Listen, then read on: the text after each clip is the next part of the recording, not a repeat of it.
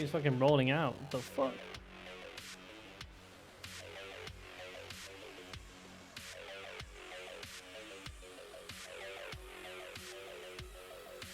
This will have to do for now.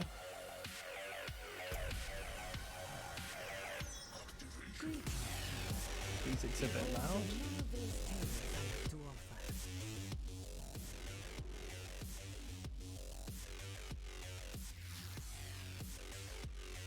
What's new?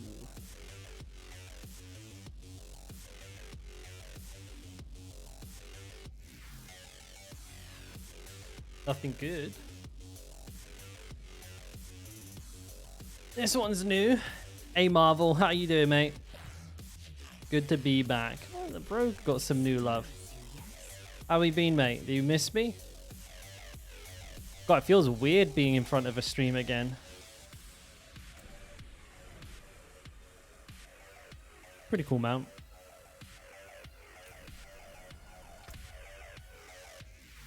Is that double XP weekend live now?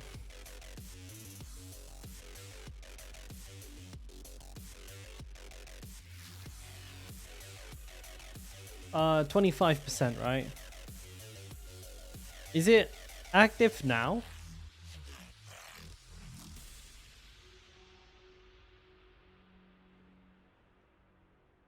I'm trying to find the tweet.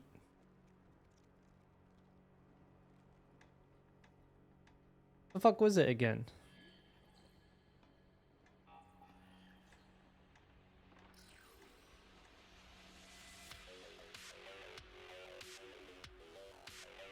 Diablo 4.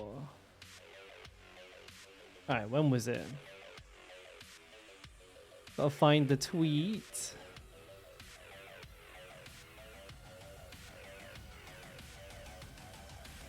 Uh, 25% off. Blessing of the Mother is running from the 1st of the 9th. So later today. Right, later today. Yeah, it'll probably be at like 2 AM for me, wouldn't it? Yeah, I think so. If I had to take a guess, that's when I suspect it'd be. Alright, no problems. No problemo.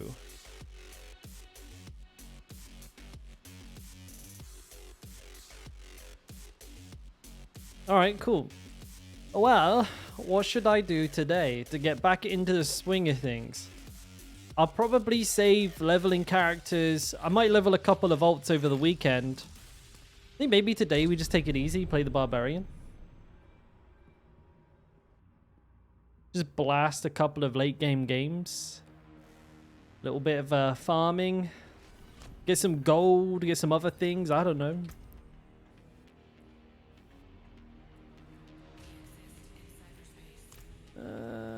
Let's see. I'm going to change armor, I think. Alright, I'll start nice and easy with an armor change. That shouldn't be too much sweat.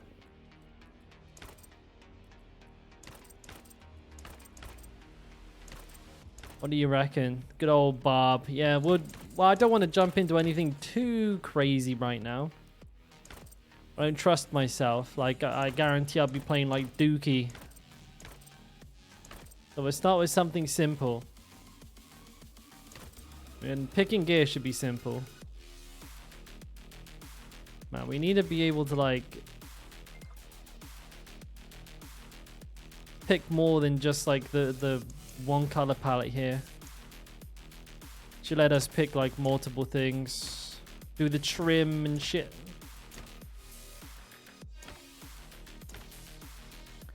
What's up, Sid? Yeah, we had a good time, mate. We had a sick time. Can never go wrong with Japan, mate. Can never go wrong with Japan. Always a rock solid experience. I'm fucking stuffed though. I'm Gurga stuffed. Been eating way too much food. Oh shit. Shit, Sid. Oh, yeah, I've been back 5 minutes. What you doing? Legend. I didn't even realize there was 5 people in here yet. Thanks, man. I really appreciate that. Big dick in it right from the get-go. That kind of looks like it goes together pretty well. I'm not sure. My welcome back, Prezi. Thank you, man. Thank you, thank you, thank you. I'm just trying to pick a transmog here. I'm not too sure what to go with.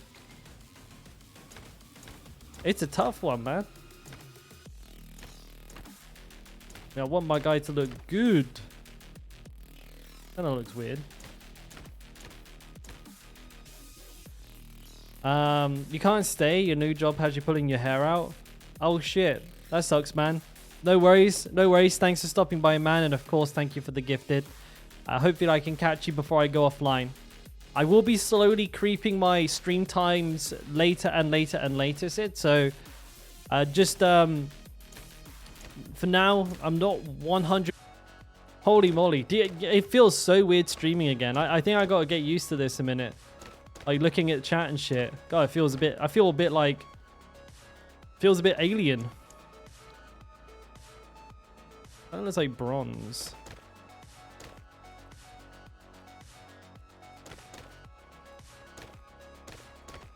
Man, it's just not very many good options if you ask me. What does exceptional look like? I mean, they look decent enough. But in yellow, they look terrible.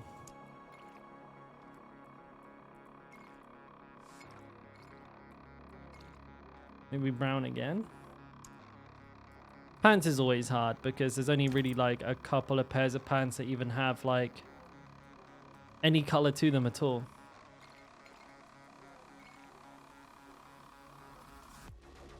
Yeah, this is all right.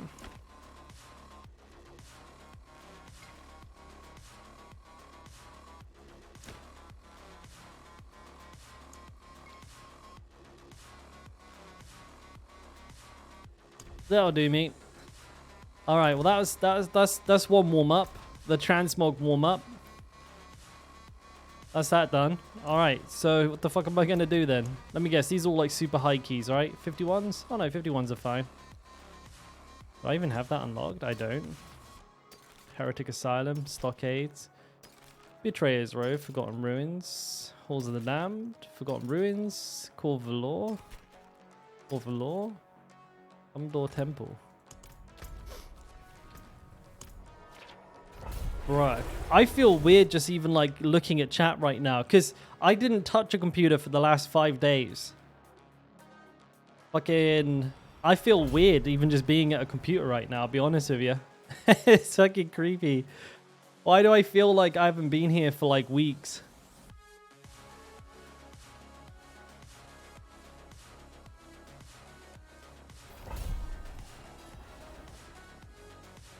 I just walked straight back outside. Oops.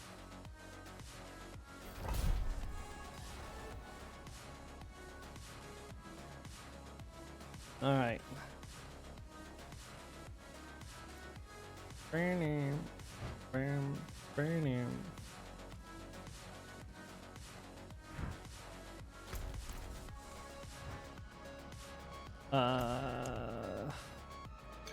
Yes. That's a thing that we have to do, remember? Potions, boys. Potions. Remember those? Yes, we have to do those. I believe I'm playing that there whirlwind build.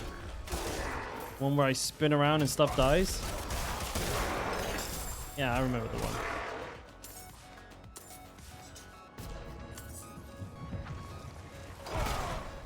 Whew. I just had a pizza for dinner. A big ass motherfucking pizza. Like a, it was supposed to be a ghost pepper one, but I don't think it was real ghost peppers.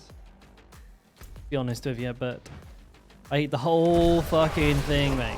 My stomach feels like it's about to pop. honestly. Feels like it's about ready to fucking boom, pop. Why did I pick this dungeon? I found 1 yellow so far. This is a Malignant Heart, guys, so just taking up bag space. Nah, mate, these were sissy peppers, bro. They weren't like anywhere near ghost pepper level. What am I even killing these for?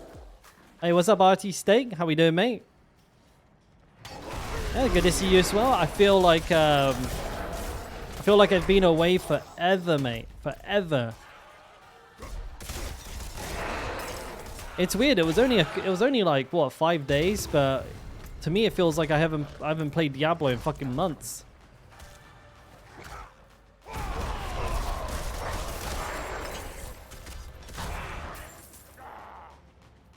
They put normal chilies on it. They're definitely a little bit more spicy, but like they mixed them in with the sauce, and it was like 95% sauce, 5% chili. So there just wasn't the volume there. They were smothered. What am I doing? But yeah, man, they're usually a little bit overreacting with spicy stuff in Asia, I find. Especially as a foreigner, like they're constantly in restaurants telling me that like, oh no, you want like too spicy, and then I eat it and it's just like regular jalapenos. I'm like, bruh. Like, what do you mean? It happened in Japan with that, you know, that pizza that I posted in the Discord, like that just like cheese and jalapeno pizza. The guy was like suggesting I didn't order it because it would be too spicy. Honestly, mate, if I just put ground pepper on it, like black pepper, that would have been more spicy.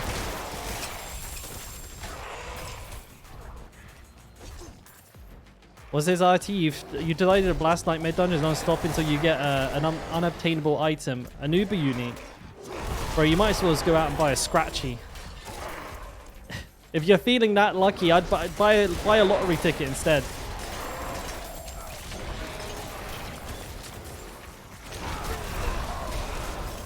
And or wait until season 2. I think season 2 we're going to see a pretty decent like chance of getting an Uber unique. From what I'm interpreting. And I could be wrong. There's a very good chance I could be wrong. Does seem though like they are alluding to us being able to target farm Uber uniques. There will be if you just turned the game off now and wait until season 2, you'd probably still get it at the same time. You're gonna go for 21 on all glyphs? All glyphs, even the blue ones.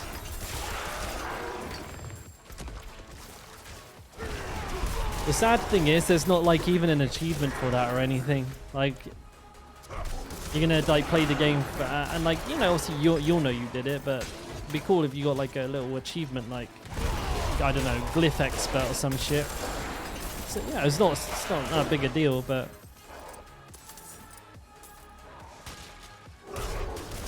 well, best of luck, mate. It's gonna be a lot of work. I don't think that's gonna be a small amount of Nightmare Dungeons.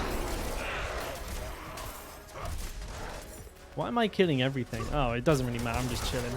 Hanging out with the boys. Tell you what though, fuck it, I am sleepy after that pizza, dude. That was a bit much. Maybe I shouldn't have eaten the whole thing, but I have problems. If I see food, I eat it. It is as simple as that. When food is seen, it is consumed.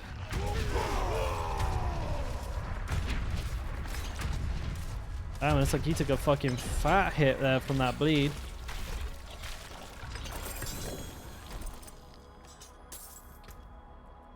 Am I upgrading Cleaver? Oh, looks like I got a couple of things from that run in the end. By the way, is my bot posting yet? What is up with that?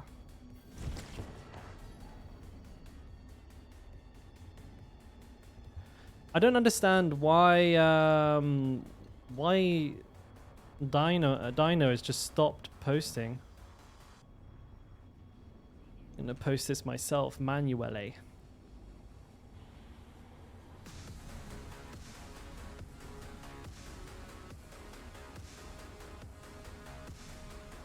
good enough.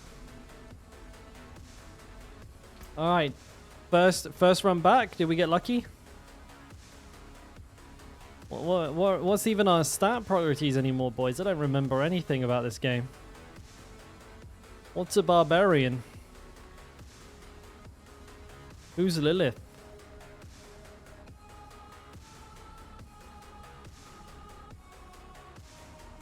So did I miss anything spicy in the last 5 days? I've been completely off grid.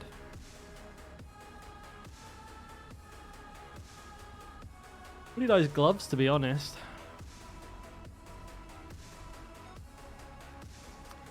If I remember correctly, I was rolling some rings.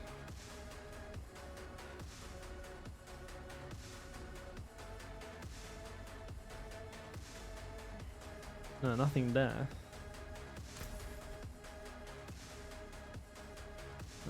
This one...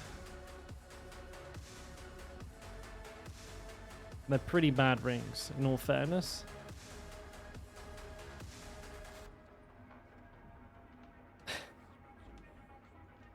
Happy to be back.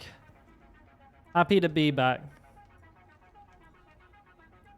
I did enjoy Japan, but I did really want to get back to playing the video games. Ain't gonna lie, not gonna front. Yeah, maybe I keep this ring. Maybe keep that ring. This I can sell. Whoopsie daisy. You know what? Fuck it. Fuck it, we'll sell it. Ooh, yeah. Decent value. Hey, Canif. Good to be back, mate. Good to be back. Let's put that in there. I can't be bothered to do anything else with it. I missed some legendaries. What the fuck? How did I do that? Morning, Pangaea. What's up, everybody? Devilish and Iron Blood. Yeah, good to see everyone didn't forget about me. That's a feels good man right there. Goodbye then. Oops. What am I doing next? Betrays Row, Lost Keep. Lost Keep isn't so bad. Excuse me. Oh man. I must have jet lag. Yeah, that's the only excuse I got. I must have jet lag.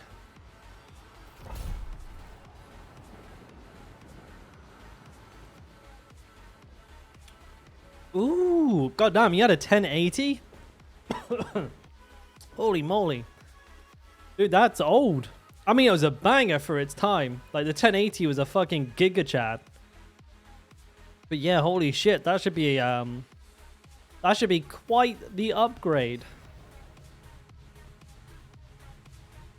Oh yeah, the 1080 was a fucking beast. Like, it was a beast. I remember a lot of people were saying like the 1080 was like almost too good. It was like substantially better, like multitudes better than the 980. And like even the 2080 with like RTX and everything wasn't that much of a step up. Like the 1080 still just absolutely like blew it away in terms of like price to performance, which is nuts. But yeah, I mean, now you're like, you know, you're 3 series ahead. It's definitely going to be a solid upgrade. Not ready yet. Oh, excuse me. Oh, I didn't go China in the end, Canif. I ended up having to go to Japan. I fucked up my Chinese visa. Well, I didn't fuck up. I just forgot to apply for it, if I'm being honest. So I turned up at the airport. And they were like, where's your visa? And I was like, what visa? And then like, well, you need a visa to go to China. And I was like, no. I was like, what the fuck? I was like, isn't there a visa exemption? And there's not. So I got denied my flight. So I lost a bunch of money there because I had to cancel my flight. And you know how it is with airlines. You cancel your flight, they give you like a fraction of the fucking money back. So I lost a shit ton of money there, but I still had to leave Korea, so you know I had to book another flight and leave the next day instead. And I picked Japan because I've been to Japan twice before. I know the process. It's nice and easy, and it's not a bad place to visit. Hey Humpty Dumpty, how you doing, boys? Yeah, welcome everybody who's creeping back in. Good to see you again. Thank you for not forgetting about me. God, fucking, why'd I eat so much pizza, dude? I feel like if I move too fast, I might just puke. Why'd I do that? What's wrong with me? Yeah, so basically the whole leaving Korea for 5 days thing ended up being a right fucking kerfuffle. I almost flipped my shit at the airport though, because like as soon as they told me I needed a visa, and I knew it was my fault because I didn't like check the right resources, I was fucking mad, dude. I was so mad because I lost like a couple £100 just due to a silly mistake. Hey Brecky, how you doing, mate? Good to see you, buddy. Yeah, so I was like literally like ranting to myself. I was like, fucking hell. I said it would have been fucking better if I just took the money and ripped it up and threw it in the bin myself. I was fuming. But Japan ended up being really good fun. Was your missus mad? No, she's not. She wasn't mad at me. It's my money I wasted.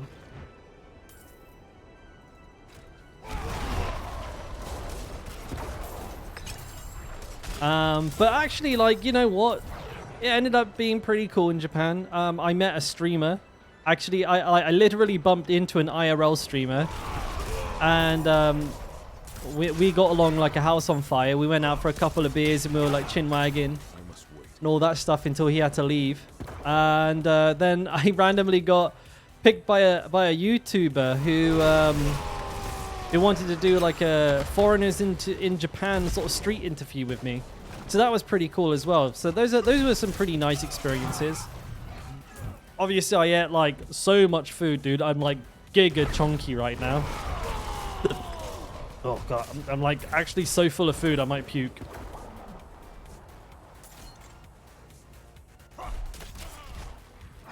have a Barb question. Leveling a Kratos build, am I correct in the Barb heart messes up death blow skill charge resets?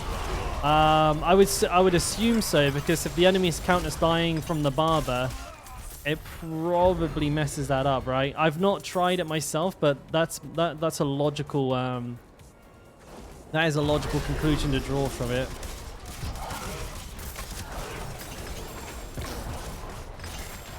So I think it has to be like the death blow hit themselves, like itself, that kills them. But if you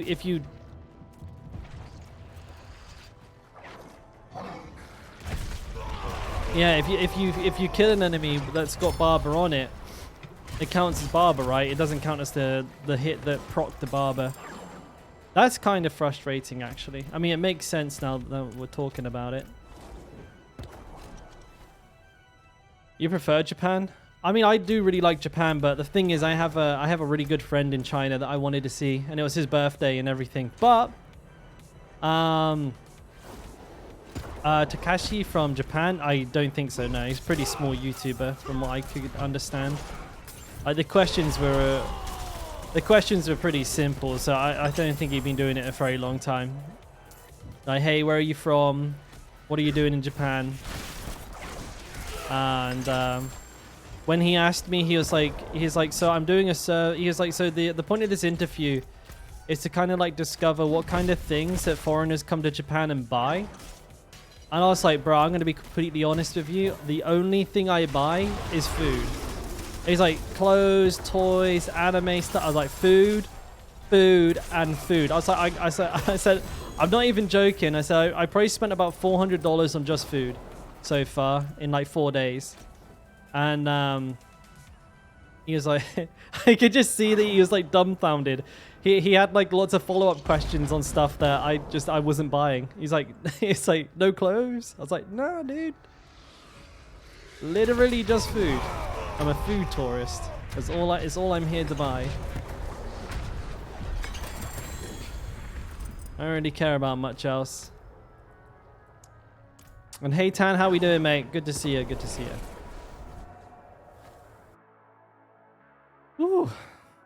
Ah, hey, Hellberg. Congrats on the 100, right? We in the new place? What do you mean all this? Yeah, Tam, we were in the new place for like 2 streams, weren't we? You were here. Why am I so bright, though? God, I'm lit up like a Christmas tree, lads. Let's fix that. Fucking I'm bright as fuck. Let's see. There you go. That looks a little more natural.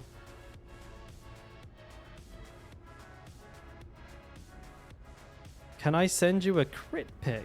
Pachia, you can send me a crit pic. I'm not too sure what you mean by that. Do you mean like a picture of you doing a critical hit?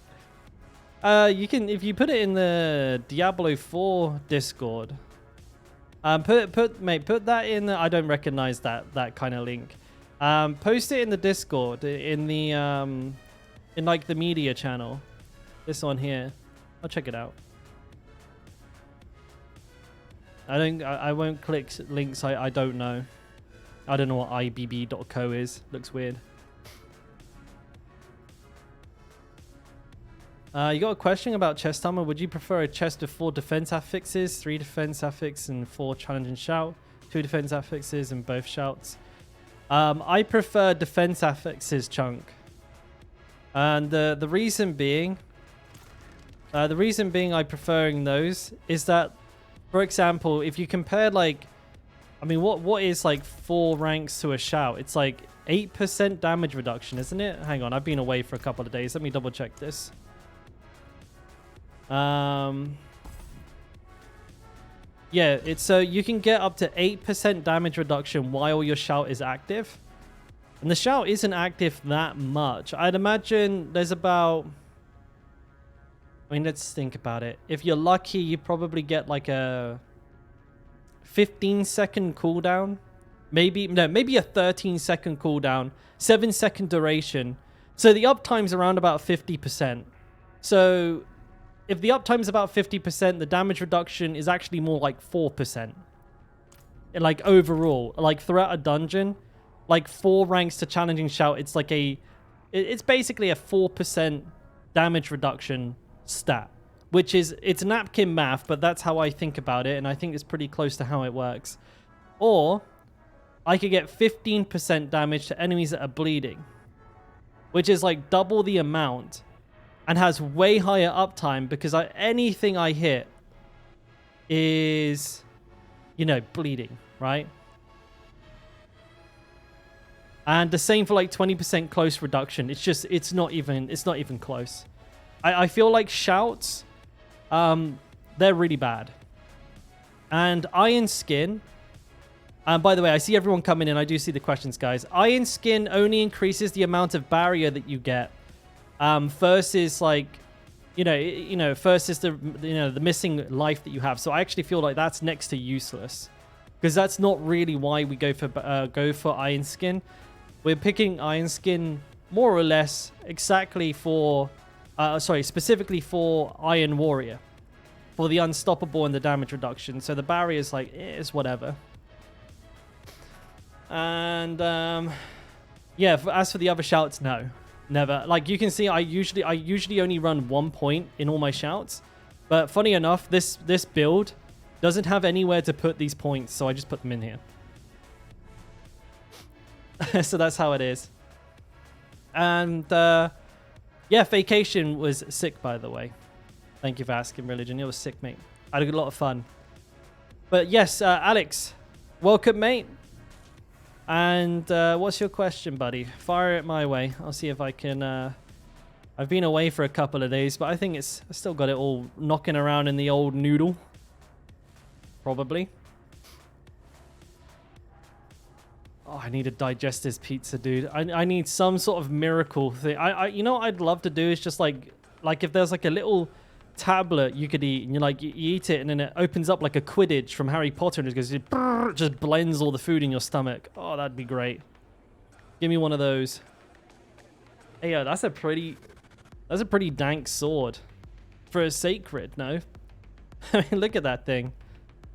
It's got like max. It's basically got close to max everything on it for a sacred. That's fucking dope. No, I think my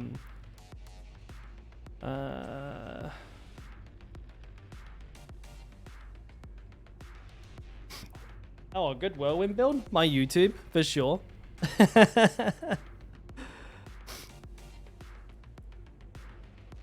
I need to take a 10-pound shit. More like a 20-pound shit, but you're not wrong. The thing is, it's in here. It's not ready for pooping yet. It's still being processed. And Alex, on my build guides there's a variety of versions of whirlwind builds, all of which are extremely powerful. And you're probably going to wonder, which one should I go? And the answer is, you got to take a look at your weapons and see which one is the best. Like, which is your highest item power weapon, the one that you're least likely to replace. And once you've kind of made your mind up on that, literally, like, which one of your weapons is like the best? Like, if you look at my weapons, 726, 754, 790, 816. Okay, it's my axe. What variation of the build do you think I go? It's gonna be the axe. It's gonna be the axe. Even if one build is better than the other, all things being equal, things are never equal. Like some people get like a god mace or a god axe or a god one-hander, and you want to just go for the build that suits what gear the game has given you, rather than trying to hard force the best version of Whirlwind, because that actually ends up being worse to do. You got a sit-stand desk. That's my end game, bro. That's my end game. That's my end game. I really want a sit-stand desk and a treadmill. Like right now, a treadmill would be amazing. Just to be able to walk it off. Legit, like walk it off like I'm injured or some shit. Bastion of Faith is pretty good, isn't it? I don't remember. I can hear kids shouting outside my door. I'm gonna grab a water, lads. I need to get some juice in this this cement mixer. Hang on. That's a pretty good analogy for how I feel right now. I feel like a cement mixer.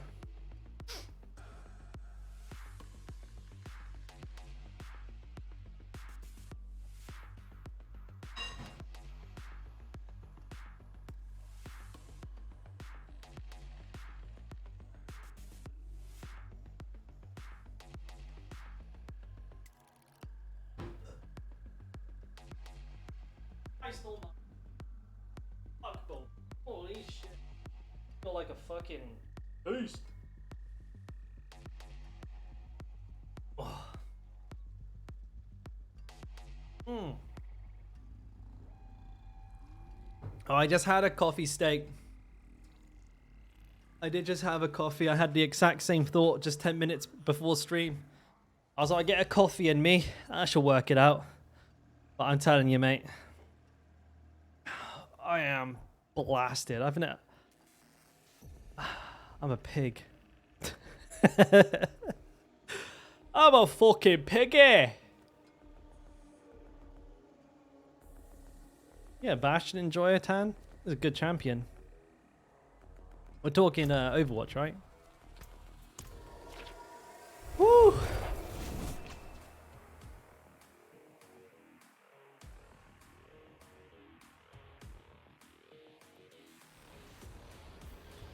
Bastion got buffed recently, no? Fucking strong as shit. You're as a healer? I'm a healer main, funny enough. Though currently I'm a higher ranked DPS than I am healer, but I don't really play Overwatch, as you guys. But you guys kind of, you guys are fully appraised of my my playing habits. Just kind of, the audio is a little bit loud. There we go. Oh, I remember this one. This one's shit. Dude. I'm in physical discomfort. The expression, eyes bigger than their stomach. That is an understatement of the century when it comes to me. I'm feeling a little peckish, so I'll take one large pizza, stuffed crust, and 4 sides. Yes, that seems like a good idea.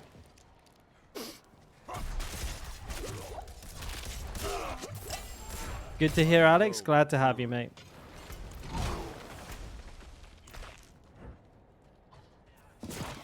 Yeah, I'm not even joking, boys. That is what I just ate. I don't know why.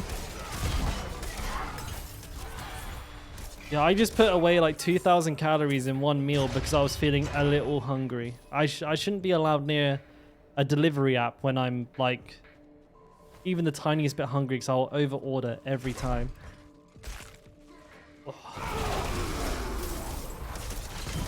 And I don't have the luxury of walking around anymore. Like, at least in Japan, you know, I was walking like 10 kilometers a day, at least. And actually, I think on the second to last day, I walked like something stupid, like 18, 19 kilometers. So I was, you know, I was burning it off pretty good. But like right now, I just ate that and I'm sitting down in a chair. Oh. Maybe if I breathe in real deep, I can get my diaphragm to churn it up. What do you reckon? Yeah, that'll do. That'll do it. And yeah, I think that's actually working. I can feel it like crushing the food. I'm compacting it. I'm like one of those garbage lorries. That feels kind of good.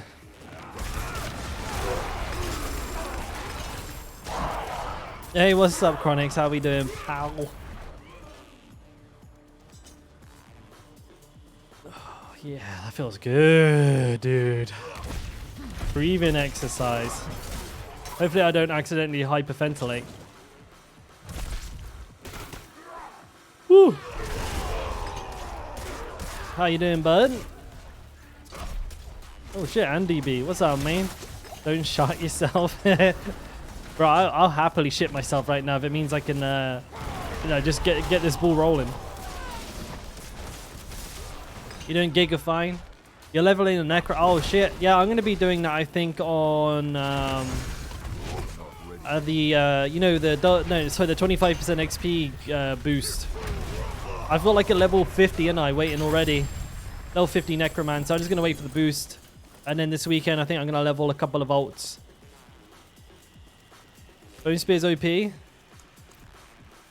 it does hit pretty hard. I've seen. I'm probably gonna run Bone Spear myself. Just because it's pretty simple. It's pretty straightforward. I can understand it. Alright, what do we get? You're plowing through plus 10s without even getting hit? That's the what's it? That's the upside to being ranged. Oh, actually, you always played Rogue as well, I guess. Maybe you're already used to being ranged. Check media on disc. Will do, mate. Just finishing up with this here, and I'll have a little looky-loo.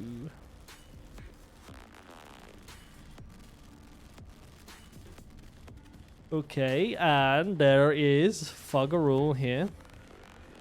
I mean, when isn't there? When isn't there? Fury cost reduction is really high on that one.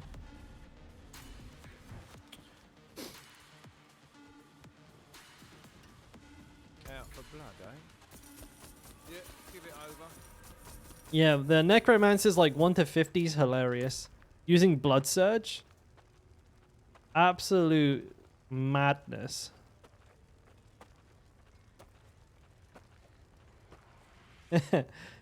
Is that you there? Pangaea hitting for, what's that, 10.4? 9.5 mil? Is that with or without Barber?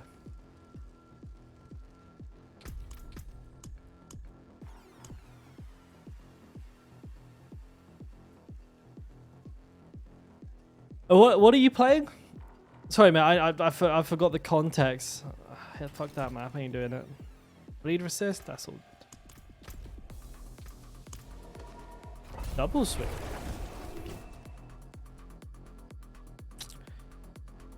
Wait until you start doing crits for 100 mil.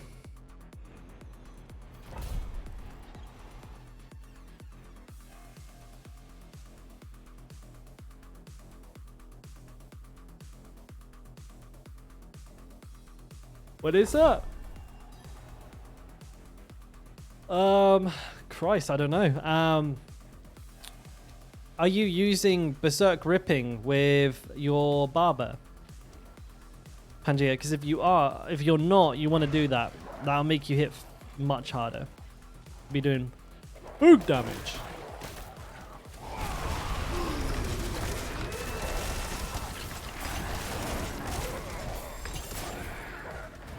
You want to take that.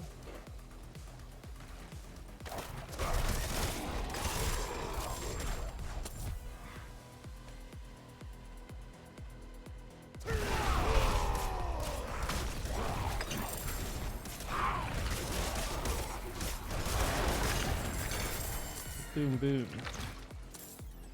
Then I think you're on your way, mate.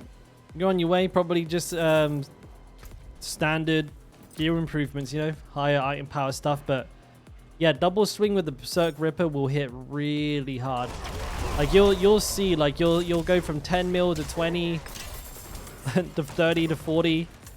I mean, somebody hit like I think somebody hit for like 7 billion with double swing.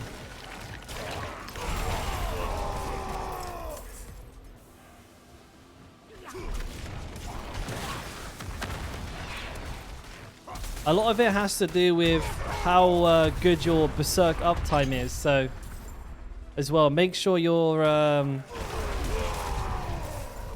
looking at ways of increasing how long you're berserking for. But 10 mil's not bad, mate. But that build that you're running has a huge ceiling, so a lot of fun to be had.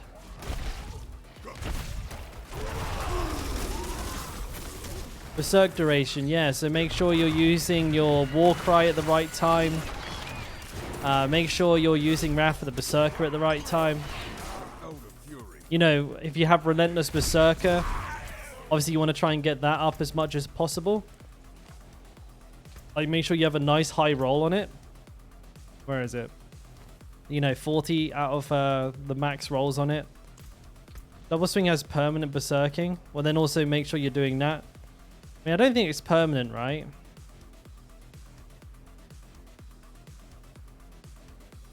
Depends which one of these he's using.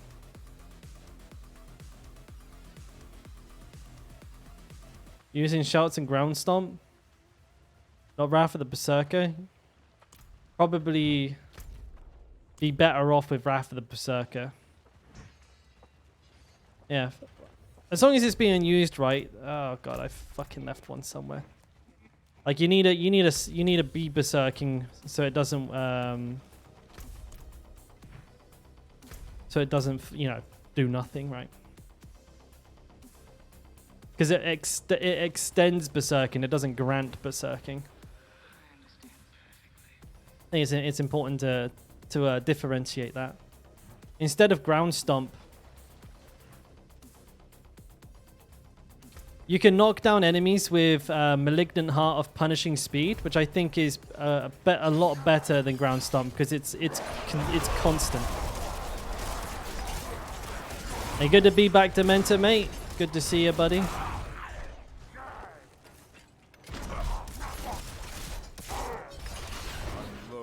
Like, I'm assuming, Pangea, you're using a one-handed mace as one of your weapons, right?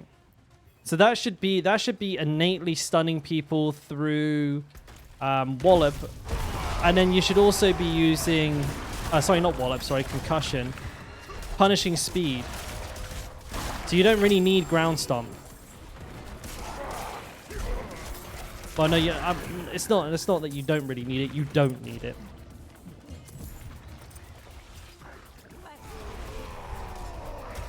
What do you mean, bless me? Bless you. Oh, it's cursed. Are you going to go for the mace, mate? Yeah, I mean, like I said, if that's the best, you know, out of your weapons, if your mace is your best, that is the one to go for. They're all really good, though. I mean, you can't go wrong with any of the Whirlwind builds. They're all uber strong. I swap between them all the time just for funsies. Because why not?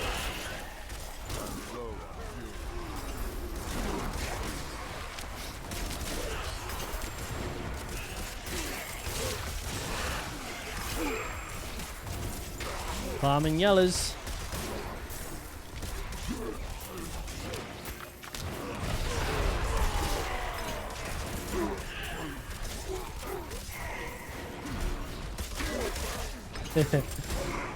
Any Lilith attempts?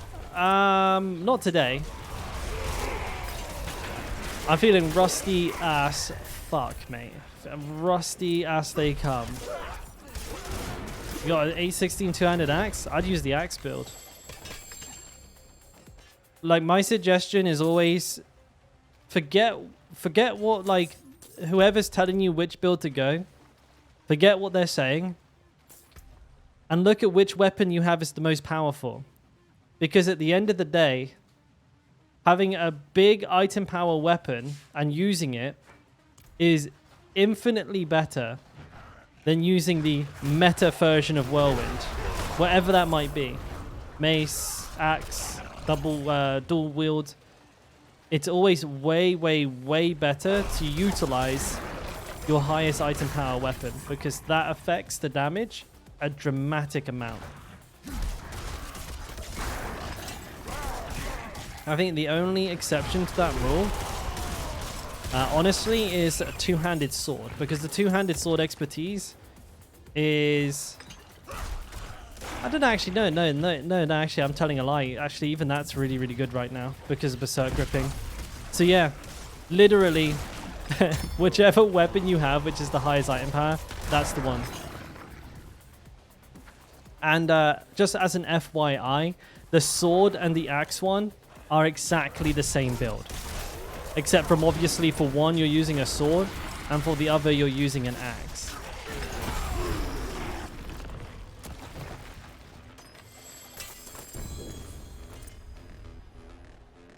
Hey, what's up, Paul? Good to see you, mate.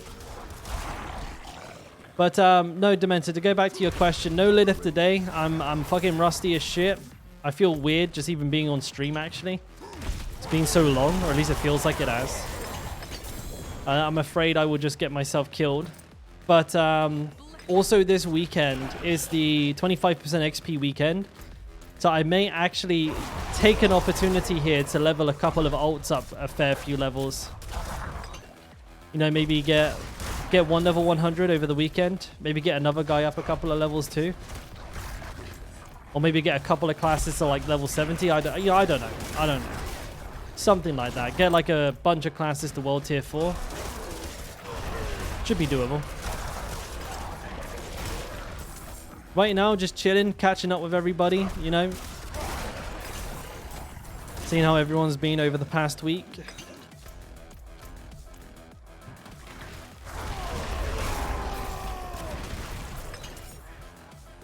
Oh, shit.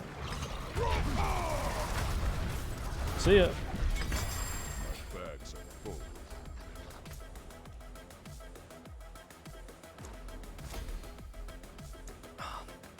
God, fucking dry. That's the Sahara Desert.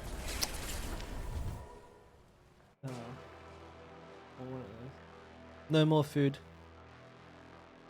I'm fucked. Yeah, I'm fucked.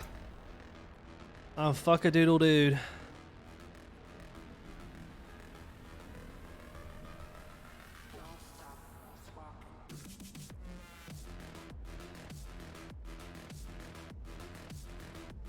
Come on, digestion, do your thing.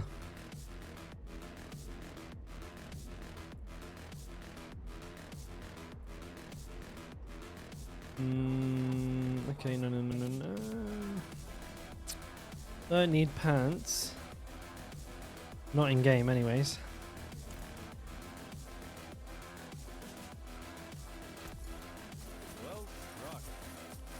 I guess some money ready for re-rolling on the ults.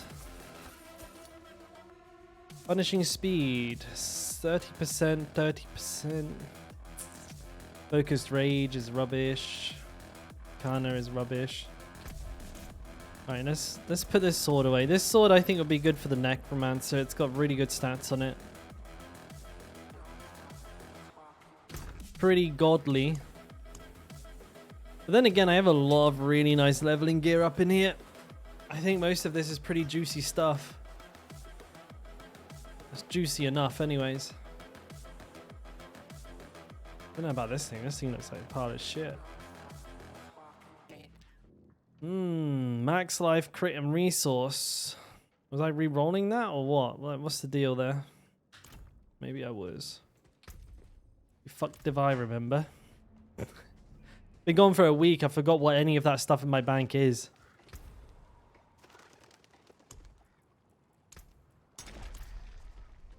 God. Alright. Oh, let's get rid of these keys. Ones that I don't want to do anyways.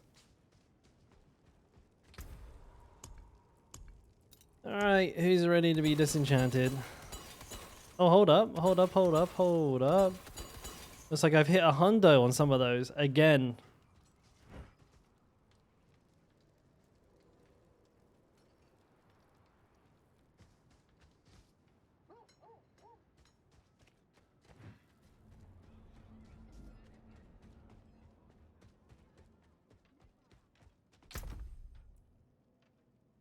What's going on? Can I replace all 3 axes for swords if I have better rolls and damage? Yeah, absolutely. Yeah, 100%. Like, I would encourage you to do so. If you have, like, god roll swords... So, like... I, for example... I'm using triple axes right now. Not because it's the absolute best... like, most biggest, bestest build to use for Whirlwind. I'm using it because these are my best weapons. Because they're max rolled. Like, literally max rolled. Like, these weapons are so good that I would quite happily wager the likelihood of somebody on a seasonal hardcore character having better weapons than me is next to 0. If not 0. Like, this is probably these are probably the best 3 axes in the entire hardcore seasonal realm.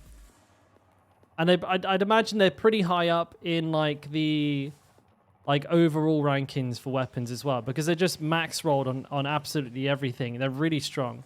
But maybe this one could be a bit better. But, like, these 2 are insane. But if I had the choice, I'd use my one-handers. But they're just nowhere near as good. You should always be using your best gear. Instead of trying to force the best build. It's kind of like putting the horse, putting the cart before the horse. That's kind of the thing with ARPGs. You can't always just brute force a build. You gotta just do what the game tells you to do sometimes. And that's what I always preach. So yeah, if you get god roll swords, mate, 100% swap to them. Especially if like if there's like a little upgrade, it's just kind of down to personal preference. But if it's like a very clear, like big upgrade, 100%.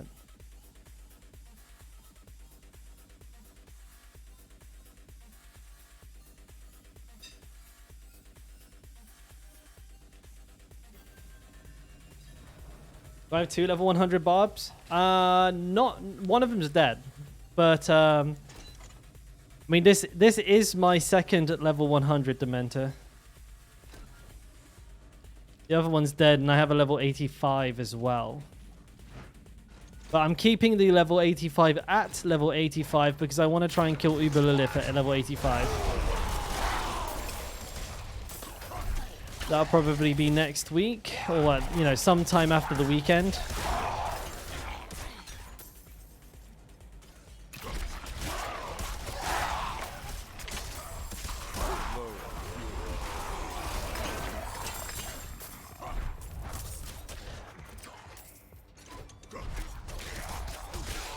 I guess if he kills Uber Lilith, then I'll get him to level 100 as well, and I'll have a total of 3 level 100 barbarians this season, perhaps. Because why not?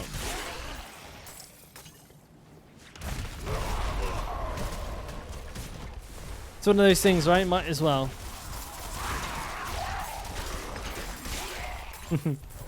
No, they're not being... No more in the graveyard, Tan. No more in the graveyard, mate.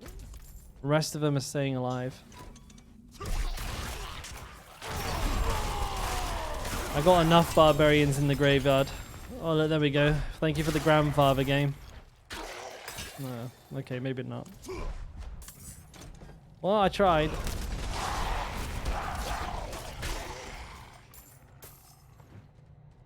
Imagine if it was. Mate, I saw Rob's grandfather and I'm like, bro, that doesn't even look like a DPS upgrade, ain't gonna lie.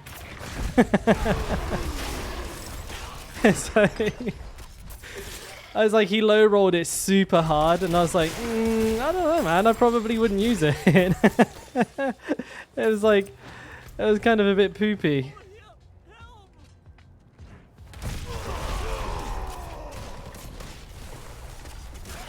I think he like literally min rolled everything. Like everything on the weapon was like min rolled. I'm low on fury. Ready yet?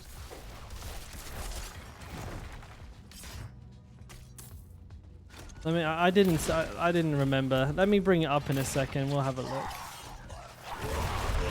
We'll remember together.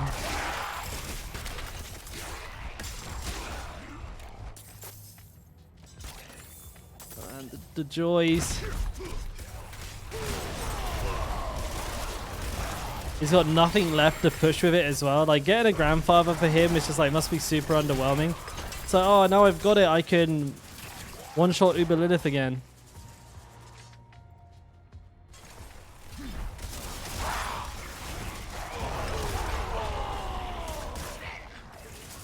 That'll be exciting. Not done that before. I'm out of fury. Yeah. Uber Rare should be like Ancient Legendaries max roll stats. I feel like they should be too. It's like so... It's so demoralizing to like get one of the most rare thing. Like we're talking unbelievably rare. Like these are things if like just tiny odds of dropping at the moment, and then to have them low roll afterwards as well. Oh my god, what a kick in the balls! It's just mean. It's literally mean. Like, it's, oh my god, I got a grandfather, but it's min rolled everything.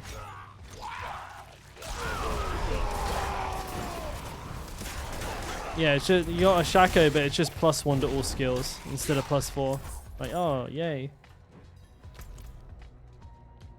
Like, that actually wouldn't be worth taking. I'm pretty sure. Like, all of the other stuff that you would lose. If you got like +1 to skills and like only 10% damage reduction. I don't know, man. You'd probably not want it. You'd be like, yeah, I'll just use another one.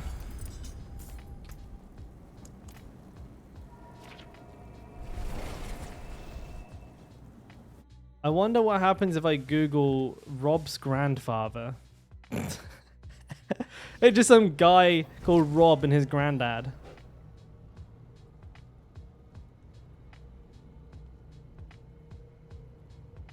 Nah, see, this is horrendous. Okay, so let's see. It has 63% additive damage, right?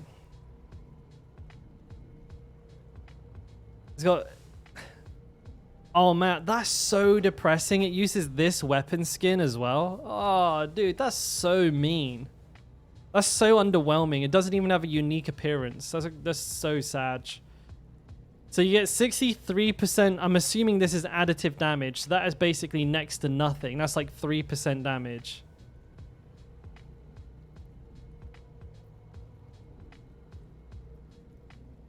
Increases your crit damage by 60%. I mean, that's pretty good. But, I mean, the health is insane. Like, that is for like, you know, health is insane. 60% extra crit damage multiplicative is fantastic because it's just a flat 60% increase on your DPS. Your crit DPS. But this doesn't do much for your damage. This is maybe like a... I don't know. Maybe like 10% damage. This I'll see. These two, no damage.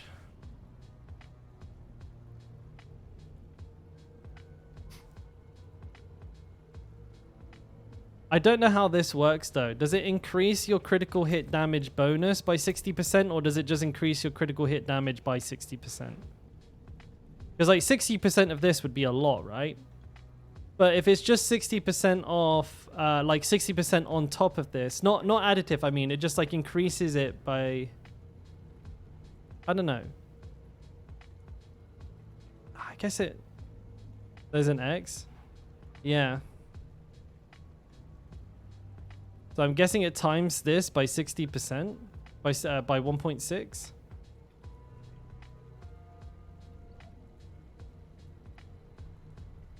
It's not bad. That's pretty good.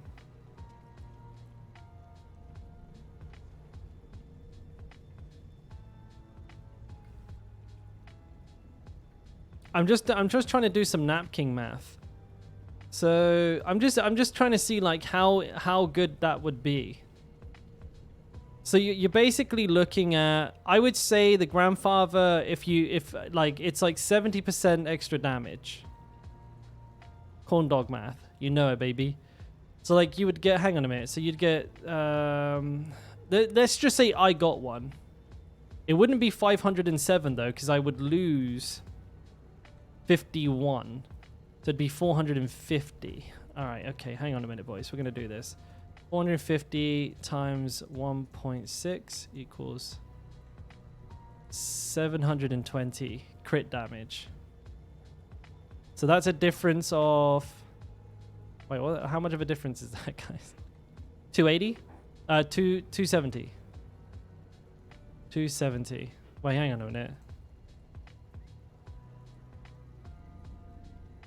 270. So he gets about...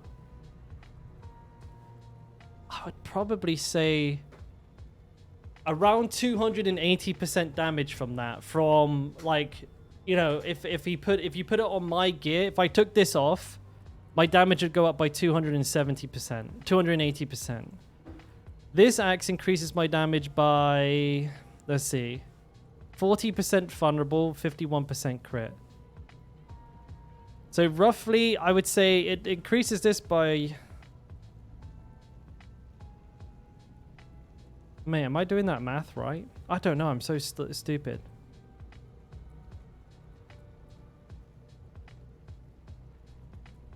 Yeah, I'm not doing it right. Guys, how do you work this out? Do I need to get paint out? Good. But it's not like 1 in 10 million good, right? At least I don't think so. Like I wouldn't get like super excited over a 20-30% DPS increase. I wouldn't like jump and go crazy. Because it doesn't matter. I'm already one-shot everything in the game.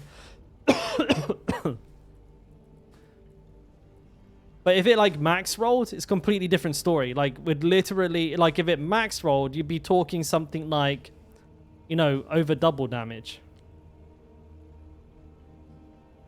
You're going to be talking about 20, 30, you'd be talking about 60, 80% extra damage. Like holy shit. Like that would make a big difference. But that's so sad, dude. To get a grandfather and to have it min roll like that is a kick in the testicles. And then for it not to even have a unique look as well, that's even worse. Hey, good to see you toasted, mate.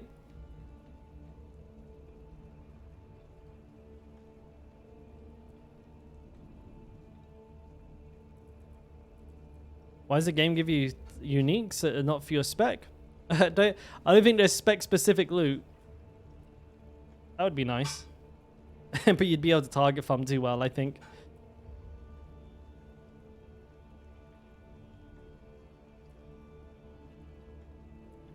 I've not seen what the Doombringer actually looks like in game. Damn, that's not a bad sword, boys. That's not a bad sword at all. Excuse me. And again, I got the hickety ups.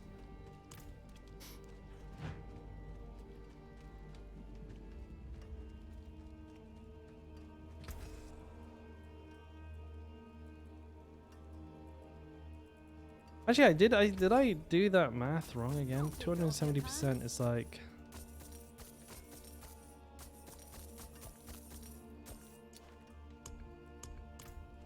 No, I did do it right. How was the trip? Pretty good, mate. Had a good amount of fun. Walked around Fukuoka. Yeah, walked around Fukuoka a lot. And I had a lot of food, dude. A lot of food. I'm feeling pretty sick. You like the top toasted? I've had this one for a little while. My missus doesn't like it. She says it makes me look like a banana. She doesn't like it. It's too yellow, she says. I look like what? A Teletubby. Oh, I look like a Teletubby, she says. I think that's just rude.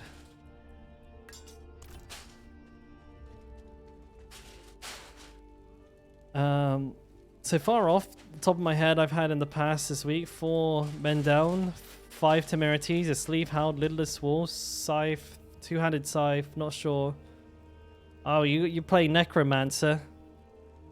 Well, I mean, sometimes I go days with like just getting the same thing over and over and over again. I'll get like 100,000 steps just repeatedly over and over and over and over again. I'll get like fucking 10 in a row, I swear.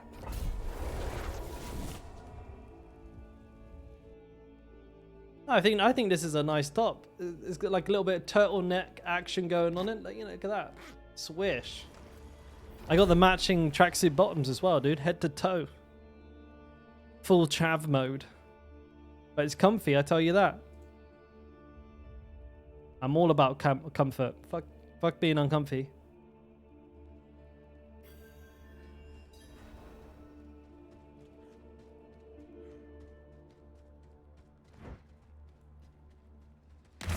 But I should not.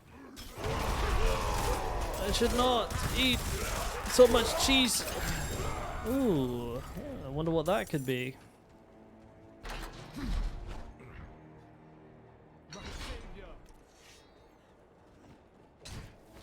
Yeah, farming for a specific unique can be pain. Pure pain.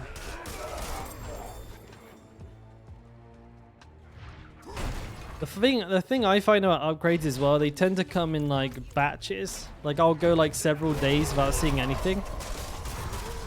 And then all of a sudden I'll get like 3 or 4 upgrades in just like a couple of hours. I don't know what that is. If that's just coincidence or what, but like that happens to me so often. Level 88 and you got level 60 gear on? Oh, that's normal, dude. That's normal. I mean, holy shit, dude. I've been level 100 with level like 30 gear on before. Like, especially when you find something good early on. Like, if you find like a really, really strong amulet.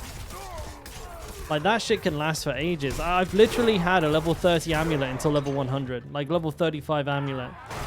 It had like 10% movement speed, like 7% cooldown reduction, and like 10% fury cost reduction. As far as like a leveling necklace goes, it was fucking perfect. And I didn't find an upgrade until like way deep into level 100.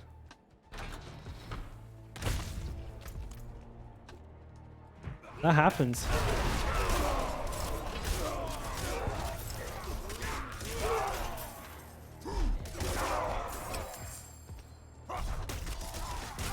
Oh, I think there's been like, there's even been instances where I've had like offhand weapons be like level 40 or something on my like a level 80 plus character just because they rolled like the 4 stats I want on them. You know, crit vulnerable, strength full stat. Really nice values, even if it's a low item power itself. I'm only after the stats.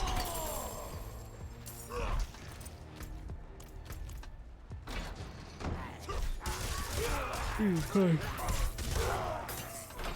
Excuse me. Oh, a soft core rogue. A Roger. Hey, what's up, Pinhead Larry? Good to see you, mate. Good to see you.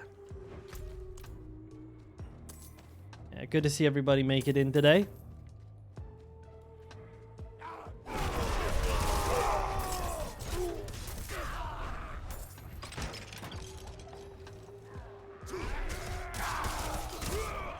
See ya.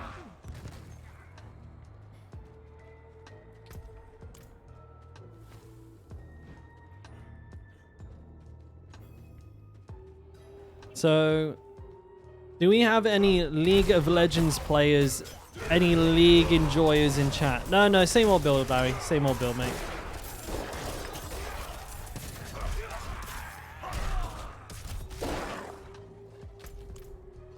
I haven't played League since like 2008. Isn't that like when it came out?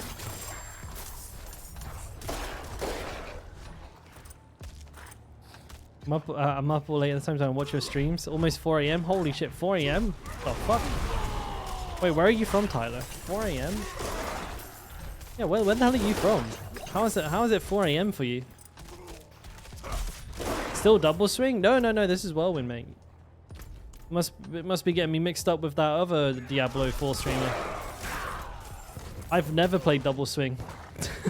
Not even once. You've been cheating on me, Larry. You've been watching other streamers. You tart. How could you? Oh, no. This is my axes. And it's because I found some extremely good axes. Oh, really? I can't, like, the US is so confusing. Like, the stupid, like, the fact that you guys have time zones within your country, it's strange. An odd concept to me. It's like, oh, you live in America? Me too, except we got, like, a time difference of, like, holy shit, I got 2 uniques? What the fuck?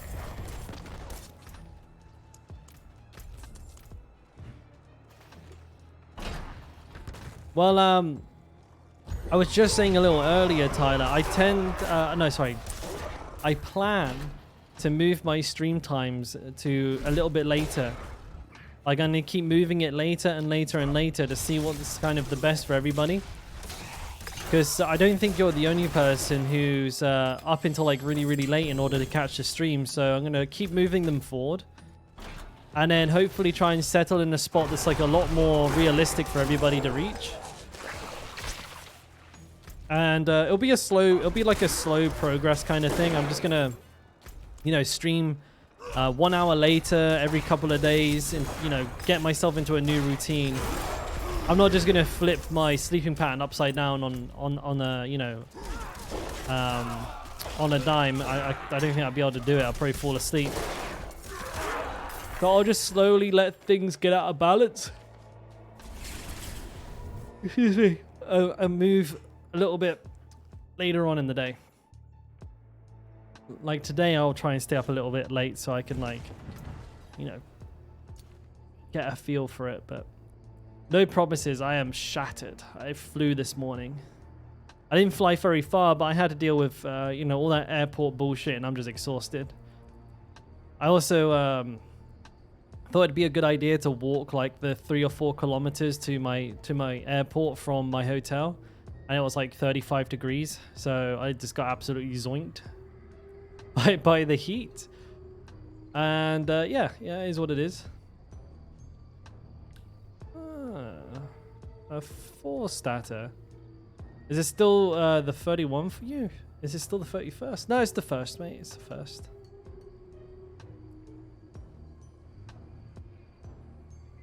I'm ahead. I'm ahead.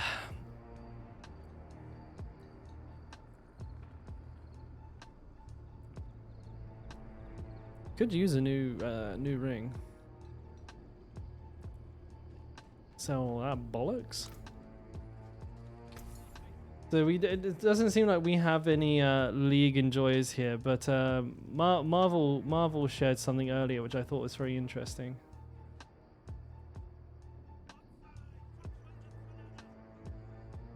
The new this new hero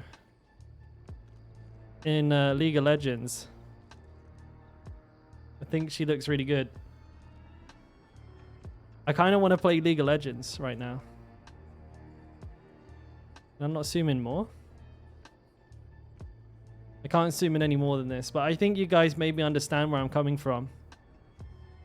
This hero looks great. I really want to play. I have a craving to play League of Legends all of a sudden. I'm not too sure why. You guys feel me? There we go. Hang on. There we go. I mean, I dig it. Yeah, fuck it. I think she's a top laner as well, which is kind of like GG because that's my lane.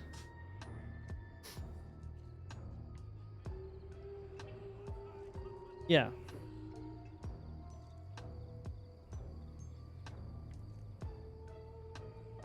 All right. Good fortune. Toasted. He's a great jungler. Oh, I don't play jungle. I play top lane almost exclusively. ADC top lane. That's what I can play. I had a little look into it. Oh, Slice, what's up? What's good? Wait, did I not sell any of this? The fuck? Did I check it? I did. I think. I don't care. I didn't sell it anyways. Fuck it. Who cares, right? Not me. You play precisely the ones that used to that. Oh, okay. Well, I mean, I play the good roles. You just play the bad ones.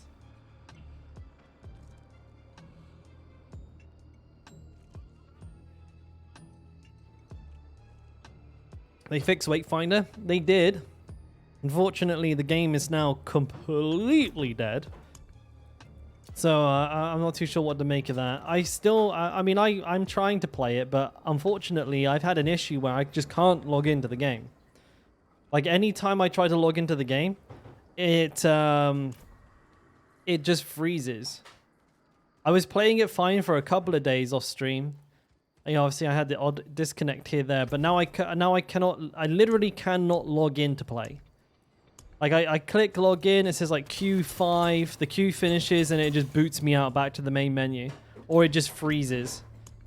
So I've not actually gotten to play the game in like the last week, and so you know, I emailed them and they replied while I was in Japan, so now I'm gonna go try what they told me to do. If not, I think I might start pursuing a refund because I don't want to spend money on a game I can't play. Call me crazy. Larry, I ended up going Japan. I fucked up my flight really badly. They wouldn't let me on the plane, so I ended up having to go Japan instead. But I enjoyed it. I enjoyed it a lot.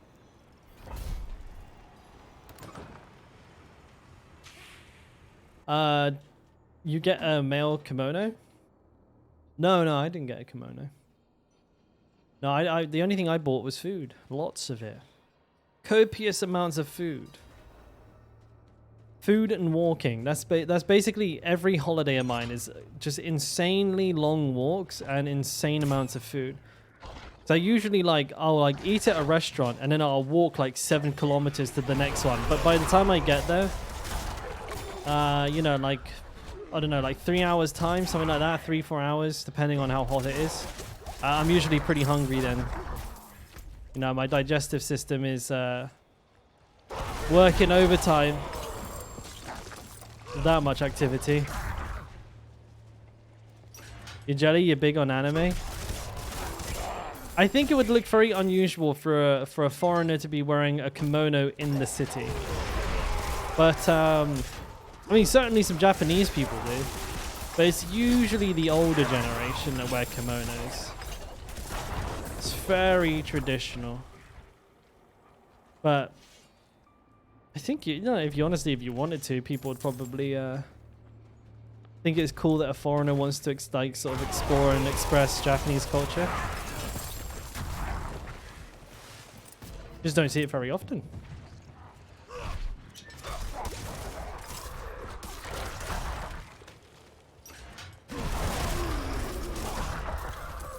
You need a run, Marvel? No worries, mate.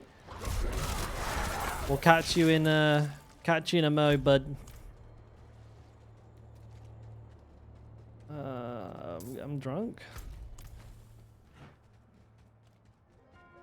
Why can't he move in a front line? Plus, if you speak the language, they'll fall for you. I mean, you don't even need to speak the language. You just need to know a couple of words. Is it like Nihon Daisuki or something like silly like that? I love Japan. And they're like, oh, very good. Wow, your Japanese so good. But I can only say, and then I'm just like, yeah, dude, oishi desu. Woohoo. I know like 3 words, bro. They love it. I think I feel like most people I've met in like any country besides England, it's pretty impressive you can even like say hello and thank you, to be honest. The bar is really low. Yeah, or just like being able to order a beer, like, you know, ichi biru onegaishimasu. Oh, Japanese is so good. Hi.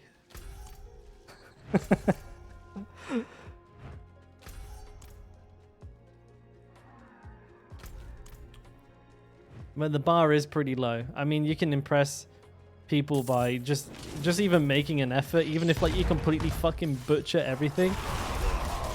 Just trying impresses people quite a bit.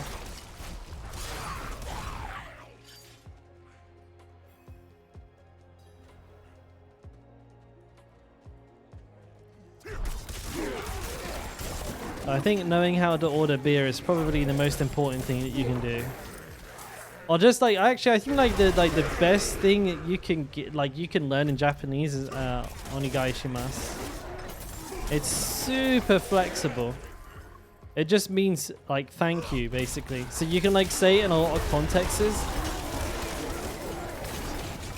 So if you want to ask for something, you just like say the number, like ichi ni, the item, biru, and then ongaishimasu.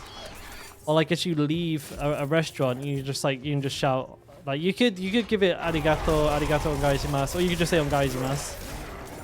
It's kind of like a catch-all that works quite well, and even if it's not grammatically correct, I think most of the time the intent is conveyed by context in which you've said it.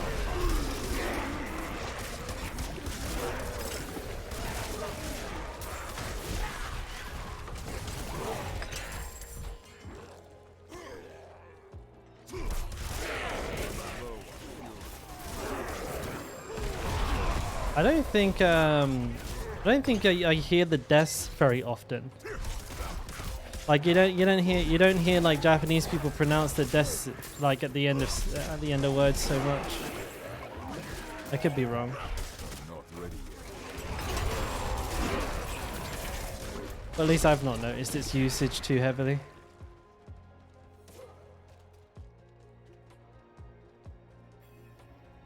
Oh, and Tyler, no, I was a loney, the loney. All on my own. I wanna be all on my own. What do I want? I don't want that. I forgot. Get out of my bag. Mercy's reach. Domo. Dozo.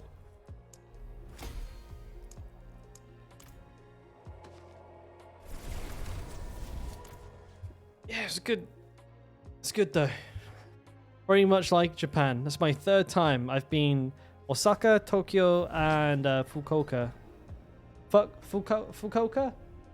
Fukuoka. I can never say it. Fukuoka. Yes. She works like fucking 3 jobs. Whereas I keep getting booted out of the country until we get married. So it's involuntary holidays. Like I don't actually want to go. I don't like traveling alone as much these days. You know that I'm in a relationship. In the past, obviously, you know, I love traveling by myself because it was just sort of me in the world. But now not so much. I'd rather she was with me. But yeah, I mean, life is just being a bitch.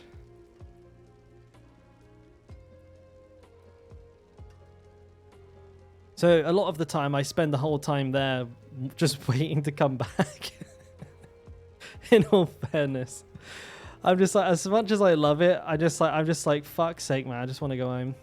At the same time, very much conflicted about it. I try not to waste my money though. If like I'm going to be forced to be there, I do try my hardest to fully enjoy the experience. And a lot of cool things happen, and I do meet a lot of cool people while I'm... Well, I don't always, but... What do you mean kicked out? So we're trying to get married, or we're planning. And until we are, I can't stay in Korea for more than 90 days. So I have to keep leaving and coming back. Because there is like no temporary visa, right? Why forced immigration laws? I don't have a residency permit. I don't have like a you know, an actual visa. Well, they don't just give them out for free, Pinhead. You can't just decide that you're going to be Korean and then just live there. So, you know, immigration laws are in place to protect countries.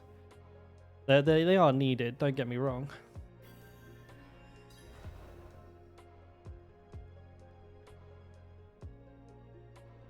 But, you know, obviously, it's a nightmare for me right now. But hopefully, you know, hopefully it's something that won't be a problem in the future. And to be honest, you know, it's kind of a first world problem, isn't it?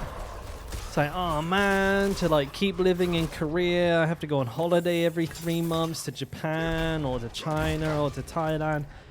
Oh, dude, life sucks.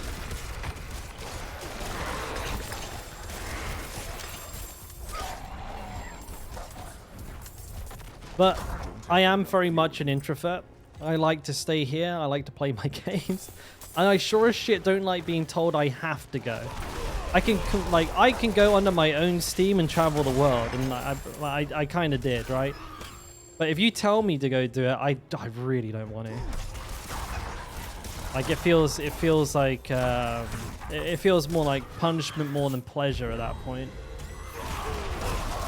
Do people come and check that you're gone? No, they don't. But if you overstay a visa, when you do eventually leave the country, or you like want to get married, you will then get banned from the country because, like, you know, you obviously can't get married if you don't have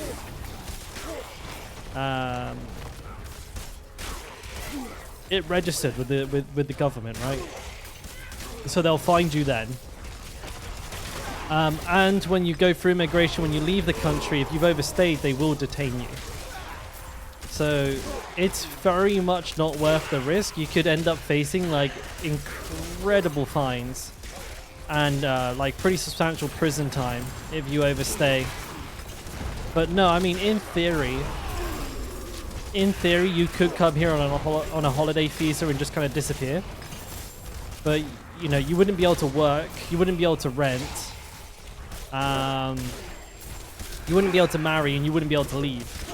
So it would be a very exploitable lifestyle. Like, just like maybe someone somewhere like on a farm will hire you, but they'll pay you like fucking nothing, mate. And the one time you like give them lip, they'll just get you deported. So yeah. Is it costly to get married? It's just not like it's just, I don't think it's just like something you can get arranged in like, you know, a short period of time.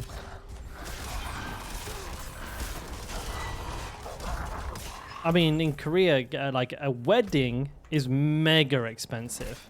Getting married is like £100, or like, you know, like $100. But it's not something you take lightly, right? You don't just get married willy-nilly. And there is quite a bit of paperwork involved. You do have to prove a lot of stuff, and because it's an it's an interracial, or sort of like a, I don't know, multinational marriage. You know, there are embassy things involved and stuff like that, and then you got to apply for a visa post-marriage. It's not super difficult, but it's a bit of a pain in the ass. You can't just go down the registry office and both sign your name in a book and Bob's your uncle, you're done.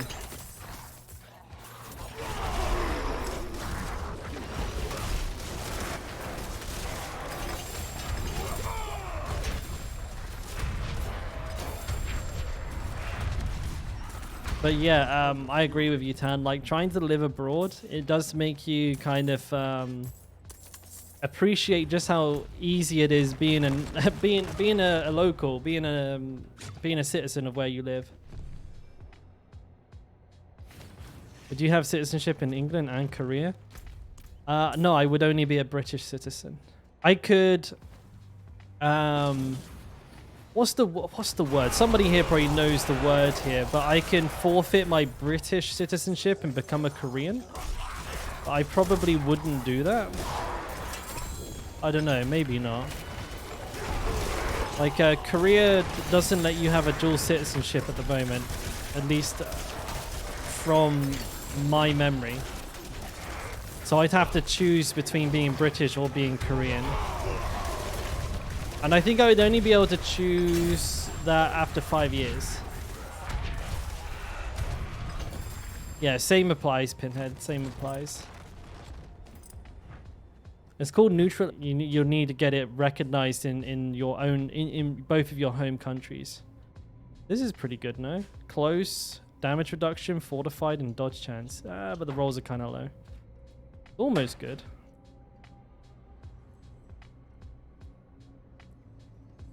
But there could be some exceptions to that. I am not an expert on marriage law. I barely know anything. Okay. Anything else? No, that's not how it works. We would then have to get all of the Korean paperwork sorted and get a visa. Like, the two governments aren't connected, right? They're not connected.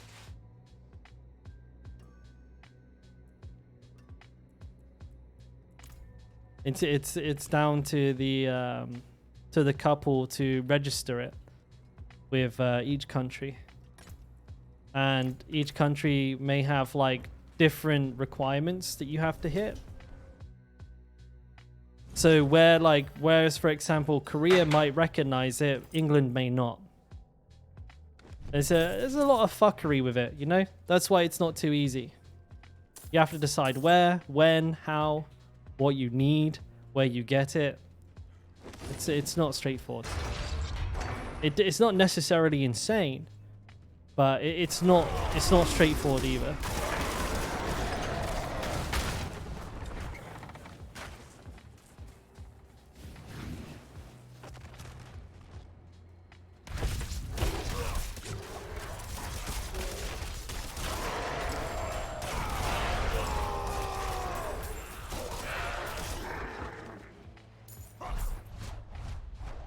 If you want to live together in England, yeah, basically, from my understanding, Pinhead, like say if I got married in Korea, right, and we registered the marriage here, I applied for a marriage visa, I got a marriage visa, and I could live here permanently.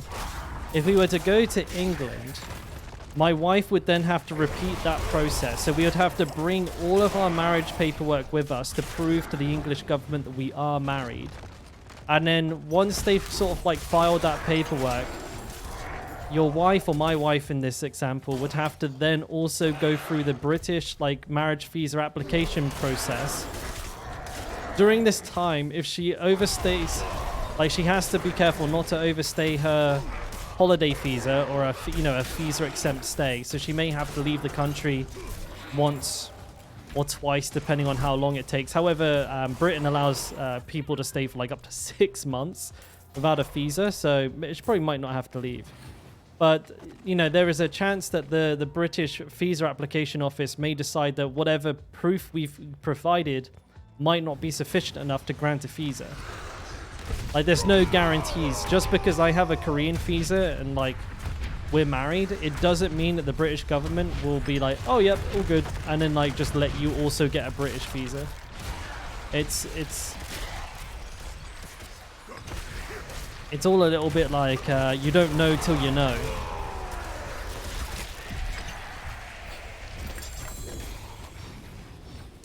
So you kind of just gotta hope you've got everything that you need and roll the dice. Oh, whispers.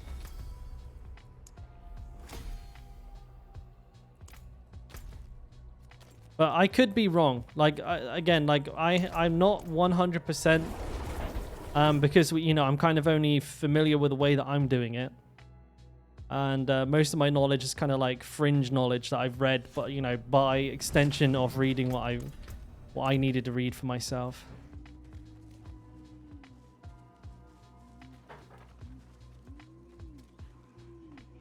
It is done.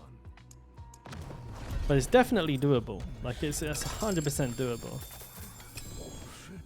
And if you meet somebody that you end up wanting to get married to in a different country, I wouldn't worry too much about it. At the end of the day, there's much more difficult things in life to overcome.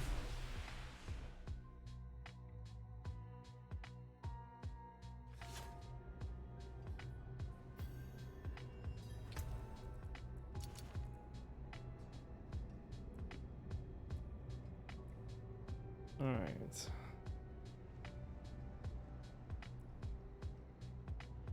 Core. Vulnerable. Yeah, low rolled everything. Fuck. That sucks, dude. It sucks.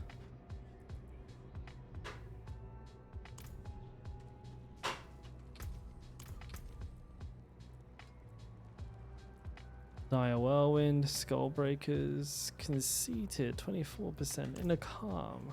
Can I help you? No, you can't. Get the fuck out of my face, boy.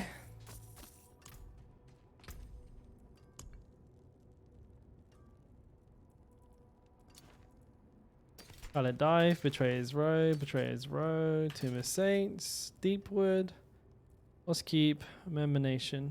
Yeah, I like these ones. Crit Resist. I'm gonna feel this one.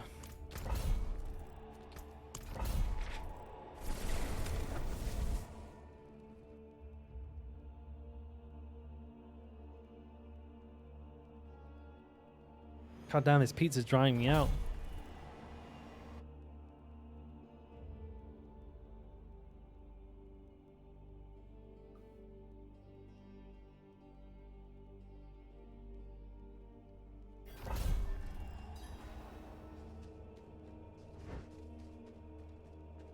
And here we go. Cursed. It is. Shame I'm not leveling. Otherwise this would be great.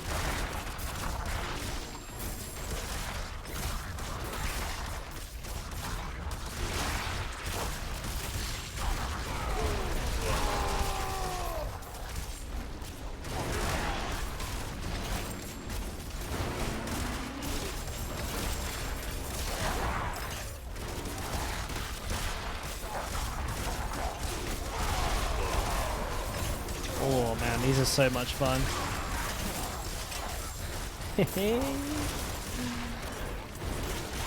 Good shit, boy.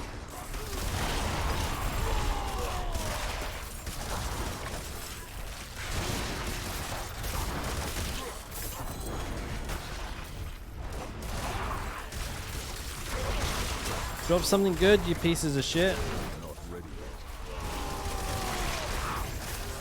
Let's see a unique. How about that? An uber unique.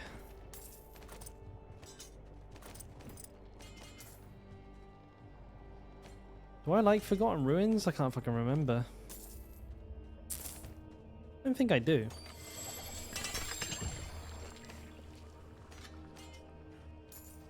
No, I don't think I do.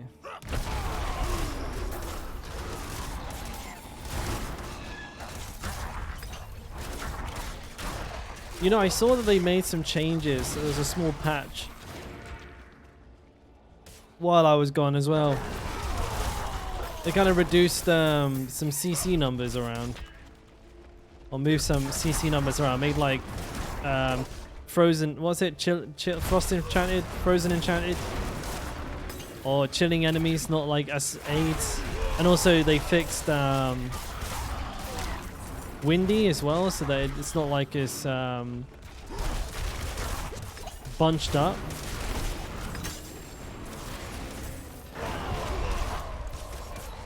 That's the one.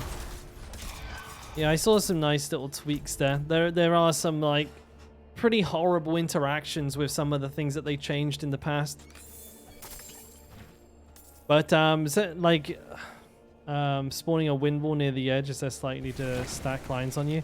Yeah, like I've had like wind walls just like insta spawn and insta freeze me, like completely unavoidable bullshit. Hey, what's up, lowlife? How we doing, baby? Good to see you, mate. Good to see you. You're not ready yet.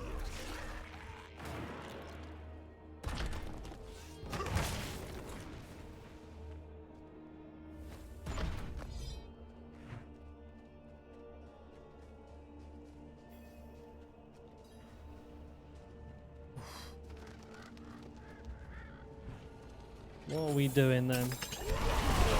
That was an ancestral. That was an ancestral. Oh, the Ice Shaman's ice pillars, right? Yeah, they took those down a notch.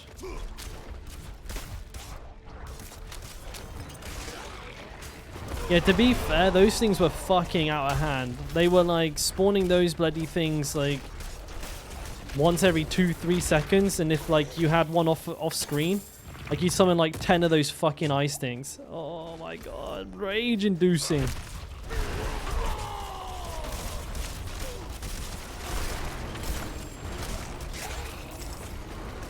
They were a fucking menace, dude.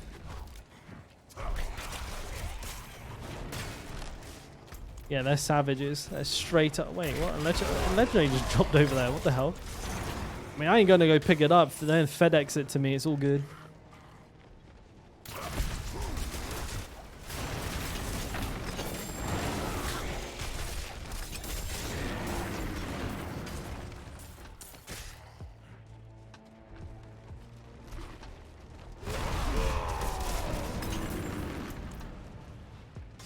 Where's the next fucking tree bones to, man? I ain't got all day. I don't run around this whole bastard map. Come on now. What are we doing? So Starfield's out, no? You guys playing it? How are you finding it? Good, bad? Somewhere in the middle?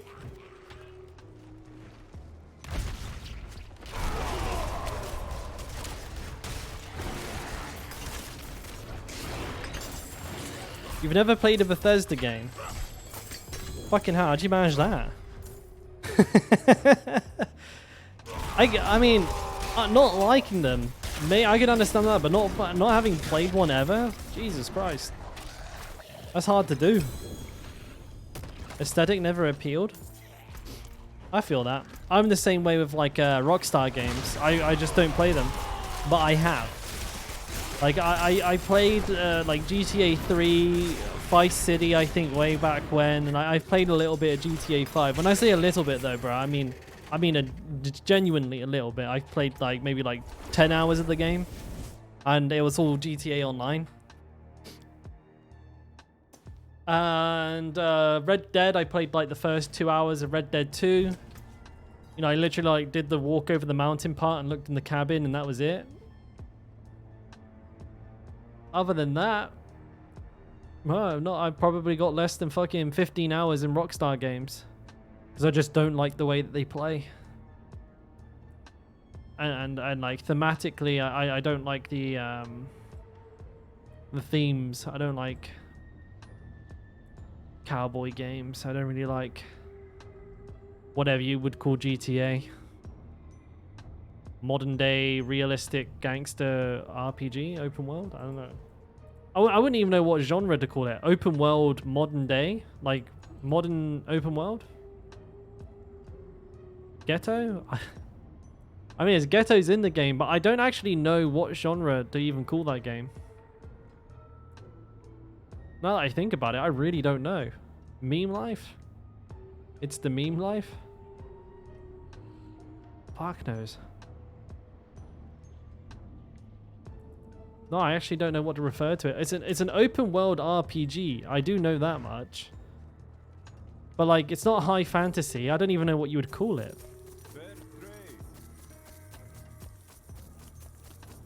Because it's more true to life, right? It's realistic in a lot of ways. I mean, sure, you can like fucking fly jets around the city and stuff like that. But And, you know, you do some pretty crazy shit, but it's kind of within the confines of realism, more so than most other games. There's no fucking magic spells, right? It's no hocus pocus going on. You can't like pick cars up and throw them at people.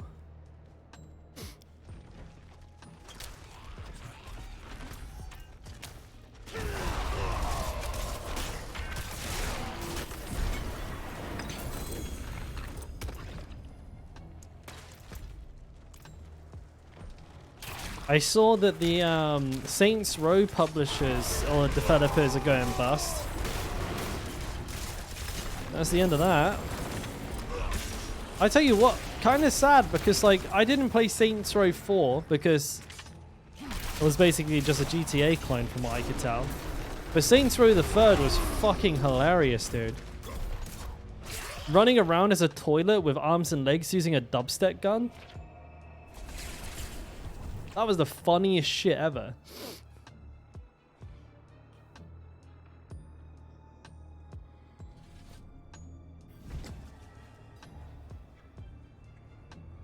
Two and 3 were legends. Yeah, I agree. 2 and 3, like 3 was fucking legendary. Because it kind of like combined all of the things that I loved about Crackdown 2 into like just like this fucking really funny, really, why is every single sword I'm getting today got all stat strength on it all of a sudden? It's just like so funny and so memey. It's just fucking filled with memes.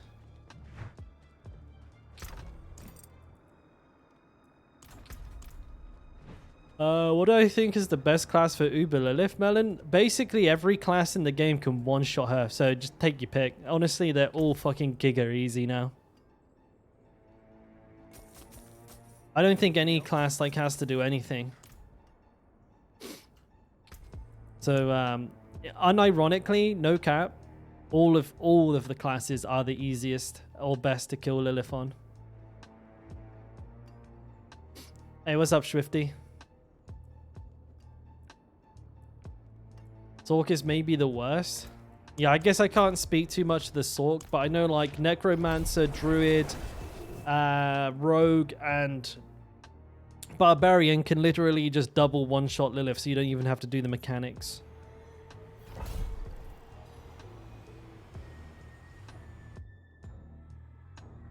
Have I already switched aspects? No, I'm using the same aspects, mate.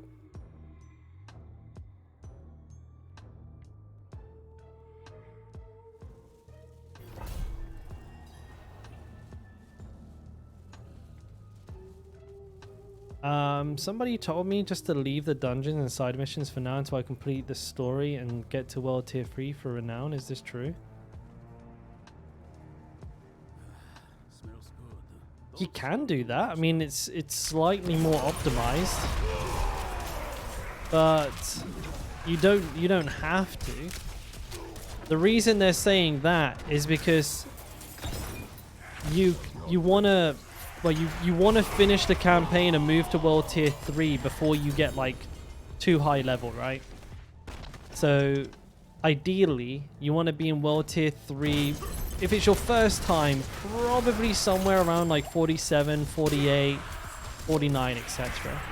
And if you spend too much time in world tier 1 and 2 doing all of the dungeons and doing all of your renown, by the time you finish your campaign, you'll probably exceed that level. And that's like very inefficient. So usually the best thing to do will be just to like blast. And again, we're talking efficiency here. This isn't like this isn't an ironclad rule. This is just if you just want to be getting like the most out of your time. You just giga blast the campaign and maybe do a couple of dungeons to fill out your codex of power. You know, get some legendary aspects that you need. To make your build more powerful. Definitely pick up waypoints and finish what's the word? Yeah, finish the campaign. I lost my track of thought there. And then yeah, I guess like, you know, maybe if you finish the campaign and you're only like level 40, you can do a couple of dungeons then. But you will get more value out of them if you do them in World Tier 3. Yeah, Dice, you can absolutely, if you enjoy doing it, do it that way, but you will be probably pretty severely over-leveled. And when you get over-leveled, you'll start receiving like very aggressively reduced XP. So like for every level below you an enemy is, you get 10% less XP. So you're penalized quite heavily. No, that's easy, mate. Like, I'm a lot like you. I'm very much like, I like to complete everything and then move on. I actually did that in The Witcher 2. I didn't leave, what's the first area in The Witcher 3, like Redania, right? I didn't leave Redania until I was like level 26. So when I went to Skellige, the quests were like level 8 and I was like level 26. I basically ruffle stomped Skellige because I wasn't, you're supposed to go there like level 8 or something, but I was like level 26. Because I finished Redania like completely. Every single quest in Redania I finished. Which was really difficult because I was doing like quests that were like level 20 at like level 12. So that was very difficult. But I like to do everything and then move on. But yeah, it's hard to get away with that in Diablo because the game will actively punish you for it.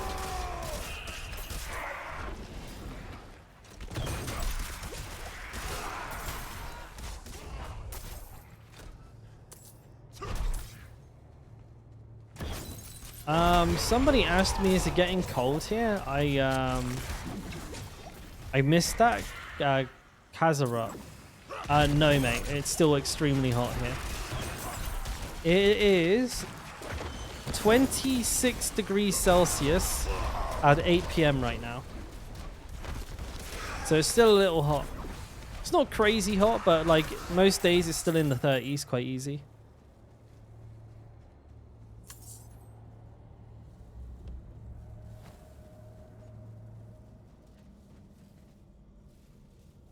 Oh yeah, it's always hot here, mate. So it gets pretty cold pretty fast. You'll find like once you hit November, the temperature will come down quite fast, and before you know it, it's like -10 outside instead.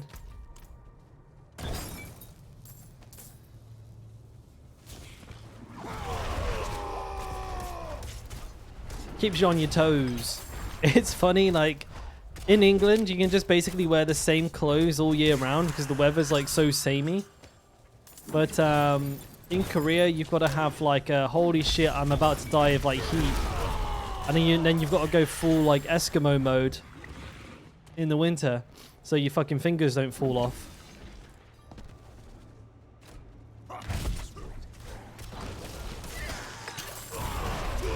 Da Vinci, from my understanding, it starts in like 6 hours, something like that. I don't, might be wrong by an hour or two, but it'll be around that time.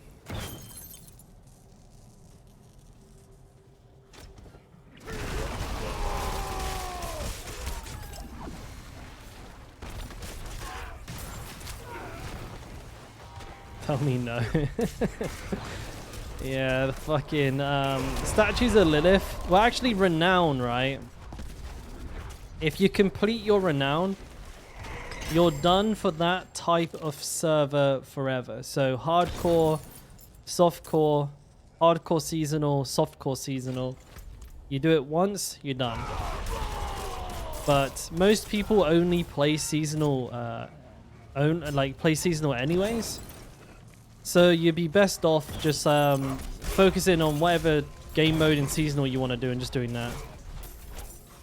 Are you Eastern or Pacific? Me? Wherever South Korea is. Eastern, I guess. I'm in the Far East. I'm in the Orient.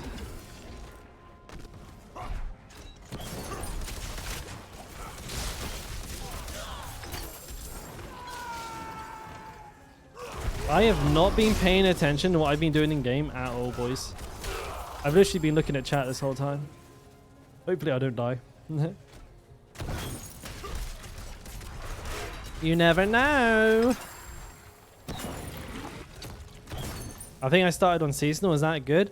It would be what I would recommend. The game is designed to be played seasonally. And unfortunately, non-seasonal players usually get fucking shafted with patches as well. Because basically, like, they don't want you to play non-season. Right? There's no battle pass. There's no like. Well, no, actually, that's the main thing. There's no battle pass on the non-seasonal realm, so they don't really want you to play there. So they can't make money off of you. So you're like, if you play on those realms, unfortunately, you're just going to be an afterthought. So every time there's like a new patch to balance the game for the seasonal realms, they push it to the eternal realms as well, and they all get fucked. Because 9 out of 10 times it's just a nerf. You do start over dice, yes. And the way to think of it is it's kind of like a roguelike game where you basically have 3 months to achieve as much as humanly possible before restarting and trying again. But obviously you have like new seasonal mechanics, bosses, enemies, weapons, etc. So the game should be significantly different every time a season comes around.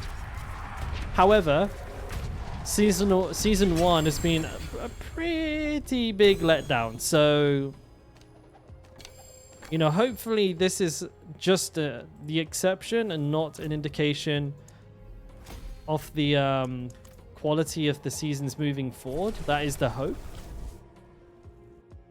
But we can only wait and see. We don't really have too much information on the latest season. We know a little bit about it. They did tease some vague stuff about it, but we don't really know too much. We'll find out more. We'll find out more soon. But it's going to be vampire themed. Fuck me out. That was really hard to say. Vampire themed. There we go. Got it. Vampire themed. Vampire themed.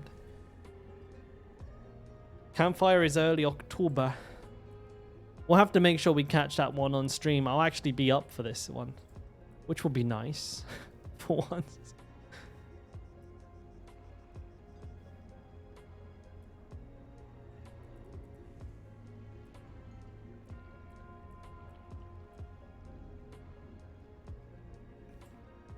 Where is this? Max Fury, Resource, Crit Damage, Fizz. I've been getting a lot of rings just like that one, actually. Do I watch The Witcher on Netflix? Yeah, I did until season 3. Then I stopped.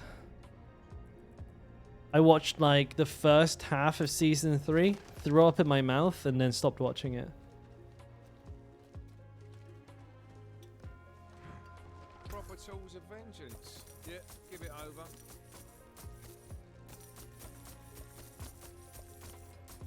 It's so fucking bad now. This feels like a poorly written fucking mess. Nah, dude. The season 3 is a clown fiesta. You can't be serious. Season 2, October 17th. Going back this isn't like before. This isn't for the fort, for Akarat. Surely you understand. You gotta see it through? No, thank you, dude. It's like cock and bull torture.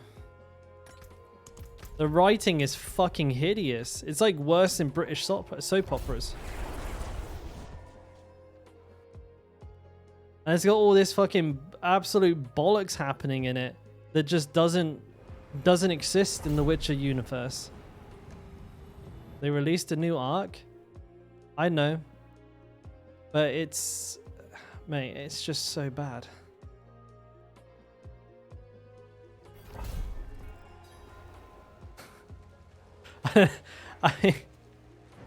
What does it have? Like a fucking 3% on Rotten Tomatoes? I think the whole world agrees. It's just I mean, don't get me wrong. There's nothing wrong with enjoying it.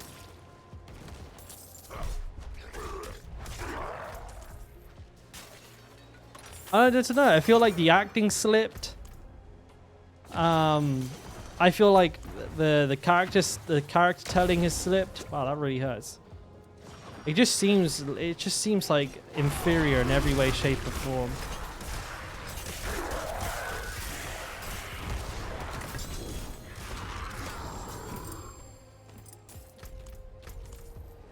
I had very high hopes for the show as well, which didn't help.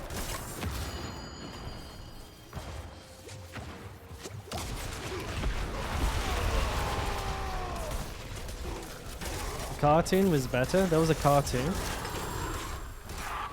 Oh, you mean like the anime, the like the one of not Yasuke, sorry. What's he called again? What the fuck was like the old Witcher called again? It's him, right? Fucking hell, what was his name? I should know this. Pavamir? I never watched it, but I was fairly certain it was about him, right? And Alex, I'm glad you're liking the Axe version, mate. Glad you're liking it. How do you unlock the horse? Campaign dice. Funny enough, it's like a level 15 quest. So you've probably had it in your journal for about an hour. No, not for an hour. Sorry, for a couple of hours, minimum. What's up, Matak? How we doing, buddy? Good to see you. We're back, baby. We're back. Yeah. Why can't I move? I must have dodged after being stunned. Standard stuff.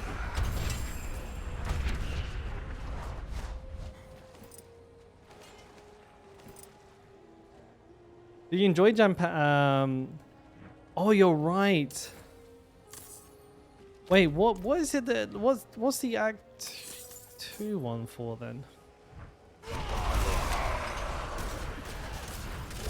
It's not a level 15 quest. Why do I think it was level 15?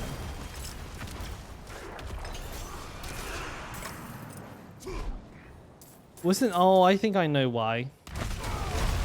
I think in the beta, like, that you got the quest for some reason while you're in Kyovashad that told you to go to, it told you to go to the dry steppes to get your mount or something like that. I think I'm getting my wires crossed.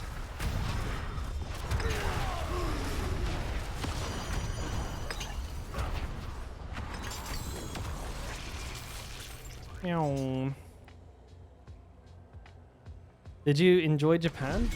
Yeah, crossplay on. I love Japan. That was my third visit. That was my third visit. I went to Fukuoka, and I really liked it. I really liked Osaka. I'm not a huge fan of Tokyo. I feel like Tokyo's a little bit scammy, a little bit touristy. I didn't like it. However, I was like right in the heart. I'm sure if I went to different places, if I went a bit more non-central, like non-touristy parts of Tokyo, I would have enjoyed it a lot more. But for the most part, yeah, I really enjoyed Japan. I think the food, the culture is very nice. Very convenient. And it's very beautiful. The architecture, the countryside, everything is very scenic.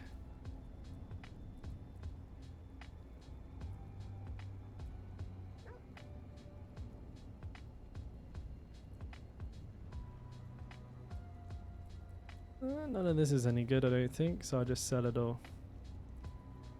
But I always prefer that anyways. It could be a personal preference thing, boys. Like, to be honest, I've always enjoyed more just doing random shit. Instead of like going to like very popular, very like famous spots, though I do mix it in every now and then.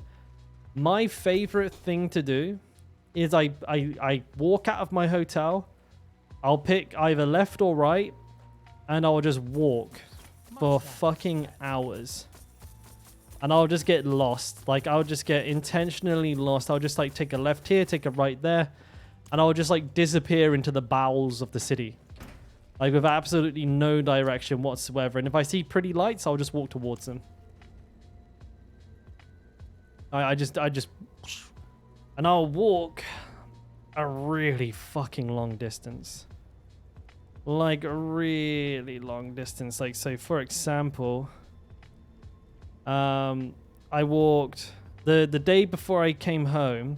My phone wasn't tracking all of my steps properly, but the day before I came home, I walked like 15 kilometers. So, you know, I put the miles in. I usually walk like between, I would say 10 and like maybe like 13, but sometimes I've walked up to 20 kilometers a day. And I would just walk for like 4 hours. Yeah, I'll find a cafe or a restaurant. I'll just pick one. I'll be like, oh, it looks good. I'll just fucking walk in there, get some food. And then I'll get out of the cafe and I'll be like, I'm going to go this way. And I'll just walk that way for 3 to 4 hours until I find the next thing, like a coffee shop or maybe another restaurant if I'm hungry. I'll eat there. And I'll do that until it's like midnight and then I'll go home.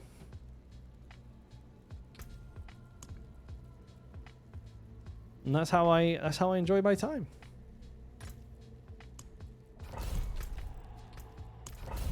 How do I make it back home? I'll usually, that's when I get the Google Maps out. That's when I get the Google Maps. Hey Captain, how we doing, mate? Walk to the pretty lights in Thailand. Yeah, man. I mean, a lot of the time, I quite naturally end up down most of the main streets and like the famous places anyways, because I walk so much. And a lot of these cities, like I'm usually staying at a hotel that's fairly central. So it's pretty easy just to end up in those places as well. So I do see most of like the main parts of towns, but I don't know. I just like winging it. It's just less stressful for me. I really hate sitting there trying to plan a whole day out. Sometimes it'll bite me in the ass. Like, you know, I'll look and I'll be like, oh my god, I'm like fucking 4 kilometers away from the nearest like subway station. I've been walking for like 10 hours. I need to lie down. That does happen a bit, but yeah, for the most part, it's worth it, I find.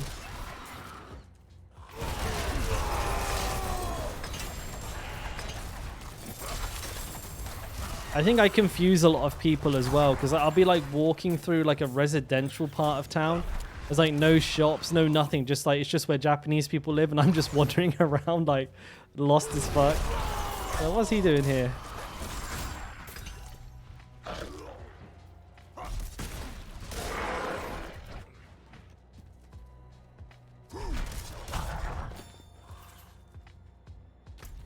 Yeah, sometimes like you find these really nice out of the way like cafes or little mini restaurants. Those are always a blast.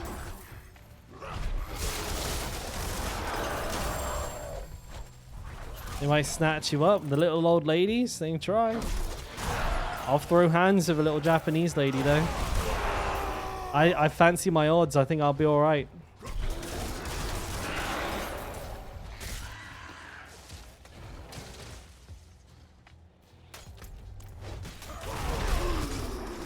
Yeah, Japanese vending machines be pretty fucking legit though. Like you can get like fully cooked meals from vending machines. You'd be like, yeah, dude, I want some, I want some like, what is it? Like fucking skewers or like tonkats from a fucking vending machine. It'll rustle you up like a whole dinner.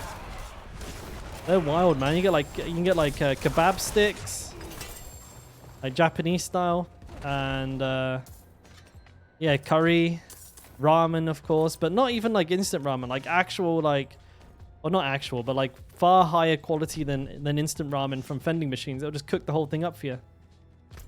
Great. So strange to see that though. Pizzas as well. I think you can get like small pizzas from vending machines. Cooked.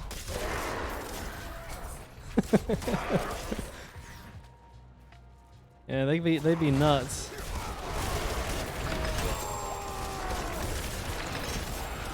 I never tried one though, because like every time I go to Japan, it's like, you know, it's like 30+ degrees.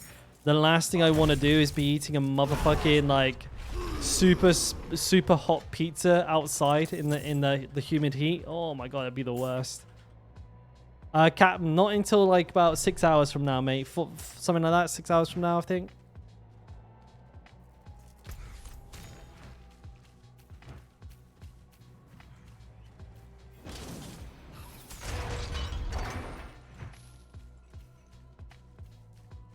Right, izakayas are great.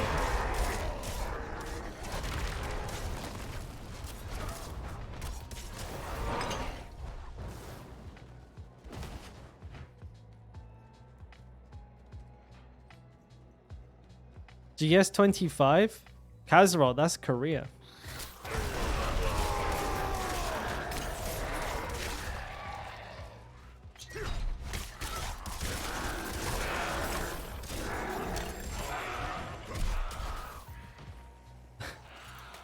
Yeah, I think I saw the funniest fucking thing ever. Was it in Japan or was it here? I saw an 1111 instead of a 711. I thought that was fucking quality. So yeah, man, let's go to 1111. My favorite place.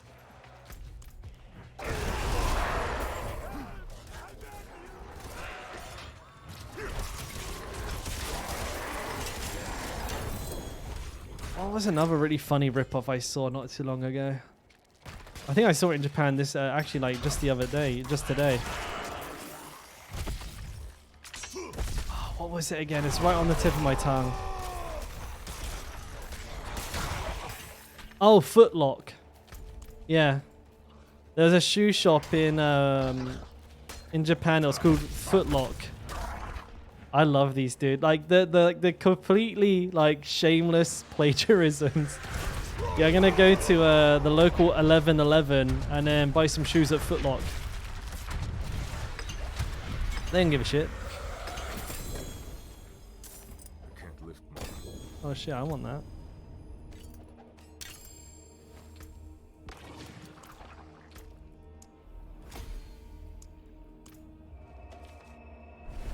Yeah. Japan's convenience stores are, by the way, Kazot, they have 7-Eleven, Family Mart, Lawson's, and Daily Yakawazi, or something like that. I can't remember. Daily Yakawazi, something like that. Korea's GS25, 7-Eleven, E-Mart. Am I missing one, babe? What are the convenience stores here? GS25, 7-Eleven, CU. Oh yeah, CU. I think it's all of them, isn't it?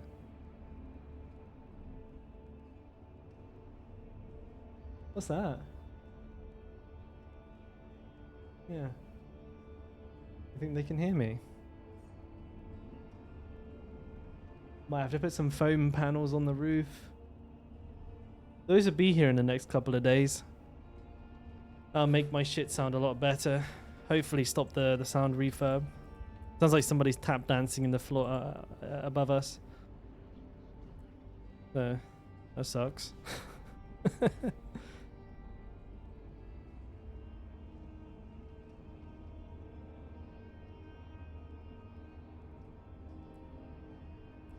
Oh, you heard her speaking? You could hear? I think they could hear you speaking now, babe. Yeah. She's like, did they?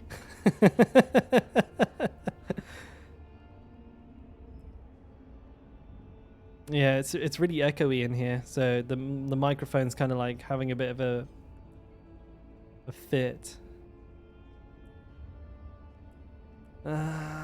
Check everything. I really need a new chest. My current chest piece sucks.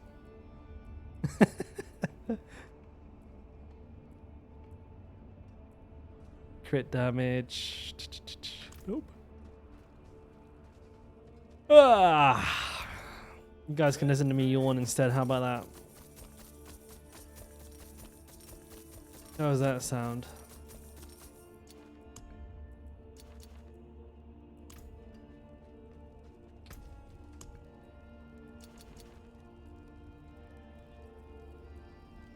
Does she enjoy my gaming? Yeah, I guess so.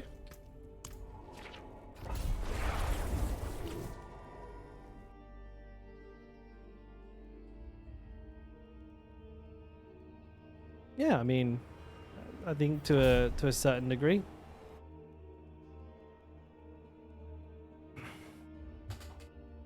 Better than me annoying her, I guess. That'd be the alternative. Me over there, bugging the shit out of her.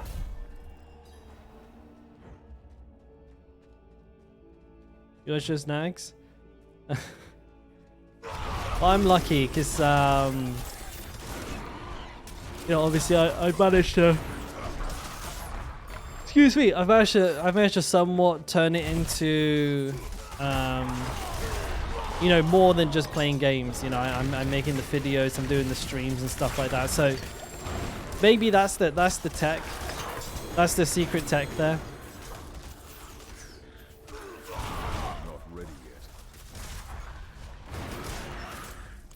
You know, turn it kind of into like a part-time job, a little side hustle. GG, baby.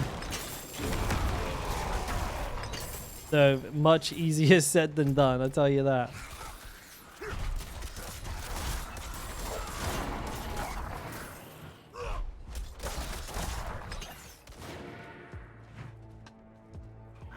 But yeah, I mean, gaming is important for me. It's my recreation. I would have found time for it anyways. Like maybe I wouldn't play as much. Obviously, you know, I'd have to do something productive with my days. But right now, I've kind of turned this into my productivity. I grew on YouTube first. So I was on YouTube for about 6 months before I started streaming. I was making guides for Darktide. Again, nobody's ever gonna like hear like anybody's ever gonna know of again. I doubt, like maybe plenty of you in here don't even know what it is. But that's actually what I started making guides on. I moved into Diablo 4 and started streaming at the same time. So like 6 months of Darktide, and then as soon as Diablo came, started streaming, switched to Diablo. You know, YouTube guides, did, you know, both of them simultaneously. And here we are, boys. Here we are. Maxing, relaxing. Not doing too badly. Oh my god. Ah, you've had the unfortunate pleasure of purchasing Darktide. Excuse me, I'm yawning like crazy today, ain't I? It's all the pizza in my belly. Do Koreans watch you? Occasionally. Occasionally, but I mean, a lot of the time they don't know I'm in Korea, right? It's just usually... It's kind of like a happy coincidence when somebody comes in here and I notice their name is Korean. I'll be like, oh hey! 한국 사람이에요?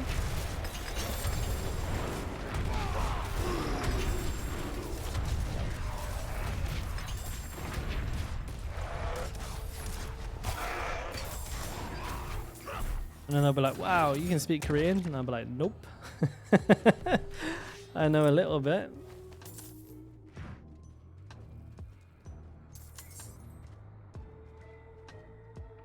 This much. I know that much Korean. Handsome man. He says that as I'm ripping a massive yawn on stream, but yes. I'm pretty sexy, ain't I?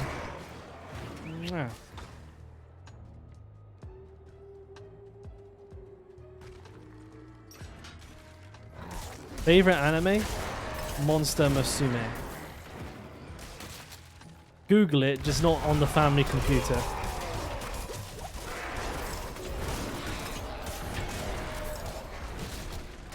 What's up, Callum? Yeah, you're right, mate. Just a couple of more hours, sort of. Oh, no, more than a couple of hours, but not long.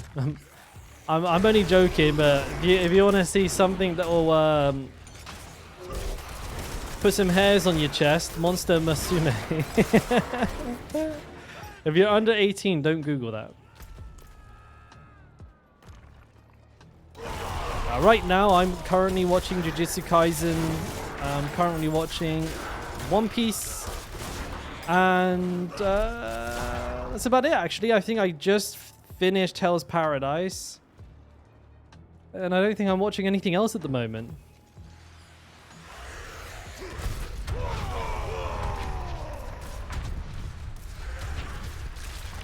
Season 2 of Jujutsu Kaisen? Yeah. Yeah. Right, see, it is season 2, isn't it?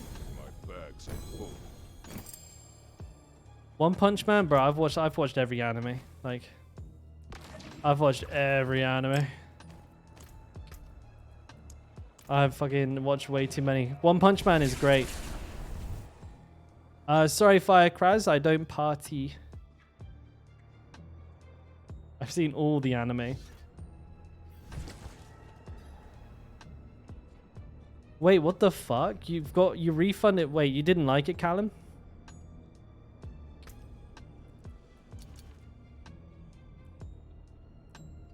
Is it bad? I mean, I wasn't gonna buy it either way. I have a backlog of games. Fucking, you know, I thought, oh, you know what, dude? I'll stream a bit of this, stream a bit of that. It hasn't happened. I still need to complete Remnant 2. I still need to complete... I haven't even started fucking Baldur's Gate 3. And am I watching Bungo Stray Dogs? I've watched the first, like...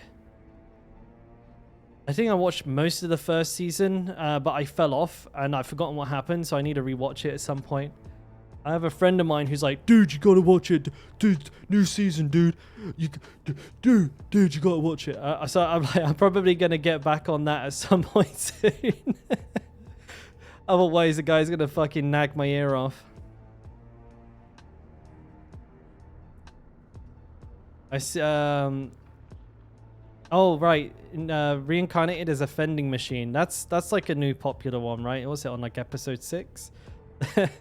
I don't know, man. I've watched so many reincarnated ass animes that I'm kind of like, I've kind of just like, if I see that in the title, I don't watch it anymore. I think the last one I watched seriously was like reincarnated as a slime, but I don't know. There's been like a lot, and I just kind of. These reincarnated ass ones, it's like the isekai, like, you know, the old like Sword Art Online isekai style. There's been about 1,000 of those now.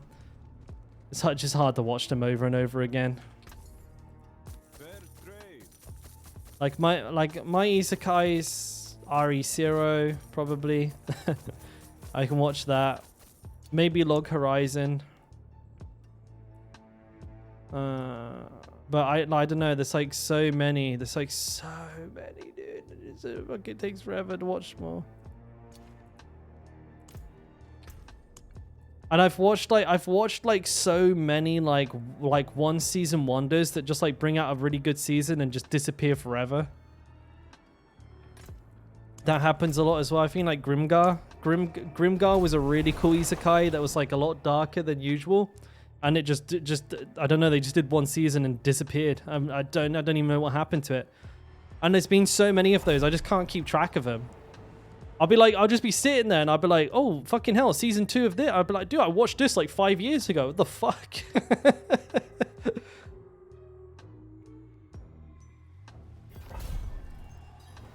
It's a nightmare. Oh, and Callum said they lied. You can't fly anywhere and planets are empty unless you're in the town. It's No Man's Sky all over again.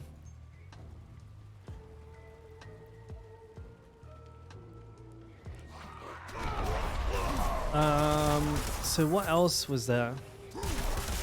Yeah, I guess that's the biggest thing, Larry. Like, I watch a lot, or I did.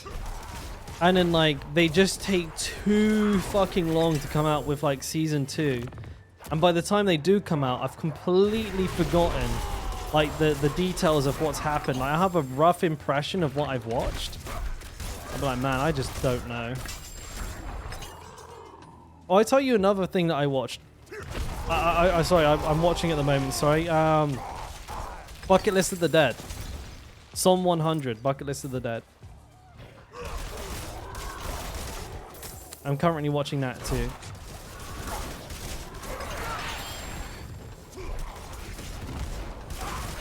Because I think that's still like airing episodes right now. I finished a lot of animes recently because like I tend to like watch a bunch when I'm traveling and I'll just binge like fucking crazy. Oh, I finished Baki as well. That was anticlimactic, by the way. I finished Baki when I was traveling to Japan, watching Som 100. What else was I watching? I started the One Piece live action, and I'm very much not super in love with it, but I don't know. It's not the worst thing Netflix have made, but that's a pretty low bar.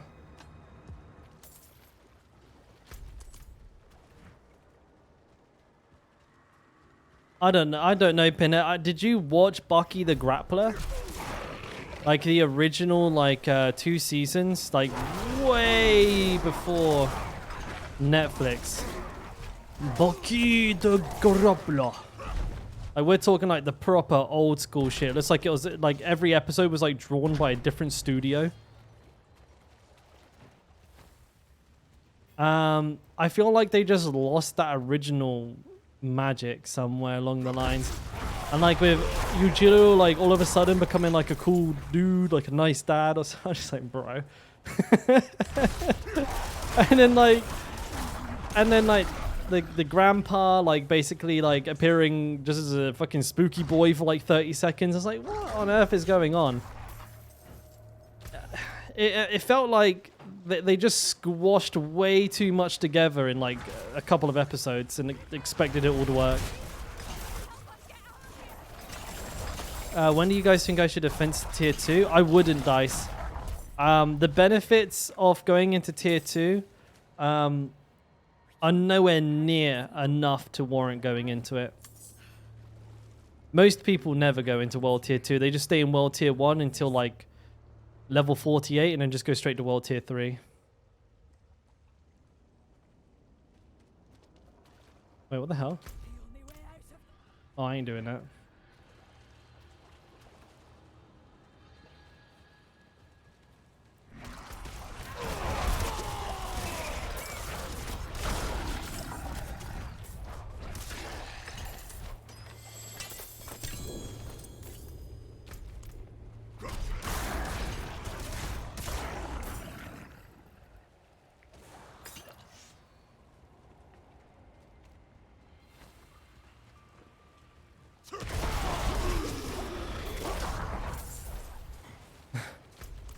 Like it was kind of good, but I think we needed a lot more off it. But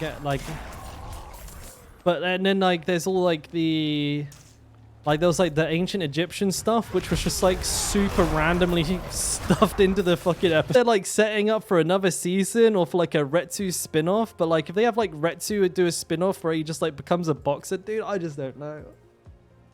I don't know, bro. It was so random. Like I feel like they were starting a story and then like the fucking the brass were like, just end it. They're like, yeah, but we've already done like 5 episodes. Get rid of it. We don't want to do any more Baki.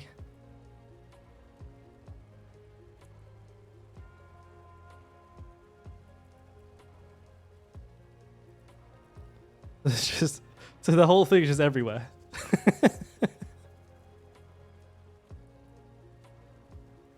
And let's not forget, like in the end of season 1,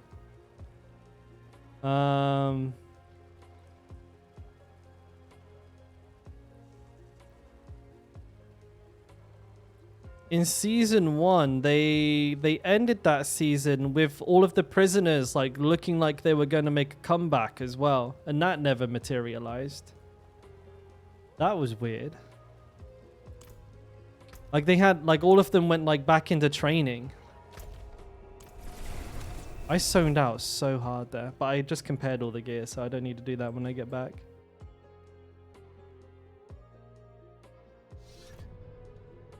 Yeah, I mean, Baki's body was like fucked up, but like it's just meaningless.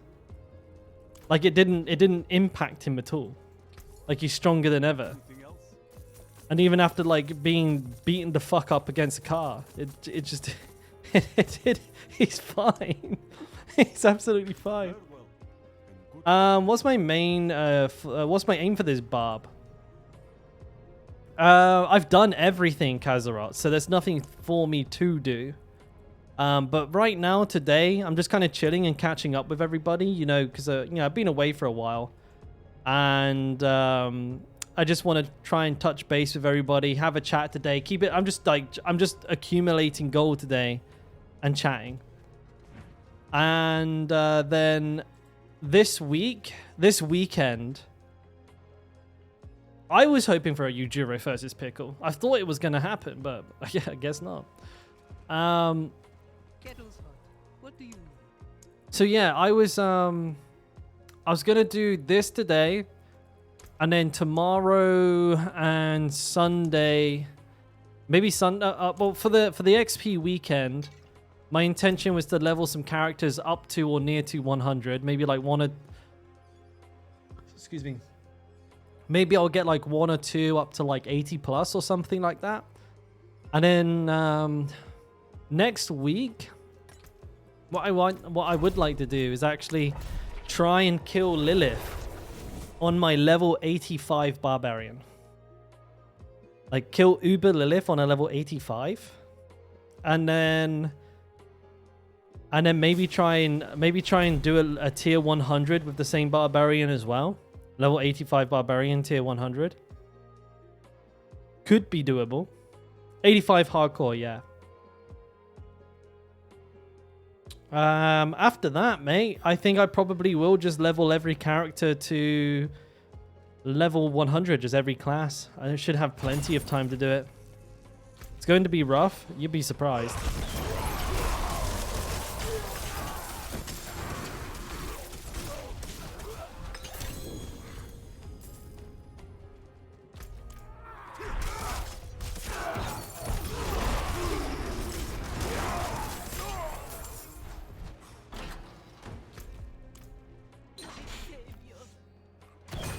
My savior.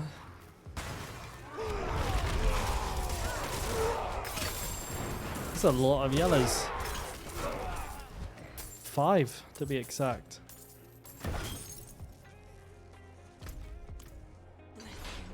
Because a level 85 barbarian can wear all of this gear that I'm wearing.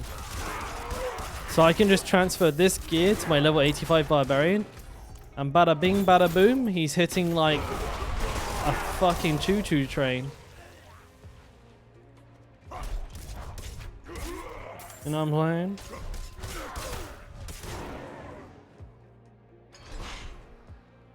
You fucking ass.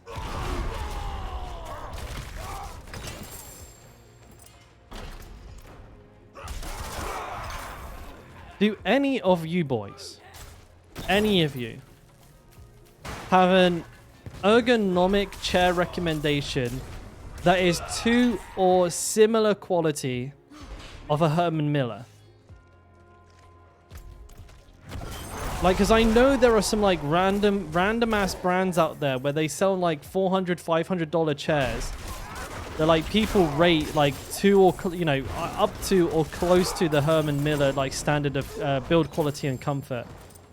But I can never for the life of me remember the fucking names of them. And like I'm really interested in getting like a new chair in the sometime in the near future. And so I can just, you know, not have my ass get obliterated by this piece of shit, the cheap one that I'm sitting on.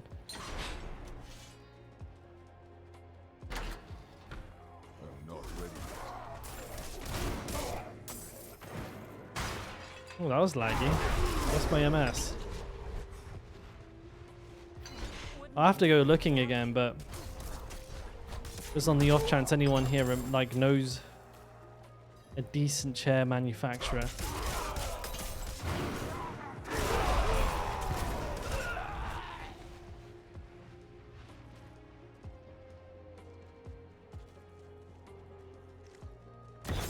Am I done? I think I'm done.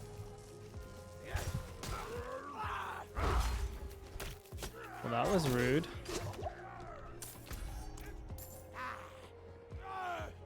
Have you noticed that Korean chairs are shorter? No. I don't think they're shorter.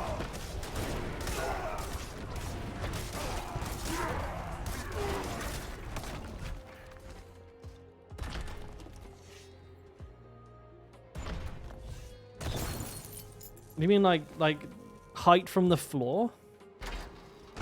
Seem the same to me.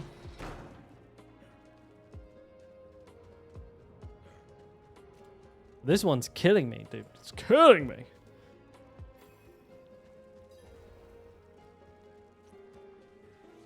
You need to get like a cushion or something to sit on. The thing is, I'm gonna like fart in it like crazy, so it can't be like I can't use a pillow from bed because it, you know, it won't be usable anymore. And my stinky ass on it, contaminated.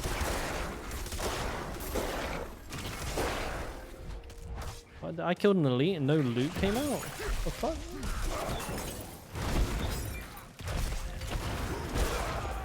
Oh, he didn't. What the fuck?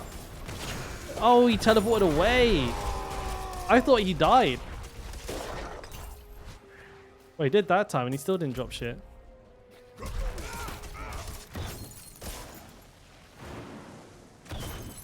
not ready yet. Oh, damn. The fuck, boys? I saw an advert for one recently and I forgot to fucking save it. Because let's be honest, like, as much as I would love a Herman Miller, it's going to take me a pretty long time to save up $2,500 for a chair. I could buy a whole PC upgrade for that as well. But I very much believe in the philosophy of buying nice, not twice. Especially when it comes to something like a chair. Because like chair technology has peaked, really. It's not like next year they're going to come out with chair 2.0, you know what I mean? So you buy yourself a nice chair now and you'll be sitting in that motherfucker for like the next 20 years, no problem. Oh, you did a Dalkora? Bro, it's only a Dalkora if you're dead, if you die.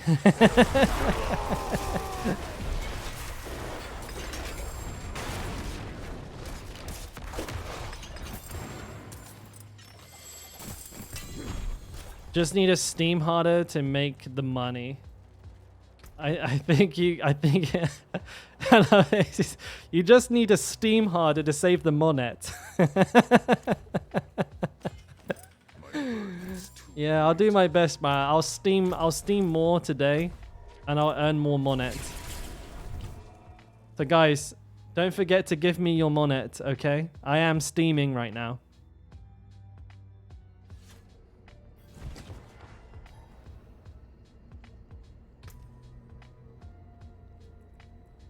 I do want to try and stream more. I do. I think longer hours are good. Not for like, specifically like earnings, but just like for the stream in general. The longer you're online, the better. That's why like the most successful streamers do like fucking 14-hour days. But obviously I need to balance that with not going absolutely fucking insane. Because I play only one video game, and it's a game that doesn't really have that much longevity in it right now. So there's that to compete with. And then secondly, you know, I like to make YouTube videos, and those are quite time consuming all on their own. A lot of the time, you know, I don't feel like I get enough time to do some of them properly. Already. You want the bikini stream? Bruh, after the amount I've eaten this week, you guys would pay me not to do a bikini stream. Trust. I thank you. You'd be like, holy fuck, my eyes! Get it off! Get it off! This I can sell.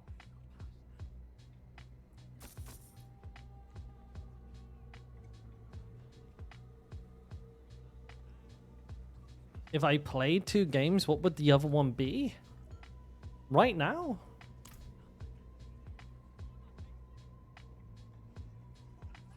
Maybe Overwatch?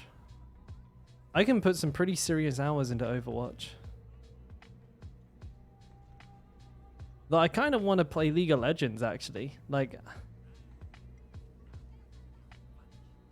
I really want to play League of Legends right now because this new hero came out. This one here. And I kind of want to play it. Yeah, I played LoL before, but I like this hero. Briar, I think she's called, so I want to play this. I think that looks great. And I hear she can be played top lane, which is my favorite.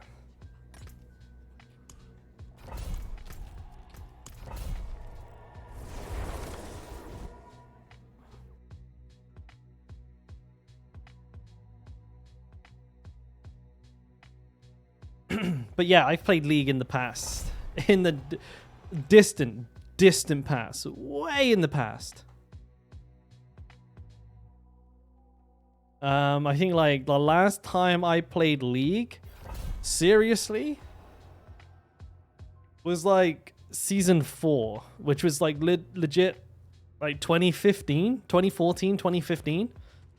I played League like a little bit here, a little bit there, maybe a couple of days, you know, a couple of days, like, but no, I've not played it really at all in recent history. If you look at my match history, I literally played the game for like 4 days, once every 2 years. So, I mean, it's like the same as Diablo though, right? You know, isometric, click to move, press 1, 2, 3, 4, left click, right click. Well, it's QWERTY, I know, on League. You know, last hit the CS, freeze the lane, ward the bush, don't get ganked. If you're ahead in lane, don't forget to like fucking roam river, steal some jungle, you know. Gank the mid lane if you can.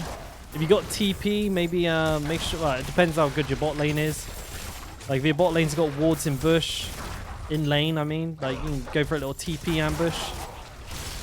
Yeah, you know, it's easy. Just click buttons.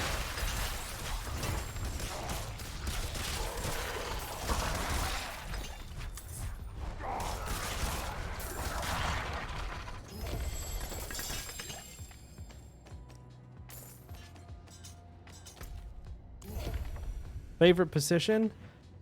Doggy. Woo-wee.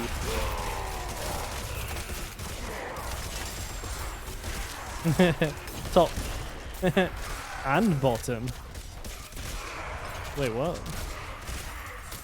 Yeah, no, I like top lane. I play top lane or ADC. Those are my picks usually. Third pick, support. Fourth pick, mid. Last pick, jungle. Fucking hate jungle. Jungle's the worst.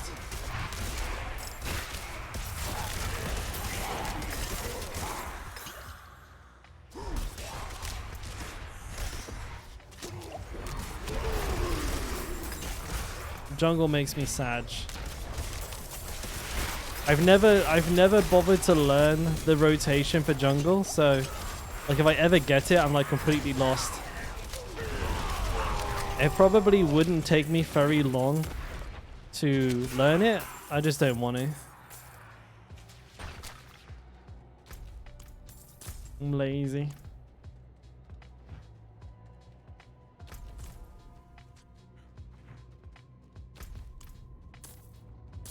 And learning shit sucks.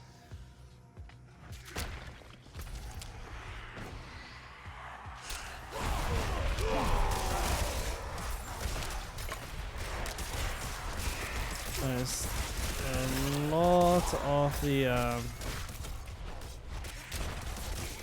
what are they called again? Enemy champions knocking around there.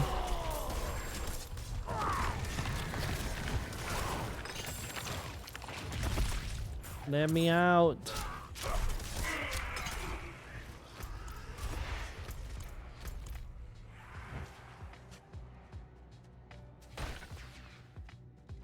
Alright, and now what?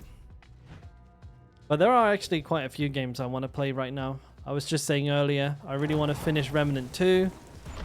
I want to start and finish Baldur's Gate. And Wayfinder is something that, if I can actually even log into the game, I'd like to play, but I don't know if any of that's going to happen.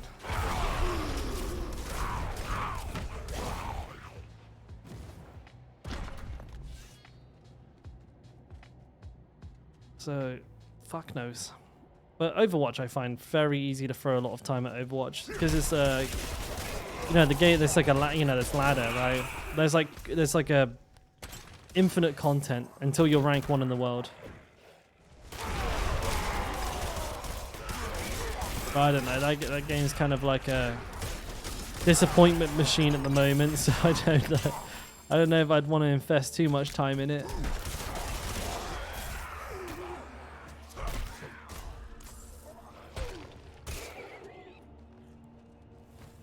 Plus I play support and I don't know how many people would want to watch that.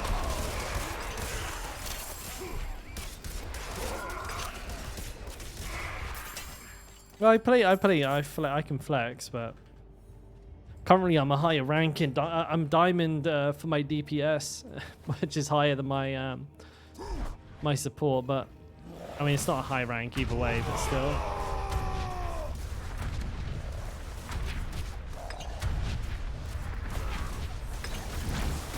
How could you? Look at the bleed. You piece of shit, die.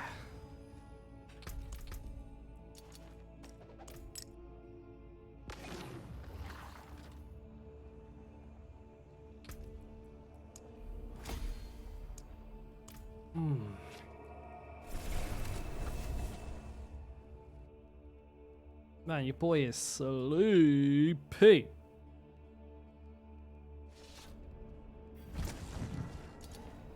Right, what do we get? What do we get? What do we get?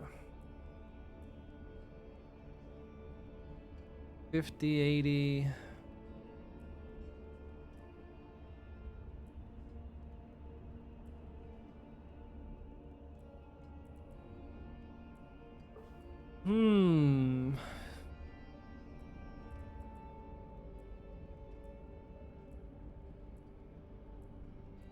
Wait, hang on.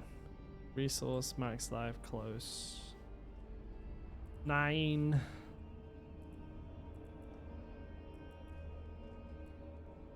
Oh, rubbish. Not bad though, but I've done over 20 mil so far. Fair trade. Which actually, looking at the time that I've been streaming, that's pretty fucking impressive, to be honest. Gotta quickly go toilet, lads. Quick toilet break, right?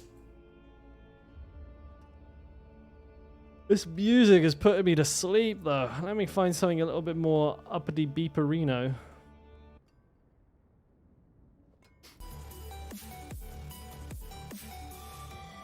Is this too loud? I think maybe. Turn it down just a little bit. Hang on, just turn it down just a little tiny bit. Oh. That's better. Alright, quick toilet break. Won't be a second. Don't you go anywhere.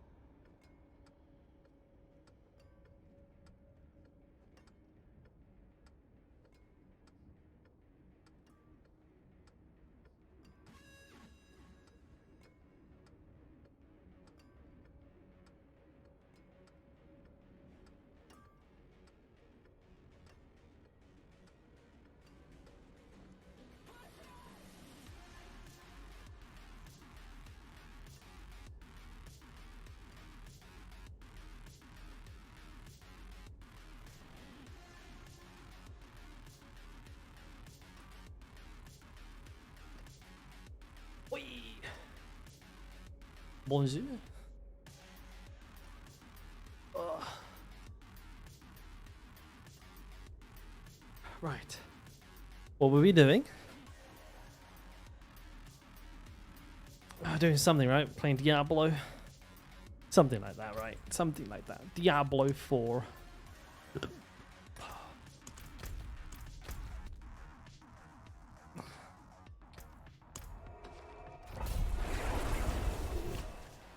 I got to close the calculator from earlier. Now, what was he saying?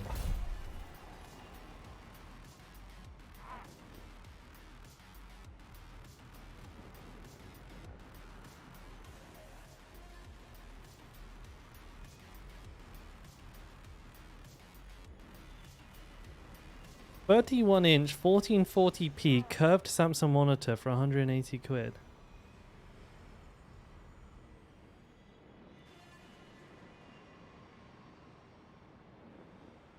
Wait, a Samsung G7 for £180? That's like $250.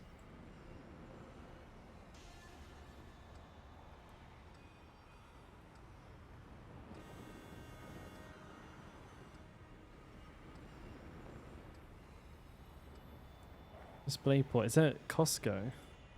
That's a really good deal. You guys know that monitor? The Samsung Odyssey G7? Let me show you. That's a really good deal. It's here in Korea in Costco. Is that really it? Samsung... Hang on a minute. G7.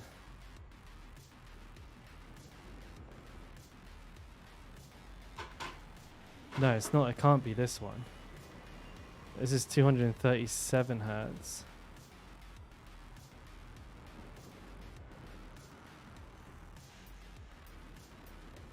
No, it can't be that one, yeah. Why would you do a product page like this as well? Like, what the fuck? How do I even know what the differences are, boys? Like, what do you even mean? Like, what the fuck? How would I even know which one is which based on this? Like, you have to, like, click on each one. And then just, like, look up here at what, like, it says it is. That's fucking stupid.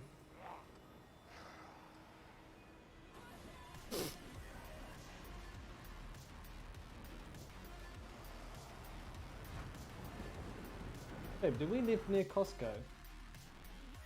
Is Costco near us? No? Fuck, dude. Apparently they're selling like a really nice computer monitor there for like super cheap.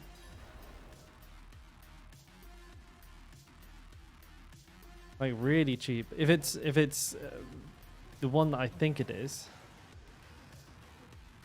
But Samsung don't do many curved monitors.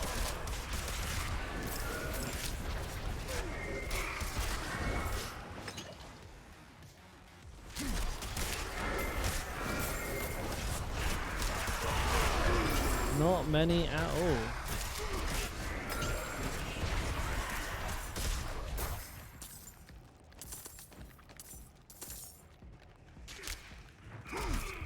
"31 inches as well. That's not bad. 31 curved. Oh, no, actually, I don't care too much about the curve. Curved is whatever. Like, but a 31-inch monitor. That sounds attractive because I'm using a 24 at the moment.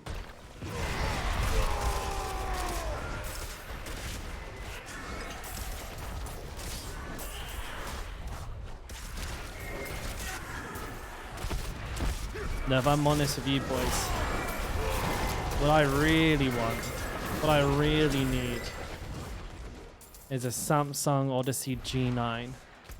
That thing is a fucking boost. 49 inches, 32:9 aspect ratio, which is like absolute fucking madness. I had the original Samsung Odyssey G9 before I moved to Korea. Now they have the Neo, which is kind of like the same thing but with better HDR, because the last one had like 12 dimming zones. The new one has like 400, so it's like way better HDR.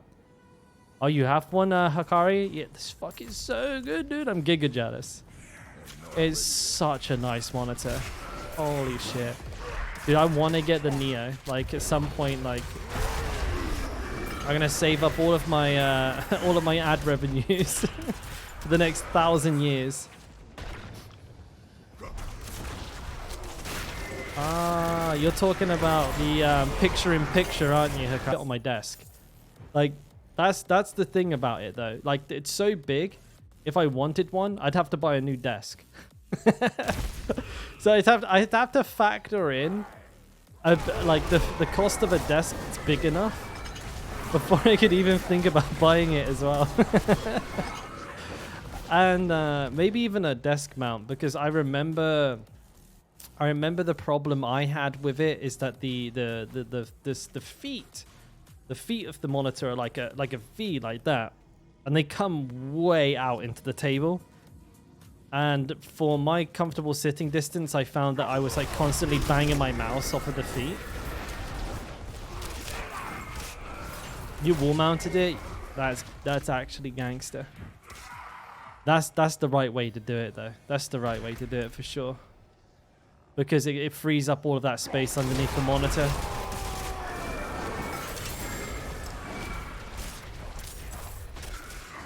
The feet are a little, I mean, obviously you look at the size of the thing and it needs big ass like feet in order to like even be remotely stable, but I feel like the monitor was made for being mounted. It's just too much of a footprint on the desk. And then not to mention it has like some pretty bad monitor sway, because you know, it's a 49-inch monitor, but it's like this long. Super long, so it can like very easily seesaw all over the place, which isn't fun when you try to play a game. Like if you like pick your mouse up and put it down a bit too heavy, and now it's going you gotta kind of rock with it so you don't lose, like you don't fucking get all confused.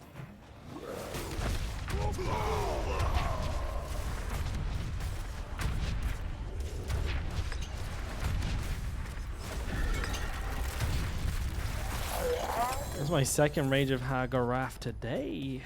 Wow. But yeah, man, such a nice monitor. If I could, I would. Simple as that. And actually, to be honest, if I was like mega rich, if I was like a giga rich boy, I'd get 2.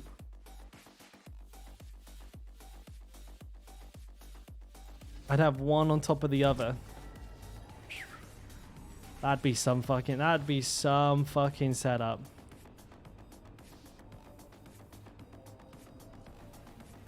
That'd be some space age shit, would not? Fuck, dude, I'd love that. The only thing is, I thought about it and I was like, dude, where am I gonna put chat? Because if I put chat on like a side monitor, I'd be like having to like look over here to talk to you guys. Like I wouldn't be able to see chat. Like right now, chat's here, right? It's on the second monitor. It's like right here. That's chat. So I can kind of like just look out the corner of my eye and see chat. Whereas if I had a G9, I'd have to turn in my chair and look over here. That's going to be problematic. That's why I think maybe 2. Because then I can do like the main gaming monitor on the bottom. And then on the top one, I could have like Discord, OBS, chat. That would be sick.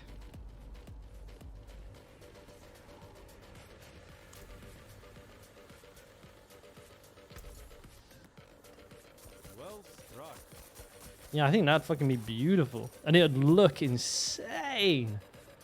Oh, wait, no. Where would the camera go? Dude, if I had 2 Samsung Odyssey G9s, the camera would be like up here. But like on the roof. You guys would just be able to see this much of me. You just sold an Echoing Fury Max Aspect? You can't sell legendaries. Wait, what?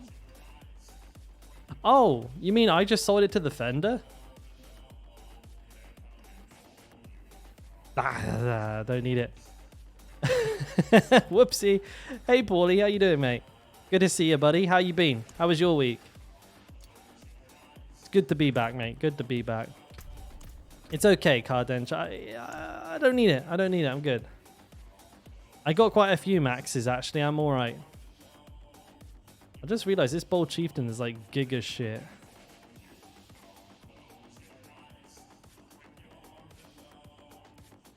I'm not even kidding, mate. I do actually have like a lot of them, so I'm all good. I'm all good. Dopamine Tunnels doesn't actually drop all that much gear, so I'm not going to do it.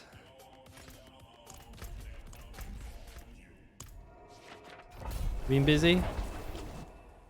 Better than not being busy, I guess. Depends. I suppose it depends what you're busy with. But no, man, good to see you.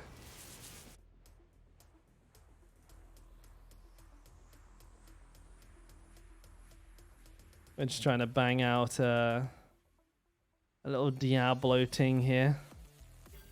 How has Diablo been doing this like past couple of weeks? Sorry, these past couple of days. How has Diablo been doing this like... Oops. I'm just checking out the old directory. 1.2k viewers.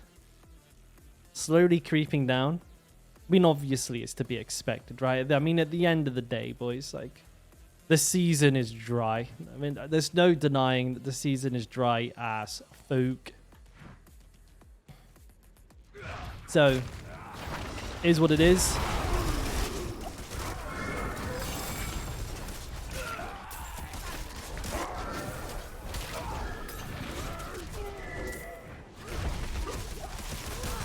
Oh, shit.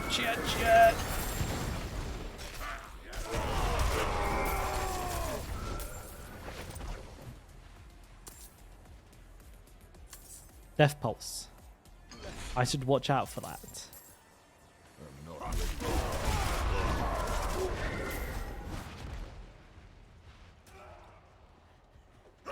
Can you show your two-handed axe? I can, but I'm not too sure what you're expecting to see. It's just bog standard. Strength, close, crit, vulnerable. Nothing too exciting there. Not doing anything super duper. Though, if you're not already following my guide, Orky, I actually have like a full written guide on Mobalytics. If you want access to that, you can have like all of my stat recommendations, the build layout, and all of that all in one place. Exclamation mark build, and it'll take you to my Mobalytics homepage, and then it's your guide. It's the one that you're following. If you think that axe is good, Orky, look at this. Look at this one. Look at those stats, baby. 21 out of 21, 26.2 out of 26.2, 27.8 out of 29.2. And you know what's even better? Well, I mean, to be fair, the core skills on this one sucks, but we don't care about the core skill. What we care about is the 21 vulnerable and the 26.2 crit. And then I max rolled the strength on it as well. Those are some filthy axes. The core strength being a min roll on that second axe, you know, it's whatever. To have 3 max rolls and them to be the 3 most important stats on 2 axes, I'm alright with that. That I can handle.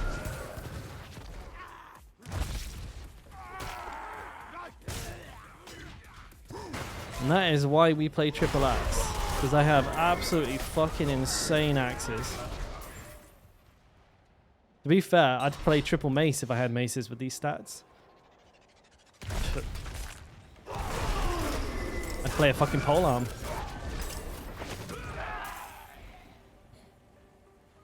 Because at the end of the day, If you have a god tier weapon, the implicit on it, like the, you know, like the 20% crit damage or the 40% healthy damage, that's only 1 of 5 stats at the end of the day. You never prioritize prioritize the implicit over the affixes. It's 1 of 5. It's literally 20% of the weapon. Too many people do that though. Like they'll use axes because they're axes instead of using their weapons with the best stats. Happens a lot. Obviously, the weapon that you swing with will affect the weapon expertise you're using, which does play a factor into what you're doing. Like, for example, the polearm has definitely got, like, the worst expertise because, you know, 10% increased damage while healthy is actually pretty good. It's not as good as, like, you know, 15% to vulnerable plus 10% crit. But it's not bad. So, like, you know, still, if you happen to get 2 abso-fucking-lutely amazing one-handed maces, which is, by the way, like the worst archetype for one-handed weapons if you're not using a dual-wield build. So if you had like 2 one-handed maces and a polearm, but they were all like god rolled, it would absolutely fucking ruffle stomp like a meta build with you know, less optimized weapon stats. It would it would roll them and like. And people put too much value on, like, they're like, oh, but I'm using the sword build. But your swords are shit. Yeah, well, you know, it's a sword build.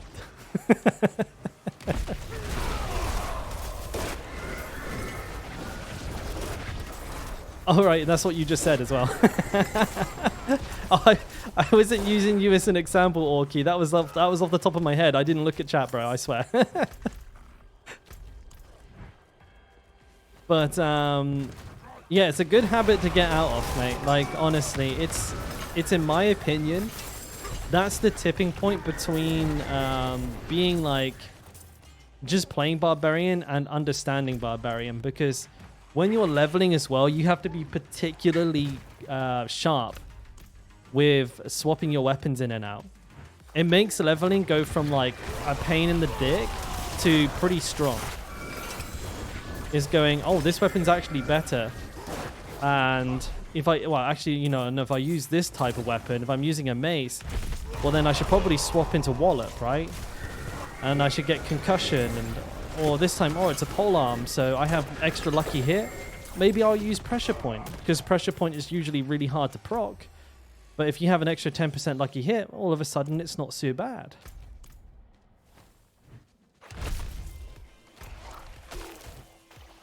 And, yeah, once you pick all that up, mate, you'd be absolutely fucking blasted.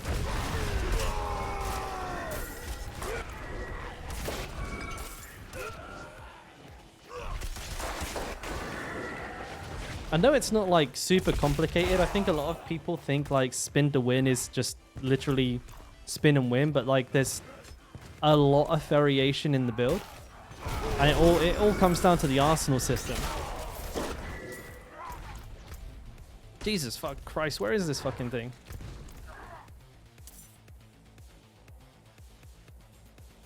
I'm slouching, I know I'm slouching.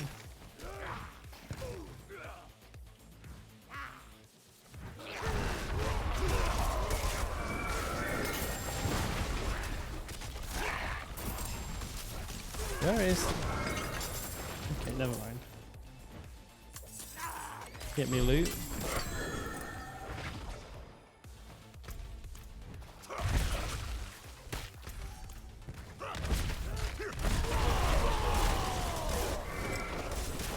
Ooh, there it is.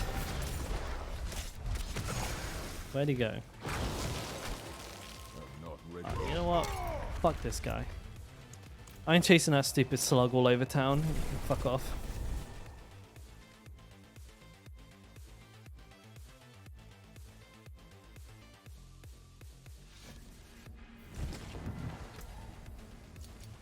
Alright, what do we get?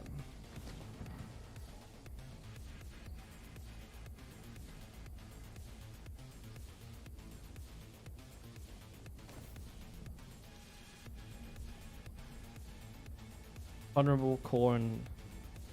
It's not a bad weapon, though. That's not a bad little weapon. It's not the best sword I've got. It's not a little bad. It's not bad.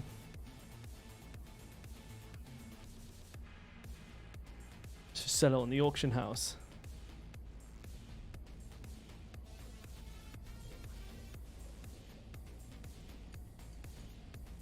Hey, Pandorius. You like it better than Rob's? There you go, buddy. There you go. Swap the entire build to see the difference. Like the axis more. Also swap some glyphs around. And yeah, I mean, that's cool. Like you're using Undaunted, right?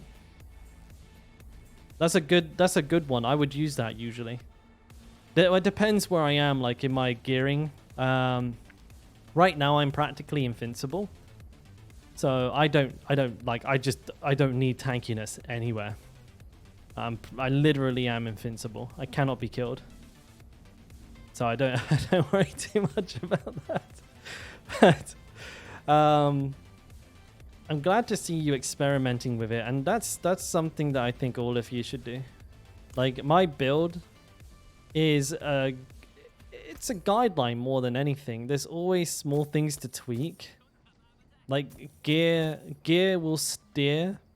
It's rhyming. Gear will steer your build a lot more than you think it does. Kind of comes back to what I was saying about the weapons there with Orki. Like you have to kind of pay attention to what you do and don't have, and use things like talents and paragon points to fill in the missing links. Whoa, what the fuck, dude? Look, my guy's all spooked. Look at that. Actually kind of looks cool, I ain't gonna lie. I guess like they forgot to turn on the key light. That's kind of neat though. I like that. It looks kind of, it's kind of tight. Kind of want to get a screenshot. Yeah, that's spooky, dude. I like that a lot.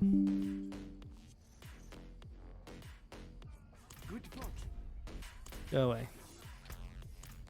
Yeah, you're using Undaunted. I forget what it does. Gives you like 10% damage, right? No, that's not it. Oh, I'm hovering over the wrong thing. Yeah, it gives you additive damage. It gives you additive damage. So it's a willpower node. I'm using Cleaver instead. Because the other willpower node I'm using is Imbiber. And Imbiber gives me 97% damage while healthy. Which I think is more than what I would get from Undaunted, if I remember correctly. Though they're not both level 21, so I wouldn't be able to quite rightly say. Honestly. But like, they're basically doing the same thing. You're getting extra damage reduction, I'm getting extra healing. I don't know which one has the more damage. They're both the same damage type. They're both additive damage, so if the numbers are the same, it's the same thing. It's just like the passive is different. The potion healing is kind of useful. What does Cleaver do? Gives you a fuck ton of damage. So Cleave... what were you doing when the error occurred? Picking my nose. Is that my product key? I've never had that before. That is completely brand new to me. I've literally never had that happen. Never, not once. Have I ever had the game crash like that?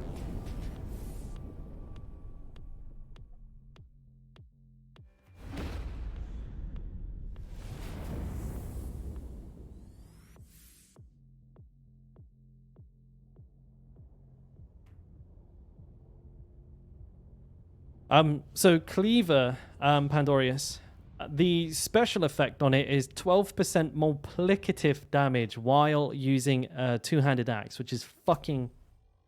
That's like a huge amount of damage.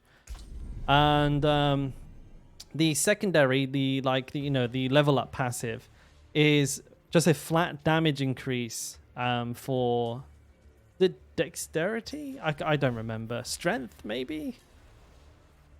I don't fucking remember. Hang on a minute, mate. Let me have a look. Ah, yes. Strength. And you just get flat damage with axes, but it's that multiplicative damage that we're after. It's absolutely fucking juiced. Big juicies.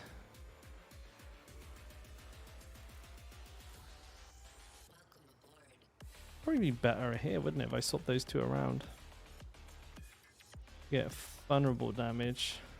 Damage reduction from vulnerable.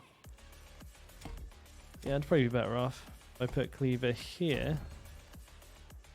I put Marshall.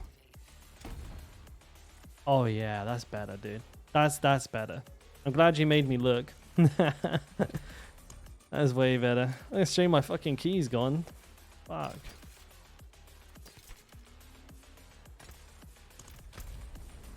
Yeah, having like a little bit of... Oh, no, hang on a minute. Hang on a minute. Hang on a...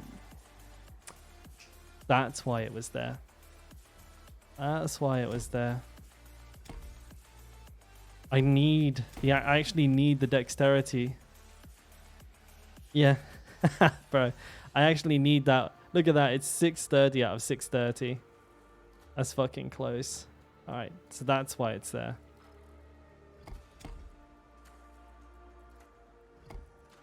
Everything is how it is for a reason.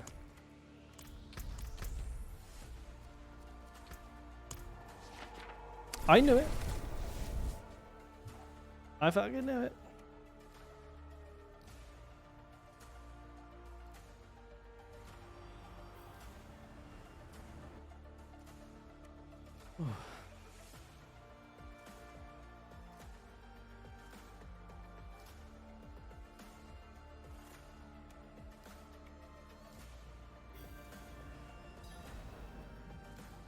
Really, I want to know about this monitor. Let me just, it's a Samsung Odyssey G5. Samsung Odyssey G5.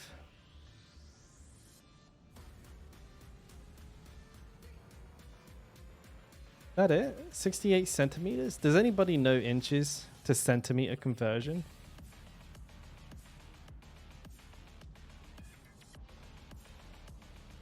$400 for that. It looks a lot like well, it's part of the Odyssey range. It's a 1000R car, 1000R curve.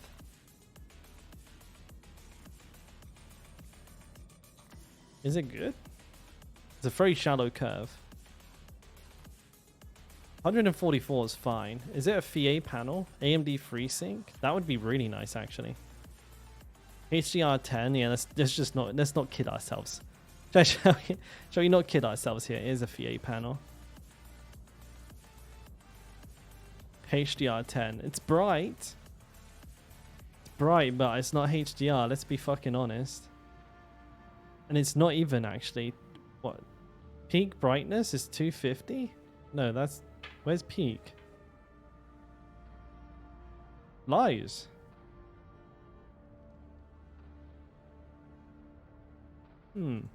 Yeah, apparently that's on sale in Costco here in Korea. Food for thought. Don't even think it would fit on my monitor on my desk, actually, to be completely honest. Wish you could get all your Paragon points back at once. Next season, I think. That coffee. Hi. Don't do it. Don't fart. It look like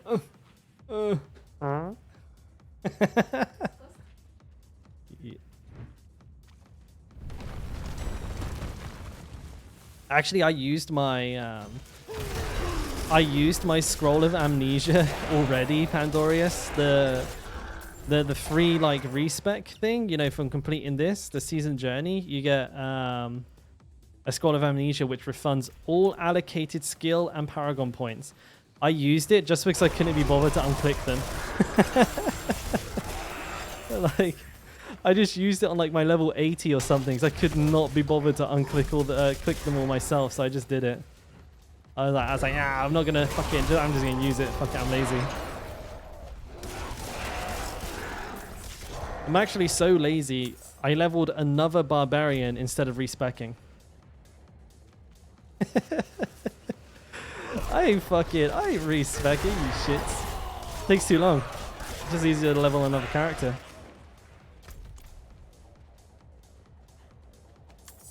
Scroll of Amnesia should be like Scroll of Escapes. They should just like drop. They should, I don't know, they shouldn't be that common.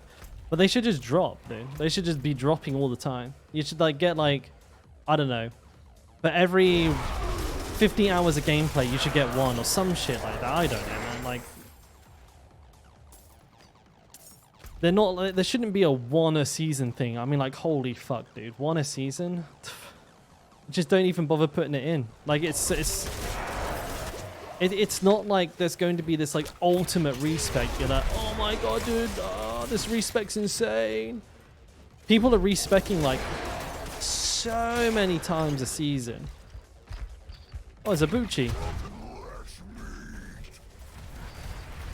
Right, one shot this bitch. You know, I still haven't got a single boss barding. Or a single butcher barding. Bookie. When's the next world boss, boys? I can't be bothered to look.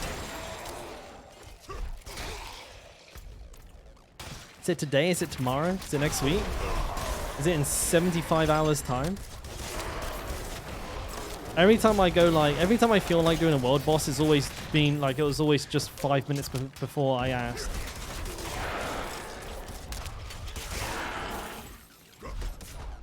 I mean, I'll check myself after the dungeon, don't get me wrong, but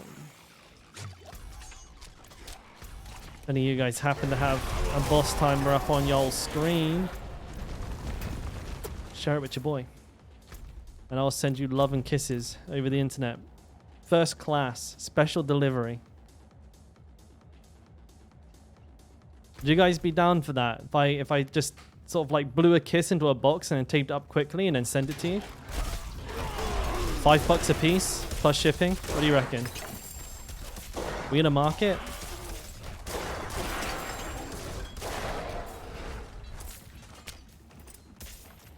I mean, you know, it's 2 a.m. in Singapore time. Up. That is not a lot of help, Brecky, but thank you for trying, mate. I don't know where. I don't know what time zone Singapore's in. I know it's similar to me. I don't know. Wait, the next world boss is at 3 a.m. What the fuck? Did I literally miss it? Paulie wants. Paulie will buy one, I guess. Dude, what a concept. I'll sell hugs and kisses.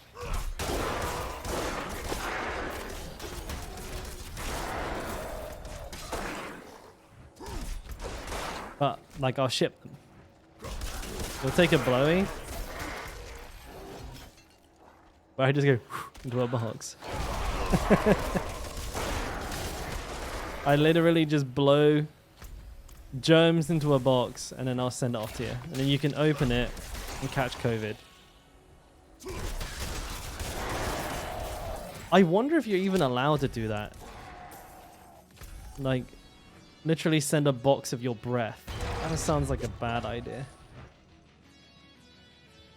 I mean, it's obviously, it's not going to stay in the box, is it? But still.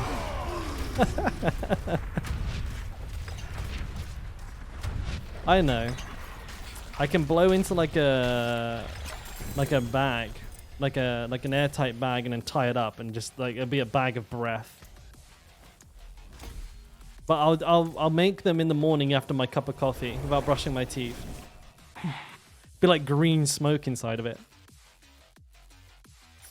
There's a good chance that it'll probably watch them. I don't know if I must have like left my phone playing YouTube and fallen asleep or something.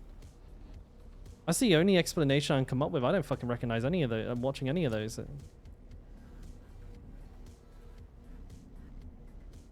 Let me have a look. The best way to track the world boss is just to go to helltides.com. I'm not endorsed. The FBI watches them for you. You can imagine that. The FBI agent forgot to turn off the proxy. Oh yeah, shit, dudes. We literally... it's exactly as I said. Like, we literally missed one Like maybe like 40 minutes ago. I always do that. I'm like, yeah, I'm gonna do a boss. You know what? I'm gonna do a boss. And then I check and it's been like, you missed him 5 minutes ago. Next one, 7 hours. Oh, yay.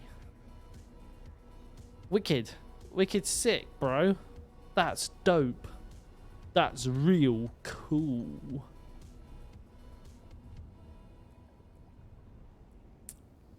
Is your raft. Piece of shit.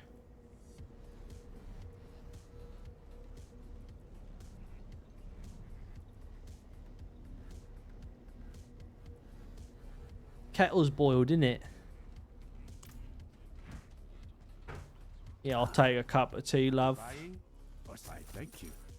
No sugars, thanks. I'm sweet enough.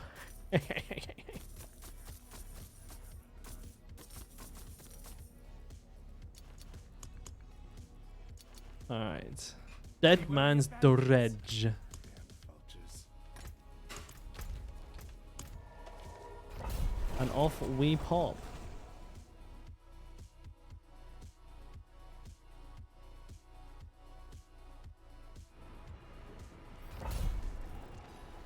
Fucking skeletons, mate. Wanna go some?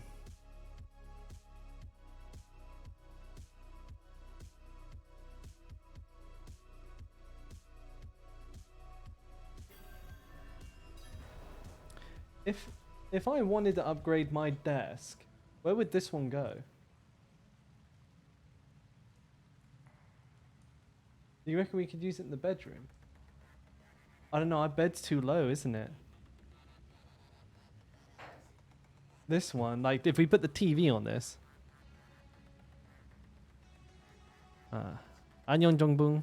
Nah. This game was released in 2023, right? Yeah, 3 months ago, mate. 3 months ago.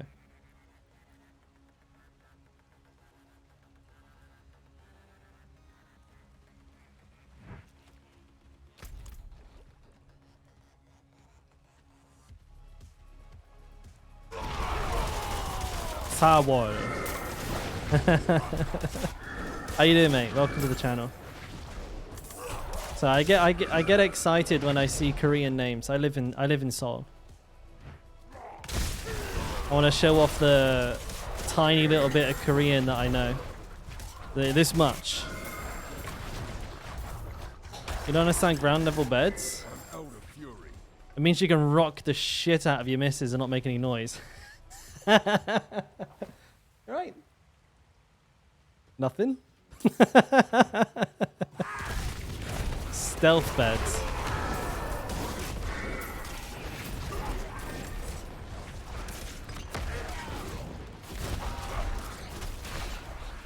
Luckily that one went under the radar too.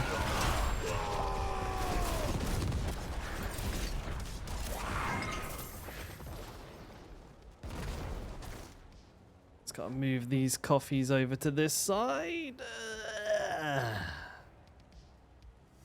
I don't want to accidentally pour a drink into my computer because my computer's like down by the right side of the desk. I know I'll like probably like knock it off with the mic arm and just fucking douse my PC in coffee.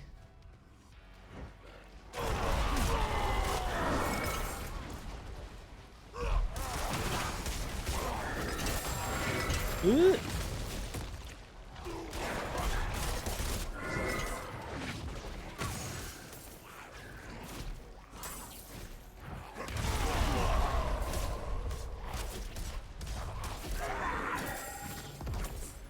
Death Pulse. Beautiful.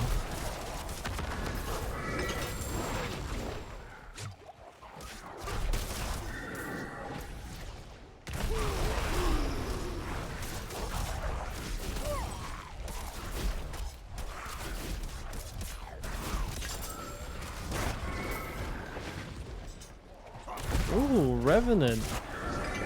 How we doing? Mate, how we doing, mate? Extra conductivity? I have my doubts. Oh, shit. God damn. Look who it is. Hey, what's up, Play-Doh? How we doing, mate? Thank you for the raid, dude. Appreciate it. Welcome, everybody. Nice to meet you. You got a rating pass out? No worries, mate. I appreciate it. I'm going to come by and say hi sometime. You're online just before I stream anyways. So I'll catch you on one of yours, mate. Take care. Thanks again, man.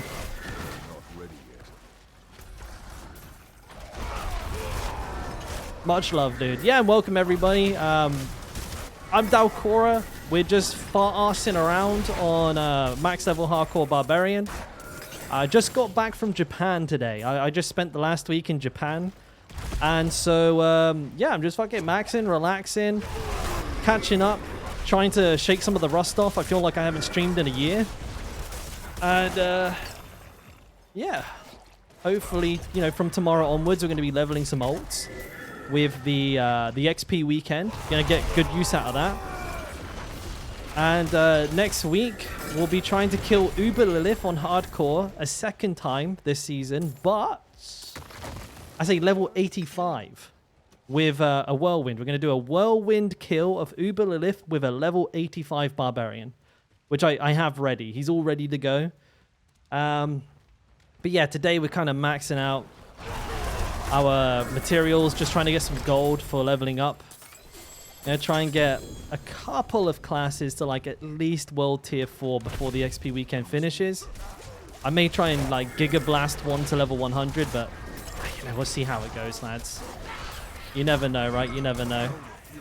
25% doesn't sound like a lot, but I bet it will fucking like, it'll actually be like insane.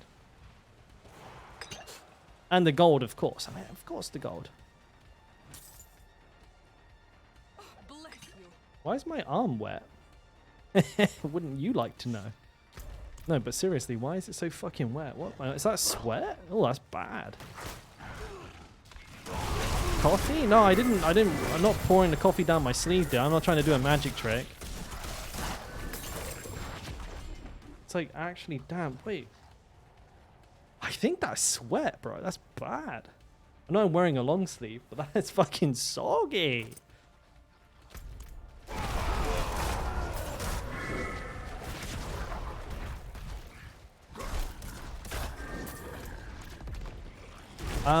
Do I have a mod in chat? Can someone do a shout out? I don't know if like we can do that. I'm gonna drop Play-Doh a follow myself here.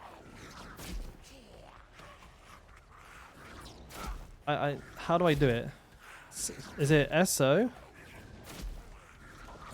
Play. I have never done this, so this might just be me saying shout out Play-Doh Bear in chat. That didn't work. Fucking hell, mate. There we go. Shout out Play-Doh Bear.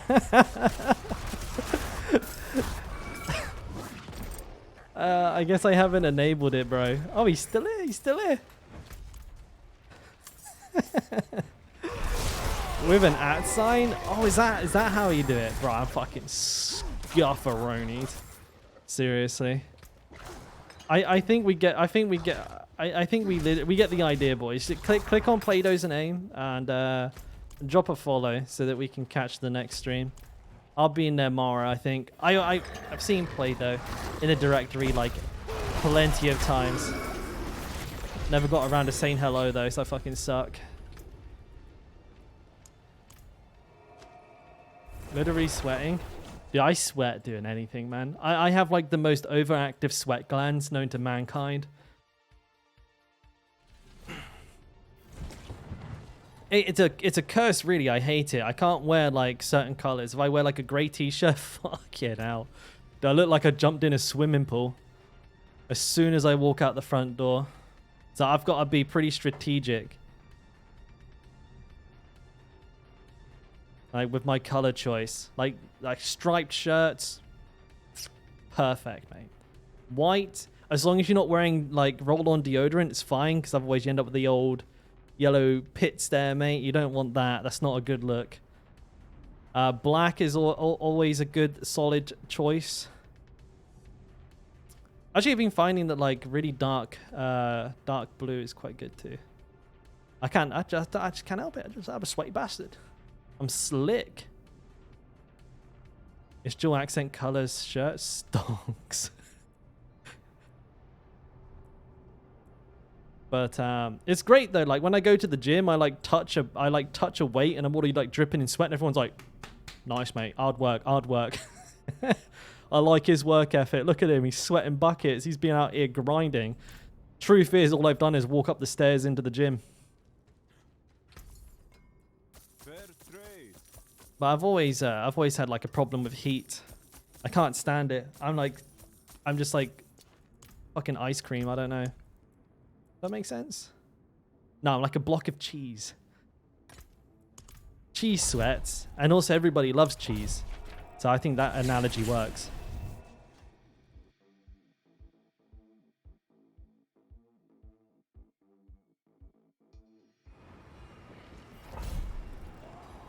Am I at the right dungeon? Yeah. Probably.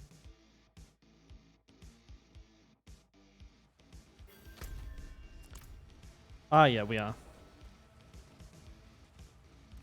Cheese sweats. Cheese does sweat. Next time you have a block of cheese brekkie, just say, like, give it some nice compliments and watch it get flustered.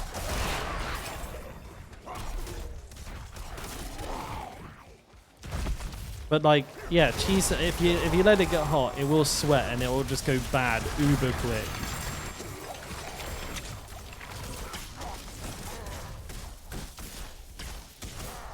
It might turn red.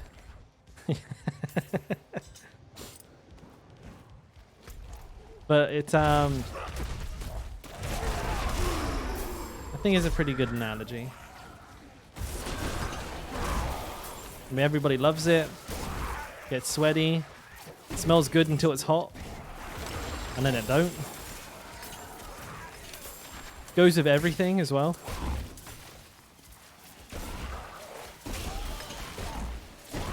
Not ready yet. As long as it isn't blue. Not gonna lie. Fucking love blue cheese, boys. I love it. Paulie. Thank you, man. Holy shit, Paulie. I just like fucking I love when I see how many subs you've gifted and it's like more than there's sometimes viewers in here. But Paulie's literally sub half of the people here. I do appreciate that, man, as always. Thank you. Legend.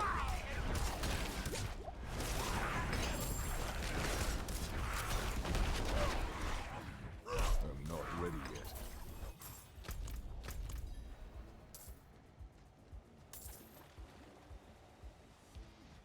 Blue cheese? Dude, like Stilton is amazing. Stilton is like god tier cheese. For real. Especially with some just simple with some crackers. Nah, you need to wait until your palate develops. Yeah, you need I don't know. Just need better taste buds, bro. Like fucking, oh man, still is so good.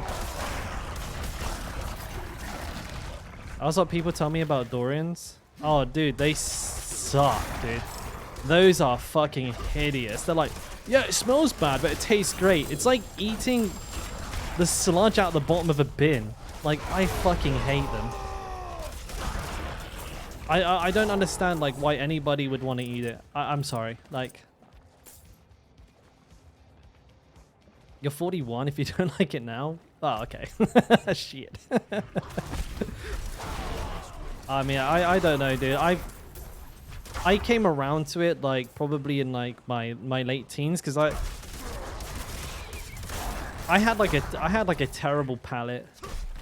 I didn't like anything like bitter or I didn't like a lot when I was a kid. I must have been a really fussy eater for my parents, but yeah, now I find that I really enjoy things that I used to absolutely fucking hate.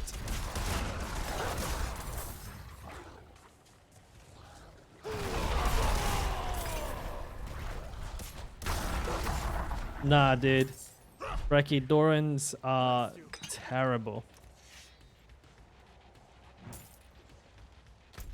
It's like goop, I guess. I can't eat it, dude. I had some in Thailand and it was like the nastiest shit I've ever I've tried. I don't know how to describe it. It tastes like watery. It tastes like watery, like nut flavored goop. Like not as in nut, but nut. You know, like an actual like not a peanut, but a nut. Peanut, like a nut, like a whatever a nut is. I don't know what food family nuts fall under, but not a nut from a person. I wouldn't know what that tastes like.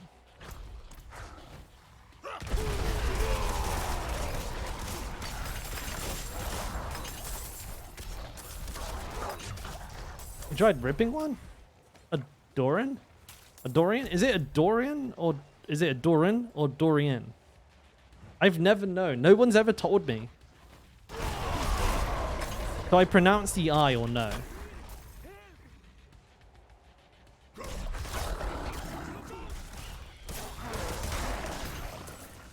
Because I swear I've heard people say it first. Dorian. Dorian. Oh, so you do pronounce the I. Okay. I swear I've heard like people say it like several different ways and now I just don't know what to do. I don't know what a ripped Dorian is, but I just bought it from a fruit stand. He was like, yes, very fresh, yum, yum, yum. And I was like, yeah, let's try some. Well, first of all, I already knew wasn't going to like it. After like I looked at the consistency, I was like, oh man, it's just fucking goop. We're off to a bad start. I fucking hate goop. It's my least favorite food texture. And it was just like, yeah. Like watery, it had a nutty flavor. It's like really watery and musky and I just did not. Probably didn't help. I was like eating it in the street. I find it really hard to like enjoy food. Standing up in the street, like trying to eat it like this, especially something that's like big and as messy as a Dorian. Fucking thing is all over the place. Just digging my hands into it. Mmm. Disgusting. Limitless Rage. I actually need some of these if I find a good one, which that is not. Got Audacity's coming up bumhole though. Sounds yuck. It is poorly, trust me. Don't believe me. Also, like Dorians smell like corpses.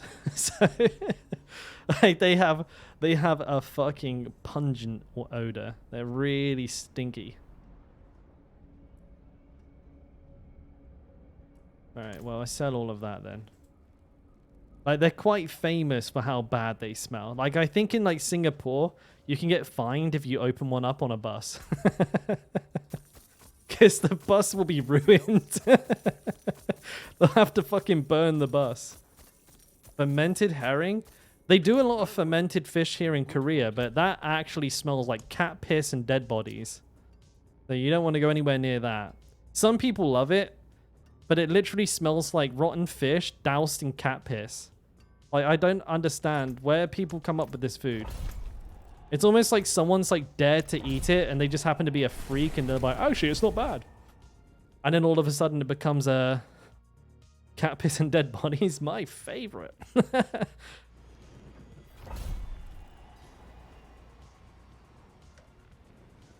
Yeah. What is that called here? What's that called? Fermented fish. What's that called again? Chotkal. Chotkal.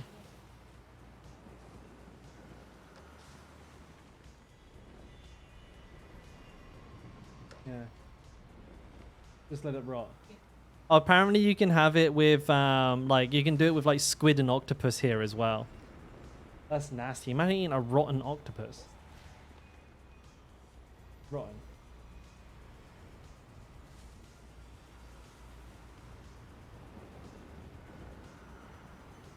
Yeah. This game is disappointing. Yeah, I mean a little bit. What can you do, old move, eh? What you do? You do. Kimchi is fermented, yes. Smells like cat poop. Nah, kimchi doesn't smell like cat poop. It smells like... It does smell strong. Kimchi smells like... You know when an old person gets really drunk and then after they've had a sleep? That's what kimchi smells like. But I fucking love kimchi. It's like spicy, sour, pickled cabbage. But my god, you can't half tell when somebody's eating kimchi, dude. They smell like drunk old person. It is baited.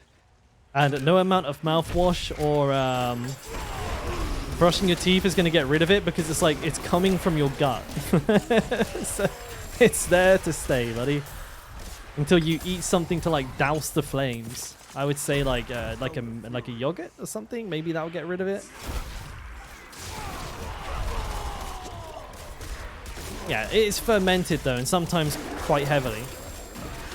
Depending on where you get it from, you maybe it may have like a lot more like fish, like oyster sauce and fish stock in it. So you can get like a really like fermented cabbage fish smell, and it can be bad. Like it can be like it's so bad that in Korea it is extremely common for families to have 2 refrigerators. One for food, like regular food, and one for kimchi. Because the kimchi one will, like, it'll smell so bad that it will ruin the food inside the fridge that isn't kimchi. Like, the odor will, like, permeate the other foods and just make everything taste like kimchi. It's like if you guys have ever put bananas in the fridge and you notice that everything tastes like bananas afterwards. Like cooking a steak, you're like, fuck, it tastes like fucking banana? What the fuck? You drink your milk. What the fuck is banana too? That happens all the time. The thing is though, here in Korea, I don't know if they've like what they've done to the bananas here, but like bananas go off in like fucking one day. Like, you buy some bananas and they're green, right? You're like, oh, these fuckers ain't ripe. You know, I could fucking chisel. I could chisel granite with these bananas, dude. And you're like, so I'll be safe with these. And then literally the next day they've all turned to liquid. You're like, wait the fuck. Me bananas. Banana steak sounds amazing. Nah, dude, banana steak is far from amazing, bro. Banana steak makes me want to cry.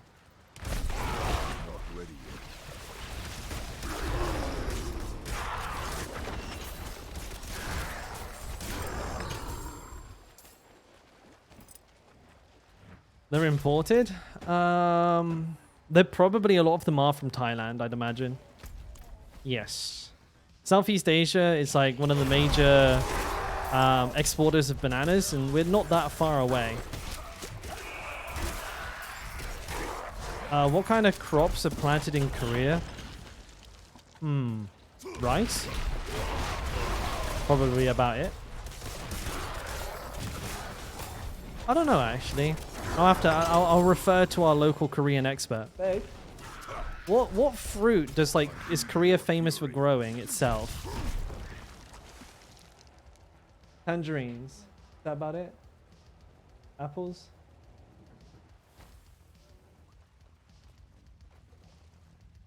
So apples and tangerines is what Korea grows.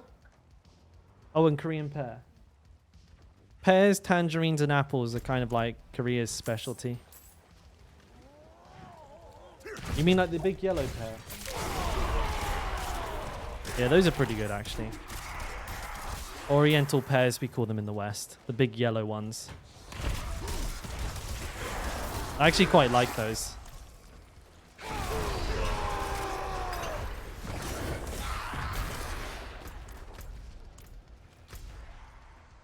Shit. They do. Those pears last for weeks, actually. I just don't understand, right? Because, like, when you... Like, I know what you're saying, Brecky, but, like, if I buy the bananas while they're green... Like, literally green. Like, you could throw them like darts and they'd stick into a dartboard, right? They're that pointy. you'd expect that they would go off like at the same speed, but they seem to have like some sort of like accelerated like fucking ripening thing. I don't know, like they go from green to like liquefied in like 2 to 3 days. Where usually, like, I remember in the West, a banana, like if you bought a green banana, fuck me, you couldn't eat that thing for about a week. And you wouldn't even be able to get the banana skin off.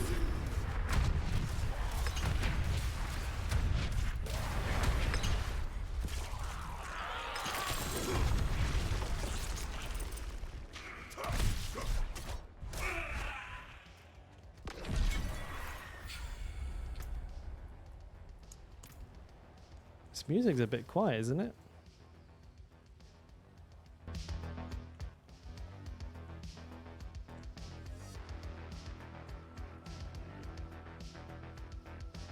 GMO. No, you.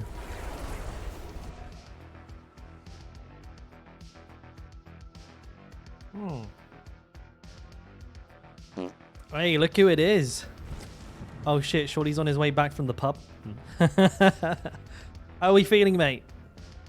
We lashed up, nice and cozy, bit of a beer blanket going on.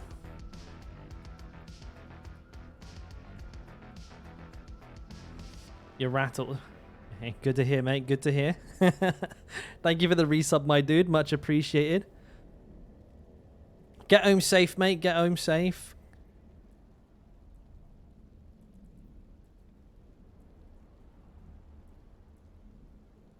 Don't want you fucking messaging us tomorrow like, yeah, my phone's gone and so my shoelaces. I got fucking mugged outside of the outside of the servo.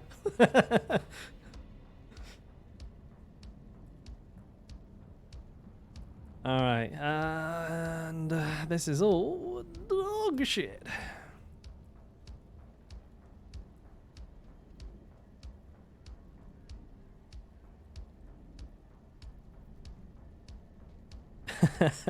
Well, I'm glad to be back as well, Shorty, mate. Like it was tough being away from the stream. Actually, this like when I got back today, it felt alien as fuck. I was like, forgot how to do it.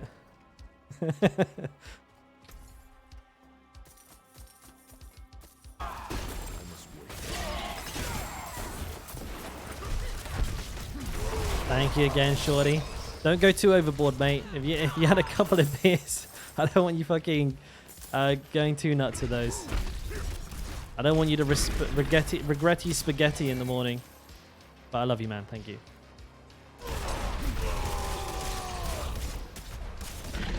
Because I don't know about you boys, but I'm the kind of person who when I'm drunk, my financial responsibilities just fly right out the fucking window. They're gone. Right, I can't really spend that much money tonight, and I'll wake up like minus 400 in the bank account. Like, uh-oh. What did I do?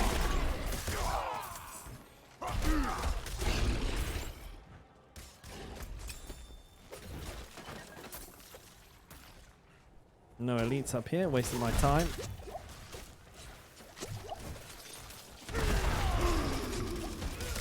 Crikey, mate, that's a scary emote.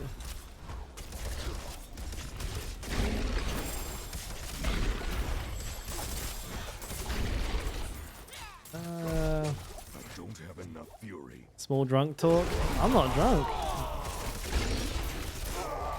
I was a little bit in Japan though. I had a couple of brewskis. Not gonna lie. You know, I actually I know most of you like in the Discord probably already heard because I told you, but I bumped into an IRL streamer in Japan and we ended up grabbing a couple of beers. He was like a really cool dude. His name is like Crow something. He's a French streamer, streams in French. And I went to those like little food stands, you know, like little tiny food stands. There's like 20 people sat around them, shoulder to shoulder. Anyways, I go up to one and I'm like, yeah, okay, I'll eat here. They sit me next down to this other guy.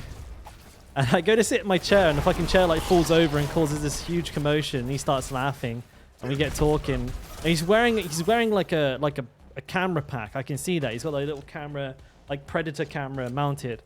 But I don't say anything anyways, and we just get chatting. And then he ends up asking me like what I do, and I was like, oh yeah, you know, I'll make a couple of YouTube videos. And I didn't even think he was streaming because he was just talking to me the whole time, but he was actually streaming the whole time. But that was kind of neat. And he's like, what's he? He's like 150, 200 viewers. So he's an actual streamer. I thought, what the fucking chances of that? Like the first person I sit next to as soon as I get into Japan, literally like 2 hours after landing, I go up for dinner. I go sit right next to another streamer, right off rip. And then like 2 days later, I'm walking through the city center of Fukuoka, right? Fukuoka.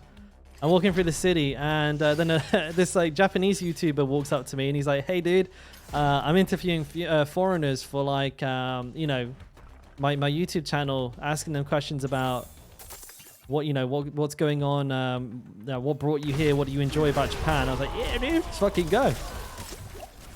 I ended up doing that as well. I was like the most eventful like couple of days I think I've had in Japan, just walking around, just attracting other content creators like crazy. It was a really nice experience. I got the dude's YouTubes. I got both YouTubes, and I'll have to share them with you guys at some point. I'll find the parts where I'm in them. But it's pretty cool because the Crow, the French dude, he actually wants to play Diablo. He wants to stream Diablo. I was like, yeah, man. I mean, you can try. It's gonna be tough. Oh yeah, man, it was sick. Good fun. Obviously, I'm not gonna front. I just wanted to be back home the whole time, but I still enjoyed it. You know what I mean? Like I was very much of two minds. But as much as I really like being in Japan and stuff like that, I do much prefer being at home because it's not my choice to be in Japan.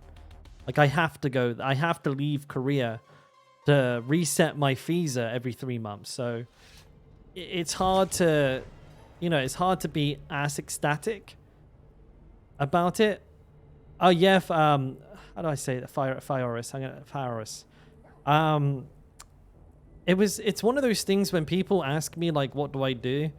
I usually just say media, because I still don't feel like I don't feel like a professional content creator yet. So I like to just say media and avoid it. But I saw the camera and everything, and I was like, fuck it. I'll just tell him the true. And maybe it'll be something that we have in common. I didn't realize he was like actually streaming, like right there and right then.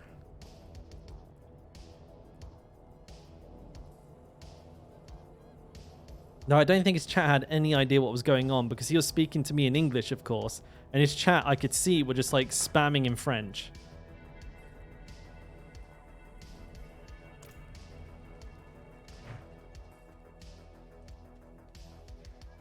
But like IRL streaming seems really, really like,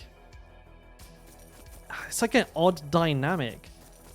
Like he like I was like with him at the food stand for like maybe like an hour, maybe like an hour and a half, and he read chat once. I would be so weirded out by that. Like for me, like I read like nearly every fucking message. Maybe I'm overdoing it, but I don't feel like it because like my chat is mostly slow enough for me to read.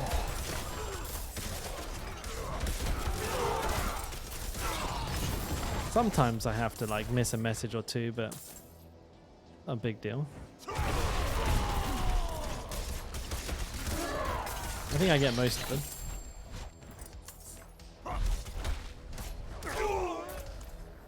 But yeah, he was like reading it like once every 45 minutes.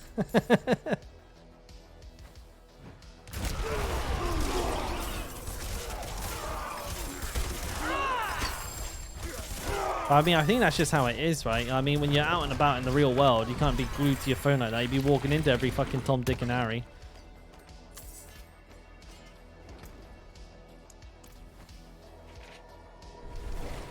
But I'd like to do some IRL streaming with you guys at some point.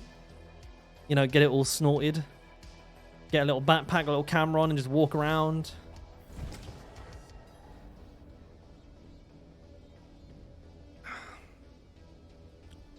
We'll go check some Korean stuff out. Maybe I can go to Japan on my own free will. You know, show you guys around little favorite parts that I found in Japan.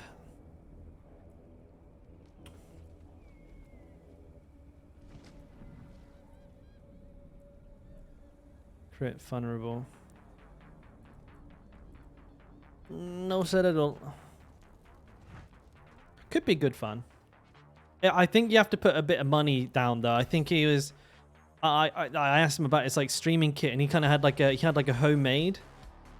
He was like saying, don't buy the pre-made ones. Like he bought, like he got this like little Nvidia, like this little Nvidia computer in his backpack with a couple of modems.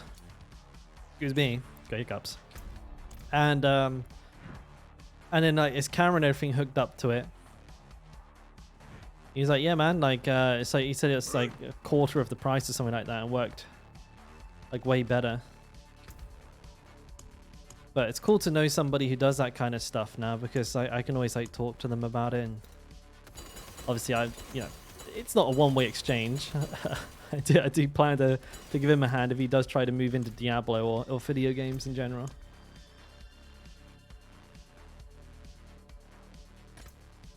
Keys are slowly creeping up. We were doing like 55s, so now we're doing like 64s. How was China? I actually went Japan in the end, and easy. Long story short, I read on the internet incorrectly that I needed. What do you mean by that, Paulie? I read incorrectly that I didn't need a visa. Well, it turns out you do.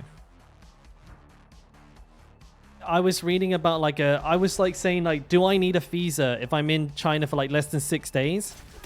And the materials I was reading said no, but that's because I was being told information about like a 6-day transit visa or visa-free transit. No, sorry, visa-exempt transit. So I was reading about the wrong thing because I was basically Googling. It was awkward because the SEO was giving me researches, giving me results on like the 6-day part or the 5-day part, something like that, because that's how long the visa exempt transit is. So I guess I just happened to be really unlucky and searched like the perfect wrong thing to get given the wrong information. And so I had to cancel my flights, lost a fuck ton of money because of that. And then went on to then coming back home and booking another flight for immediately after.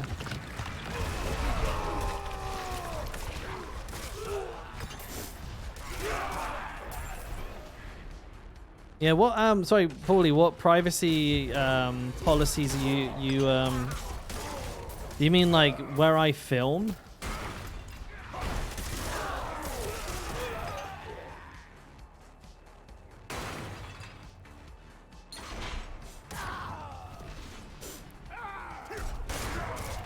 IRL streaming, it's not too difficult. All you have to do is like, make like establishments aware that you're streaming when you walk in. But even then, I think like, it's not illegal unless you're like on government property to film.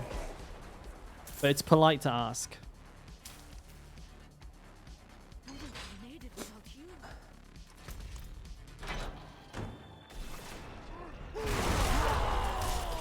People's faces? You're allowed to film people's faces.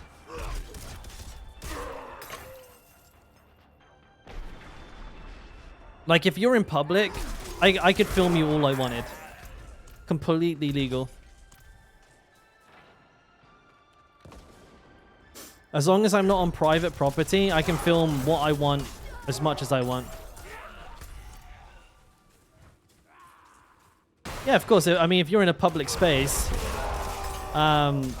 you forfeit the right to privacy.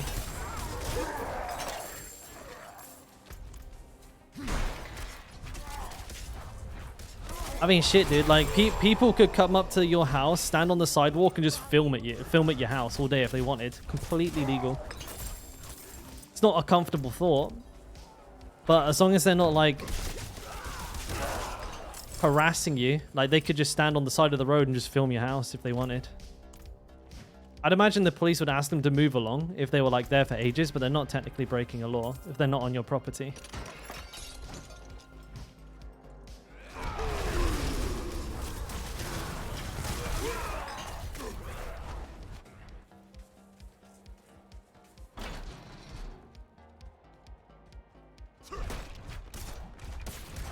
But it's always, like, for me, like, obviously, I want to try and be as polite as possible.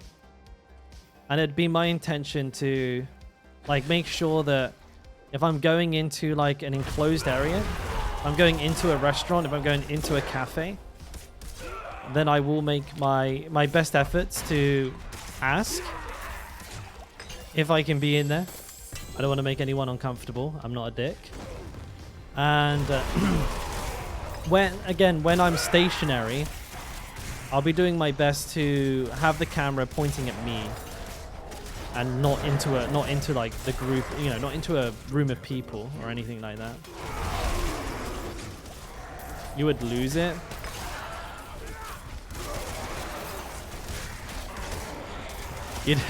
You want to avoid that, because if you start going batshit crazy at someone with a camera, you know where you're going to end up, right? You'll end up all over the internet, and it'll become it's like the Barbra Streisand effect, right? If you flip out at someone with a camera for filming you, they're then going to film you more because you're now creating a viral clip.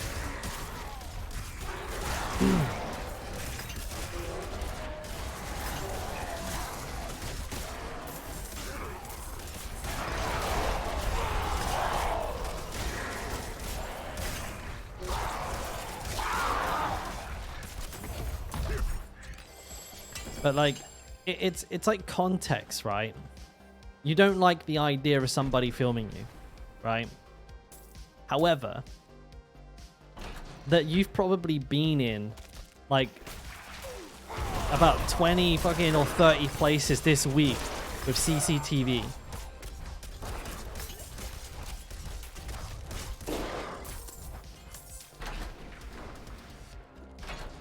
Like, we're constantly being filmed all the time.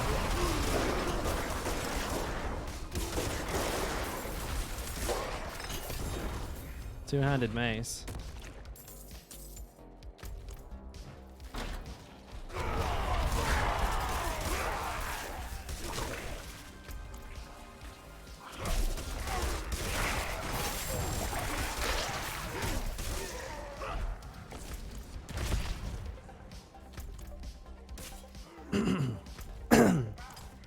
Excuse me.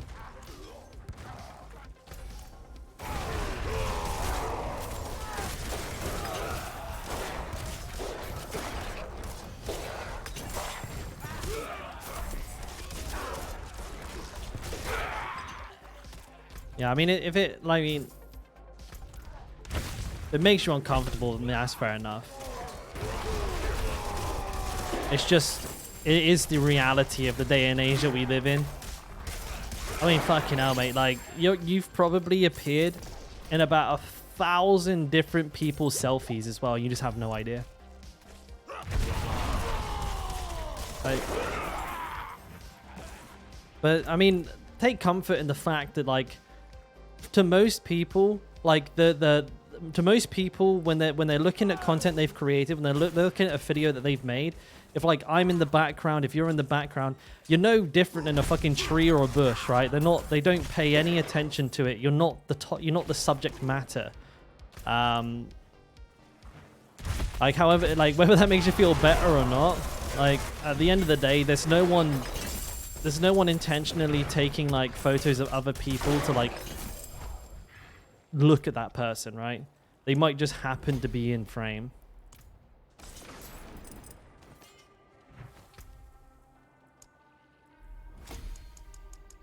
And like for me, I've gotten to a point now where I just fucking I must be in so many people's pictures because I would just walk through their shit if they're if they're blocking my way. I just walk through their shit. If it's like someone filming his girlfriend and like I need to walk past, I just walk past. Like if they're like, you know, like I kind of like I flip the script a little bit. If people are going to film in a public space, then I'm going to treat it like a public space, you know? I'm not going to like change my trajectory across like a yard because somebody's filming. I will walk right through their shot because they have as much right to film as I have to ruin their shot and walk right through the middle of it. So I don't give a shit, man. If they get lippy, then I'll just flash my ass at them or something, give them something to film. You know what I mean? Like it's just like it's just not something that bothers me anymore, I guess. I did it to this old couple in the airport, but they did it in the dumbest place, bro. Like they were literally stood, both of them were stood at like each, you know on an escalator, you got like the rubber bands, right? There was like one stood on the left, one stood at the right, and they were like both filming down it. I don't know what the fuck they were filming. Like people? I think they were literally just filming people going down the escalator or something like that. And I body blocked their shot big time. All they got was the back of my fat head for like 20 seconds. But that's kind of it. But yeah, my perspective is a lot different because I spend all day on camera as well, right? I'm not quite as like uncomfortable with this. I'm not as intimidated by cameras as I used to be. Like in the past, I definitely felt a lot more uncomfortable. And I think just exposure to it really helps.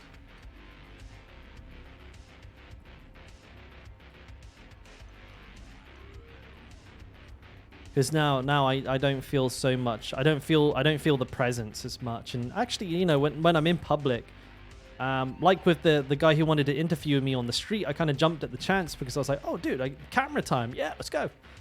Film me, baby. Let's go.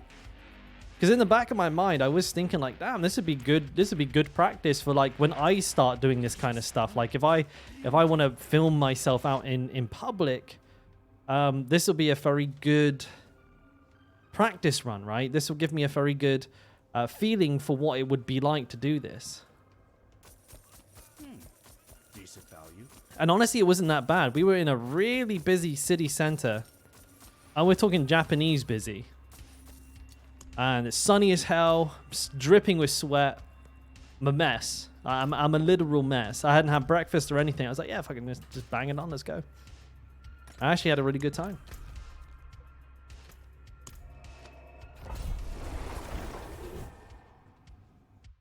Yo, you're heading to Japan in October? Where are you going, mate? Which part? Which shitty? I just got back today.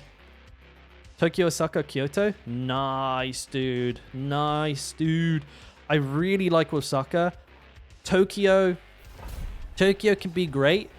I would, if I had to tell you, like, I don't know what kind of traveler you are, but in Shinjuku, please, for the love of God, do not fucking buy anything any of the scouts are selling. And scouts are like the people that are approaching like, girls bar bro or massage bar bro. Do not fucking buy anything from those cunts. Because you're gonna be scammed rotten. And Kyoto is on my next. If I go back to Japan, I really want to go to Tokyo. You don't like it too much, shorty? I think if you go to the right places, Tokyo can be fantastic. It's like one of the biggest cities in the world. But if you go to like Shinjuku or Akihabara, prepare to be disappointed. like Piss Alley in Shinjuku's awesome, right? I loved Piss Alley. I think Piss Alley was great. I think Golden Guy was really fun as well, but that's starting to push your luck, right? Golden Guy is like, you're gonna really start getting harassed by the fucking scouts.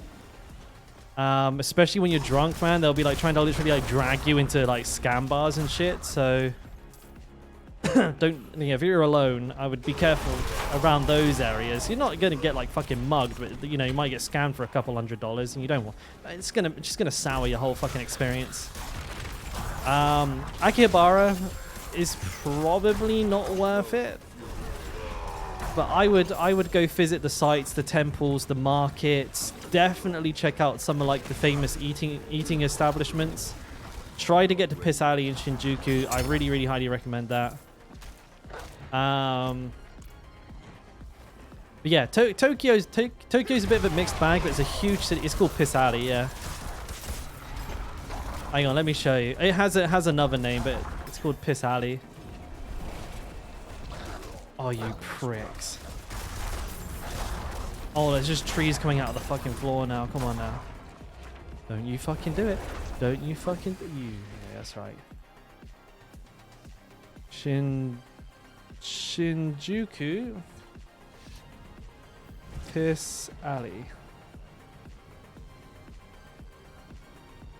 This is it here. Amoid Yoshoku.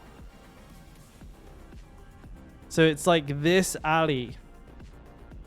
And it's like filled with tiny little stands. It's basically this far away from Golden Guy, by the way. So like what I would recommend is going here first, eating some food, because this place is like beautiful.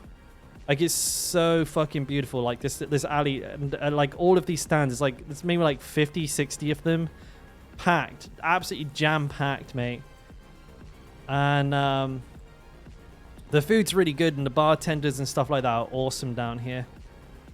But you want to probably go here, then walk over to Golden Guy. That's what I would do. That was an awesome night. That was what I did on my first night in Tokyo. Fucking loved it, dude. Oh, this is a must. This is a must, mate. This is a must.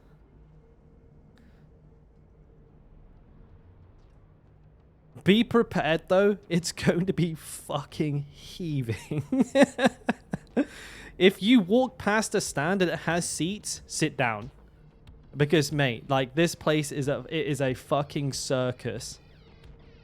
It's a shame I can't get, like, there's no good shots of, like, the angles down the restaurants themselves. But, yeah, no, the fucking people there are amazing. Like, you'll almost certainly get a good chat with, like, the owner, as well as, like, people sat next to you. It's really good culture. And, Osaka's so easy, man. Osaka, I don't even need to give you any recommendations. That city's just so good. Just being there is GG. Kyoto, I've never been, but you'll have to tell me how it is.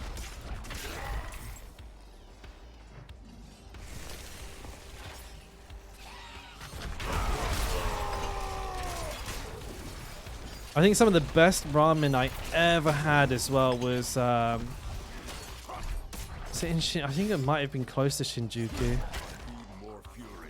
Yeah, I think it was. What was the name of the place? Fuck, if I remember. Shit. Though, to be fair, I had to queue for 45 minutes for this ramen, but my god, dude, it blew my socks off. I took my friend, right? I was when I went to Tokyo, I was with a mate of mine who's like never traveled abroad, and he's always dreamed of coming to Japan. And I took him to like the best like ramen, like the highest rated ramen in all of Tokyo. Like actually, I think probably in all of Japan. It's his first ever ramen. So now it's like ruined all other ramen for him because he's had like the absolute best of the best.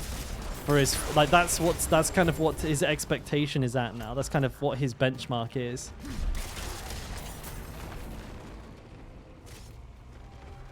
A turkey.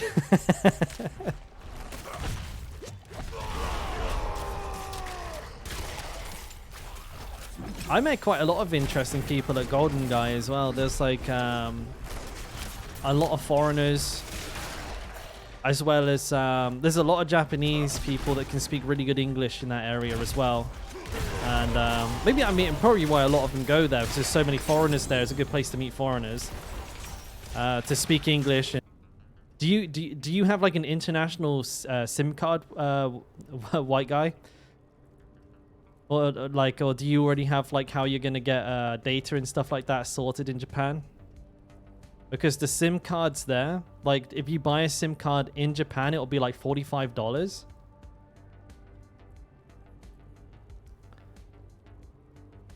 You pre-ordered? How much did it cost you?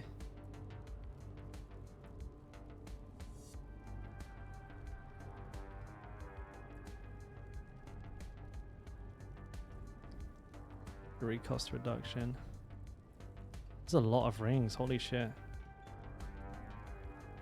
Because I don't know if you have, I don't know if your phone, if you have like a pretty new phone, like something that came out in the last like 2 to 3 years, you can download an eSIM, which is literally what it sounds like. It's a virtual SIM card. And I used it. So I've been to Japan 3 times, and the first 2 times I had a SIM from Japan. It cost me $45 for a week. And this time I used an eSIM instead. And I downloaded it here at home. And when I got to Japan, I had all the data I needed. It cost me $5 for a week. Fucking huge difference. Made a massive, massive impact on cost. You can get them at the airport as well, Fear? What, the eSIMs? Because I downloaded mine. I literally downloaded a SIM card. Normal SIM. That's it. You guys got to try out eSIMs, boys. Literally, like, if you type in Japan eSIM,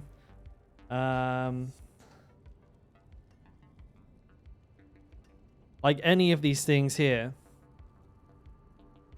these are so fucking cheap. Your friend got a group one? Ah, it's already sorted then. It's just a way to save like an easy like $100. Like, it's insane.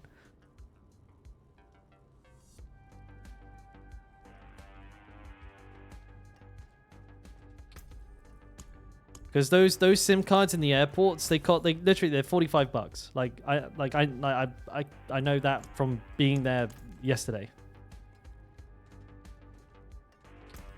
Oh man, you can get eSIMs for as long as you want. Hey, what was my one called again? Hang on a minute, let me show you. Billion Connect, that's the one. eSIM Japan Billion Connect. I just want to show you this because like anyone who's traveling anywhere in the world that is going to like need a phone number or whatever, these things are fucking insane. Right, so you can get it for 2.5 weeks, you said, right? 20 days, 3 gig a day, 40 quid. Whereas like this would usually be like the per week cost. Like, but for me, look at that. Or like fucking, I don't know, dude. £5.68? That's not bad. Like if you just need directions or something like that and you don't need to buy anything, you can just download these. Like these are literally just downloaded straight onto your phone. But that's just a really good alternative for anyone who's traveling anywhere. You can get eSIMs on newer phones, so you can have it all sorted before you even get to the country. I found that because that's the thing that fucks me off the most is when I'm stuck at the airport for like 45 minutes just trying to get a fucking phone number. Makes me want to pull my hair out.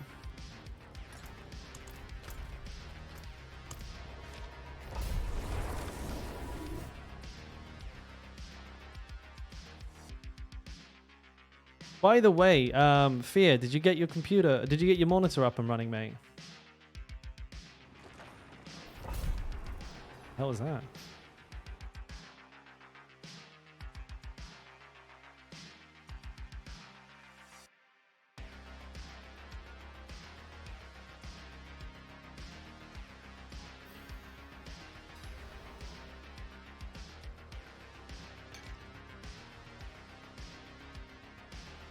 You doing, boss?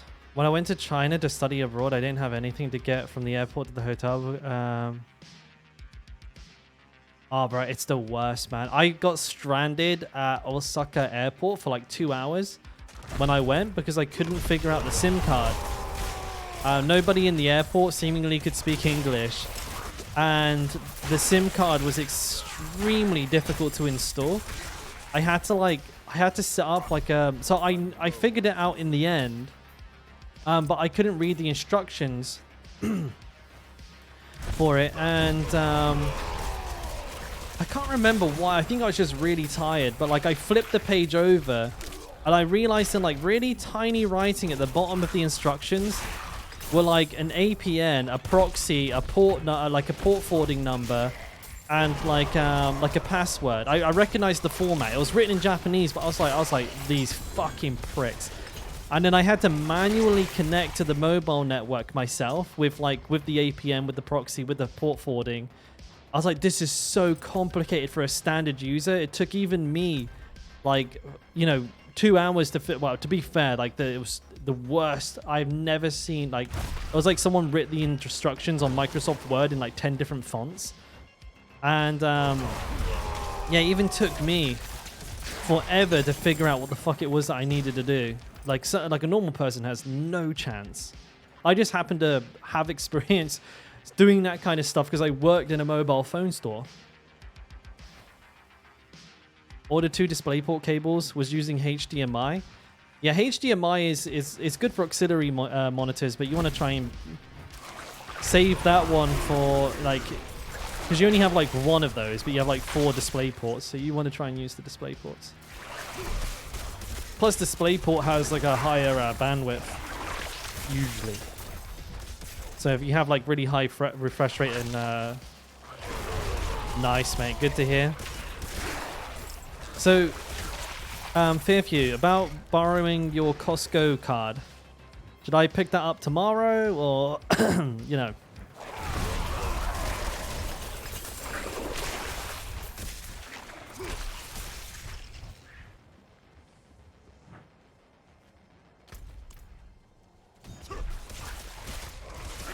Because I don't have a Costco membership. I need to borrow one. Don't die? Okay, a beagle. Whenever you need, but you need to use a Hyundai card to buy in Costco. Wait, you need to do that? You need to use a Hyundai card specifically. Interesting. What the fuck? Why? What's it? Why? Is that true, babe? You gotta use a Hyundai card at Costco. The fuck? Yeah, that doesn't make any sense. Why have you got to use a Hyundai card? Like, what difference does it make? God damn business. It's just some corporate fucking circle jerking.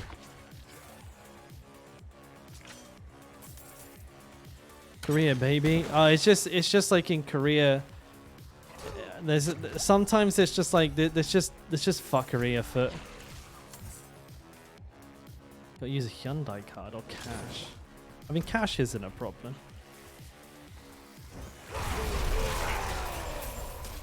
I don't know, man. That monitor is a pretty good deal. It's like you could get it for, it's like $100 off at the moment, like if it's regular price. The thing is, Fia, I don't think I can even fit it on this desk, so I probably can't. Changdong.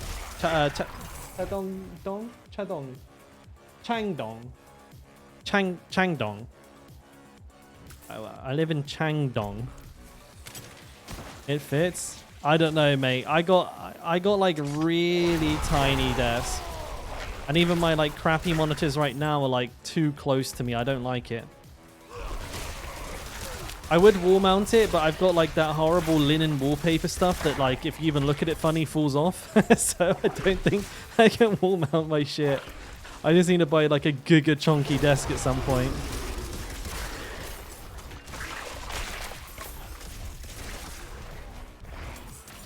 My first one has got a good stance. So put it upright. Oh, you got like 90-degree tilt. Yeah, go TIE Fighter style. I like it. Well, I was planning on upgrading my monitor sometime in the future because this one is really bad, dude. This is like a full-on AliExpress thing. And it has the most severe ghosting I've ever seen in a monitor ever. It's like someone put butter on the monitor. It's got a special anti-glare film. And it's just actually butter. So blurry. Not only that, I feel like the blue light filter on this thing is fucked. It's actually giving my eyeballs a tan. Fucking hell, mate. That kind of hurt.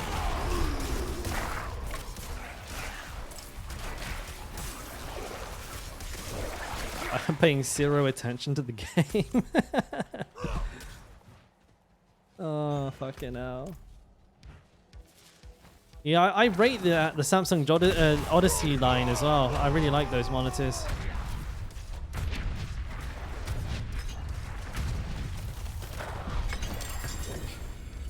Ooh. What we got there? A Ramadani's. 0.3 with how much vulnerable? 7.5? Get fucked.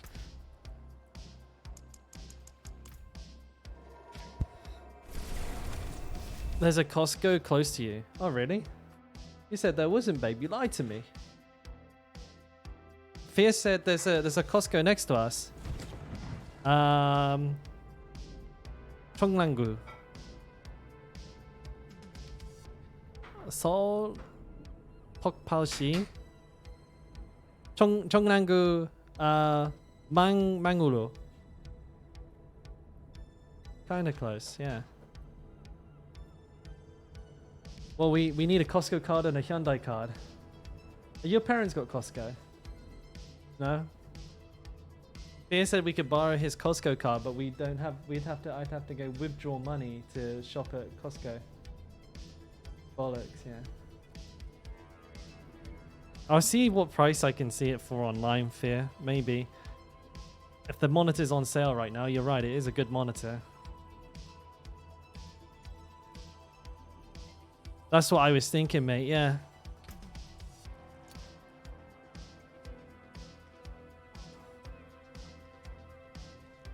That's a max roller. I'll send you the tag picture? The tag? Oh, I know what monitor it is.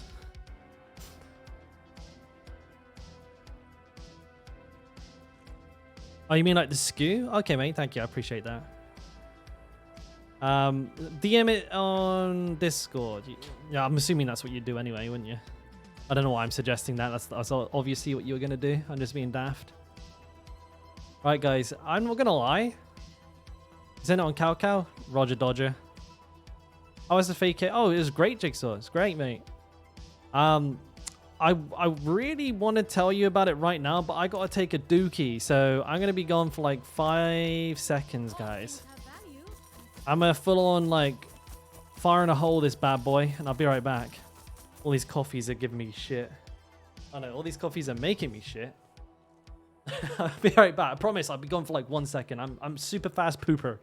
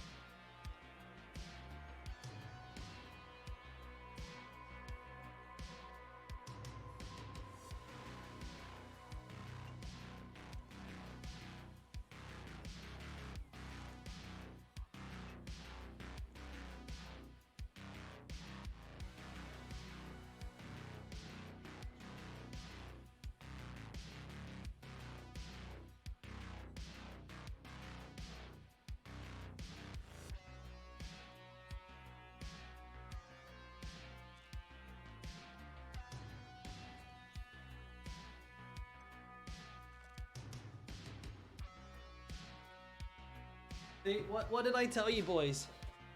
Fastest pooper in the East. You're all jealous. I can see it. Yes, yes, I'll take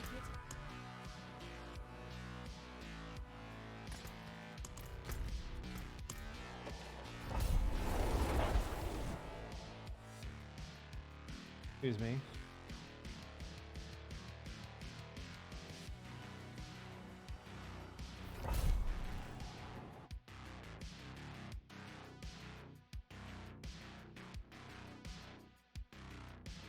All right.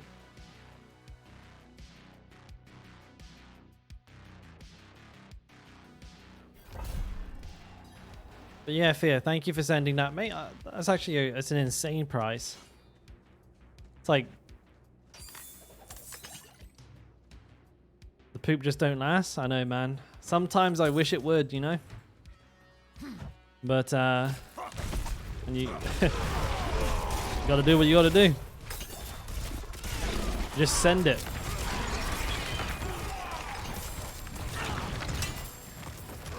$315,001. What is that in dollars?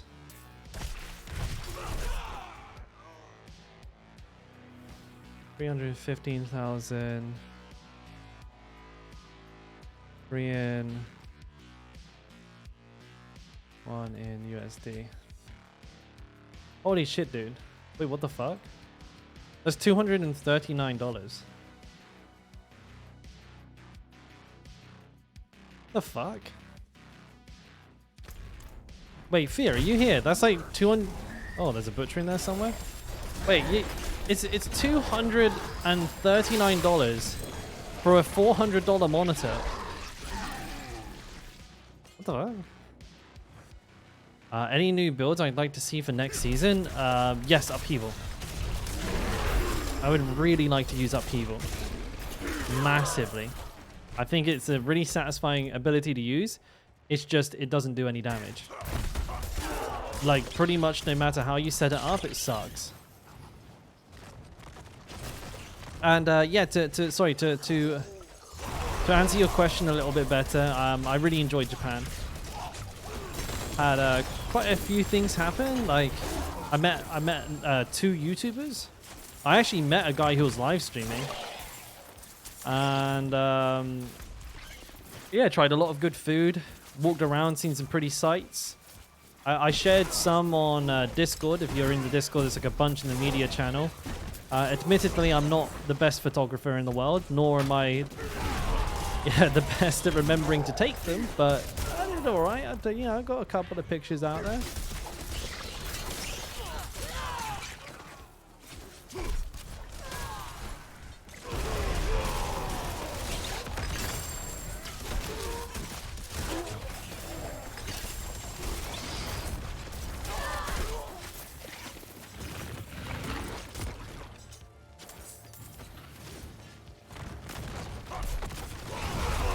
Mr. Fearview.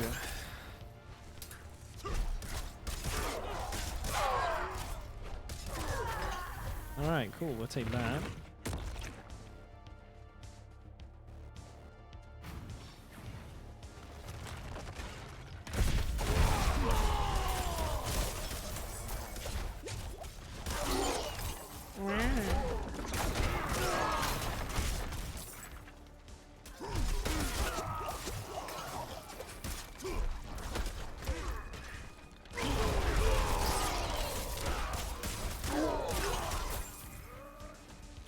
Excuse me.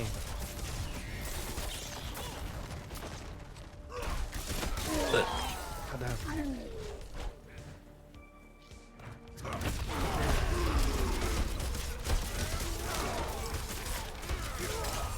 Everything's like kind of jittering around. Is my MS okay? No, is it 200? Oh my! Ooh! Ooh! TP me out! TP me out! Oh, you fucking bitch!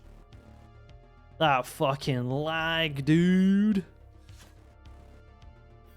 It's okay though. I'm okay. I'm okay. I'm okay. I'm okay. Oh, son of a bitch.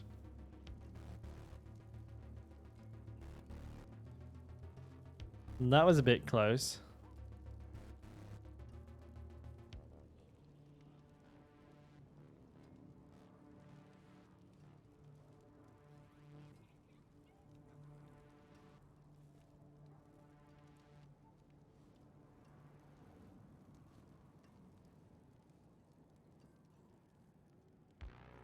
That was really close, no?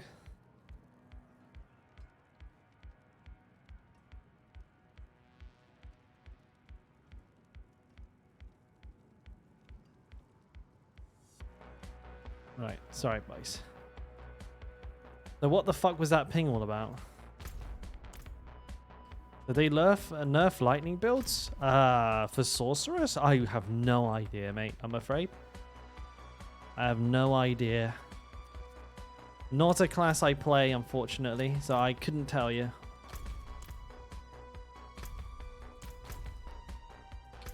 Oh, what's new in the shop? Hail one. Laid before you is the bounty of history. Don't suppose anybody in chat knows. Did they change lightning stalks recently? I don't remember reading anything. There's nothing new in the shop, you fucking liar. Do I travel back to that dungeon? No. Too much of a hassle. Max roll disobedience. That'll come in handy. Well struck.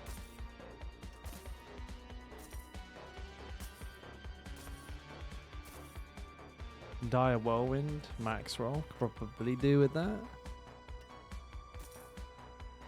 Fair trade. Nope. Nope. No. Nope. Thank you, Paulie. I see. Yeah, I got you. I got you, mate. I got you. Thank you very much. I'll do a little re-loggerino. Anything else? All right. 40 mil we're up to. Nice, nice, nice. In good fortune. Let's do a little log out.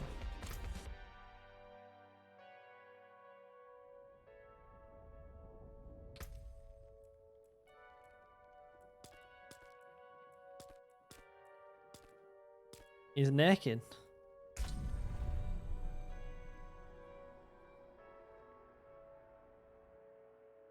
I'm just checking to see if like Diablo have tweeted.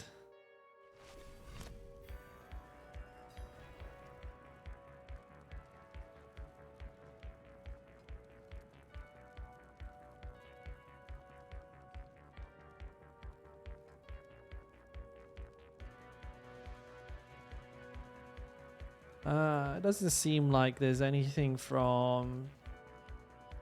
I'm just seeing if they posted to say like if the XP/gold thing's going live and when.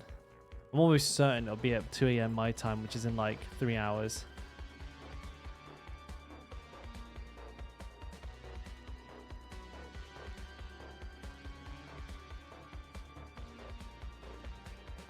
I do have 2 notifications though. It's nothing. It's nothing. Alright, sweet as peach. We're back at it, boy. Dead man's dredge. Let's go. We'll pop the potion. Potion is popped. So I'm good. I'm gravy, boys. Don't worry about it. It's all cushy. Oops. Actually, how the hell is my Forgotten Soul situation?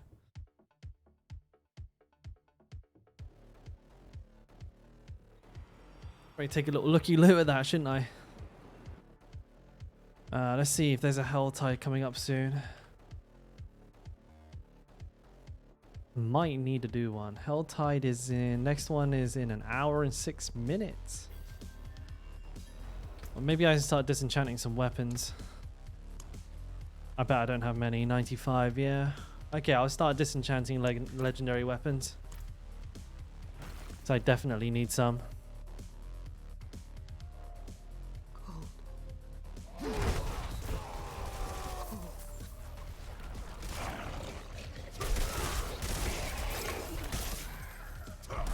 Game feels a little laggy.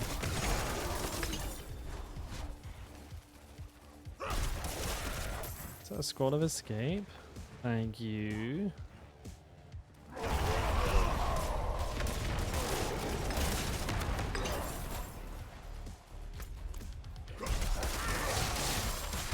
There's a lot of guys right there.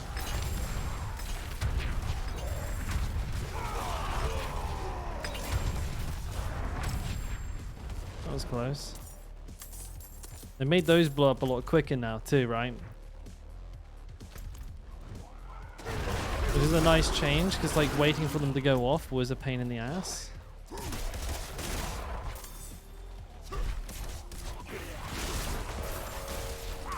What was that sound? Yeah, they made Frosting Channel nowhere near as annoying as it was before, right? It never affected me too much because I have like permanent unstoppable, but I can see why that would have been a pain. I need more fury.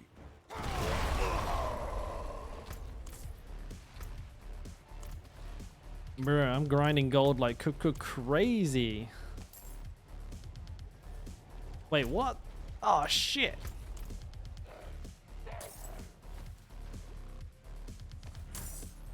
I done goofed, lads. I've done goofed. It's no bueno. There we go. Fuck them up. Died.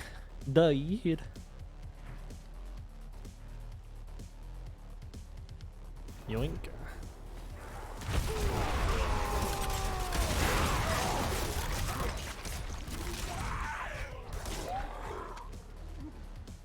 See ya.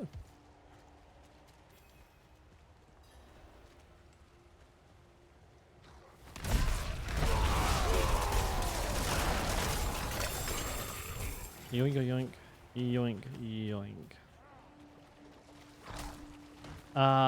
So on your build link, you have, well, which build would you use after the leveling one? Mid game, no, not so much. Like most of the late game ones, you can follow them in a linear fashion. Because I pretty much go through the way the board is the way that it is because that's the way that I level. Like other people have the boards like the other way around, like have them like different ways around. But I have my board that way because it's the way I level, and it's when I want to hit those particular things. So you can just follow them in a linear fashion and you'll be fine. As for which one I would pick, Jigsaw, honestly, like I always say, you want to go the version of Whirlwind that you have the best weapon for. So don't try and make the weapons fit the build to the weapon. So if you have like a god tier axe, if you have like a fucking amazing axe, two-handed I'm talking about, then just use the axe version of the build. And the same goes for if you have a sword. Just use the sword version of the build, which is, by the way, the sword and the axe are the same build, by the way, because they're both slashing weapons. They're exactly the same. But if you have a good mace, use the mace. If you have an amazing magnum opus and an amazing one-handed mace, then use the dual wield. And flex, as your gear improves, flex depending on whatever weapon is your most powerful. Now, when I say most powerful, I mean highest item power. It can be a little bit intimidating to like have to check and be like, oh wait, now this is more, so I need a swap. But honestly, mate, it's like 6 skill points. 1 implicit. The implicits are pretty weak anyways.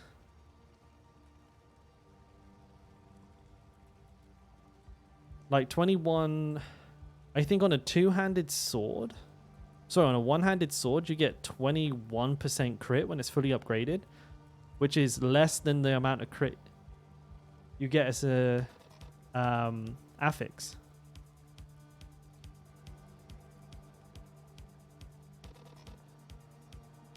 That sound.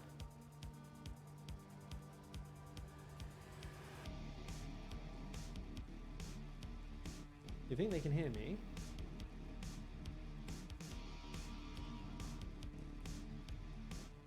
Well, we can't hear their voices. They're like dragging something hard along the floor, which is different.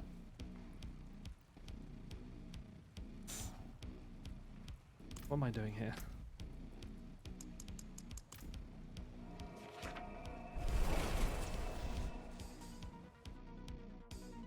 I don't know if I'm gonna get a chance to do a hell tie today, so I'll just close that down. Right, let's quickly check these properly. Damn.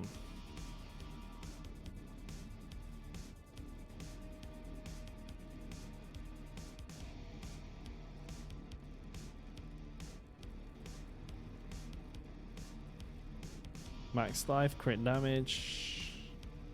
It's almost good, boys. Almost good.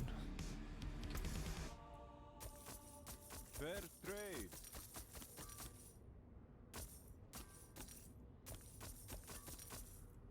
I seem to have made a lot of gold today. I've not even been playing for that long. My gold is like fucking flying up.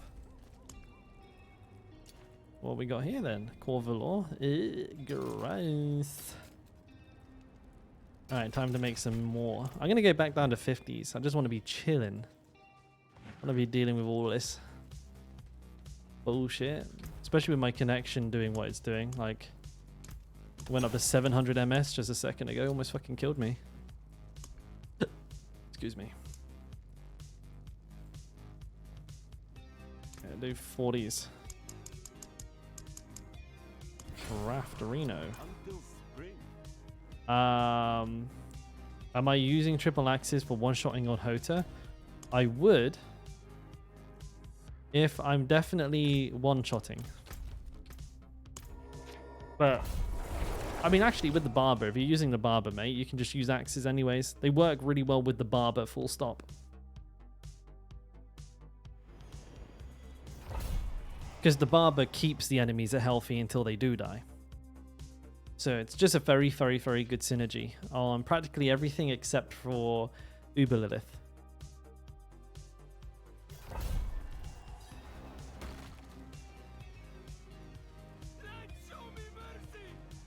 Never.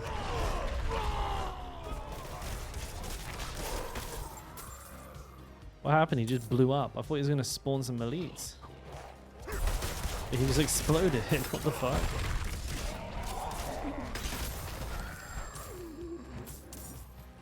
Oh shit, I said I was going to disenchant legendary weapons. I don't goof.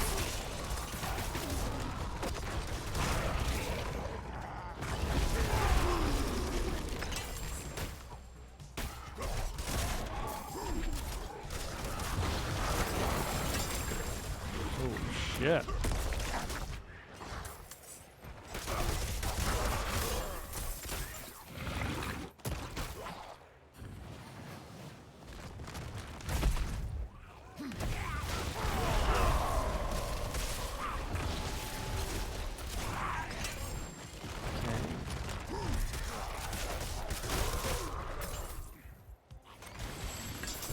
Ooh, cash money.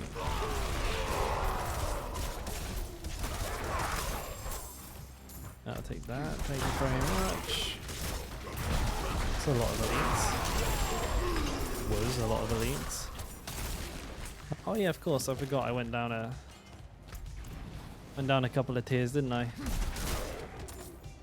I was wondering why like these guys were just getting blown away.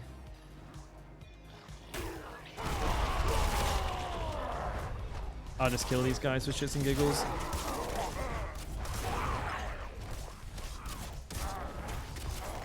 I'm low on fuel. Gonna be too hard.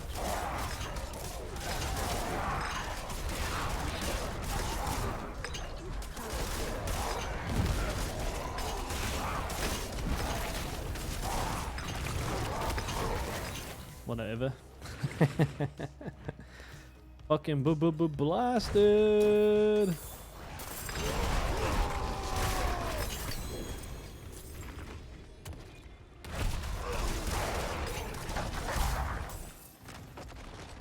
not ready yet.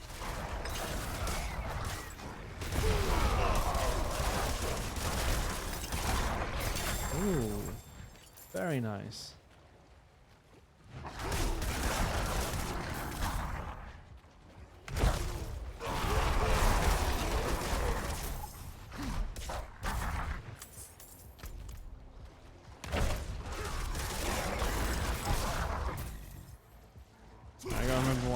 Yeah, rescuing prisoners.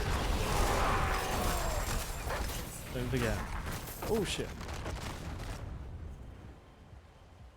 Leave me alone. Couldn't have made it without you.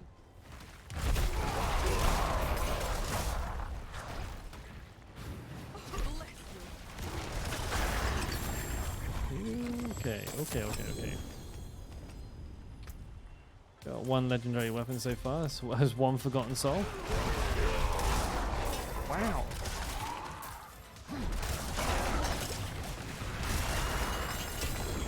Oh, there's two.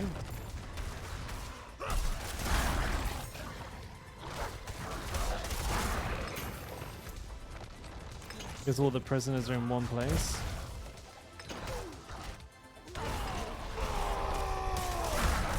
Cursed? Yes? No? No? Fuck you then. I'll take those.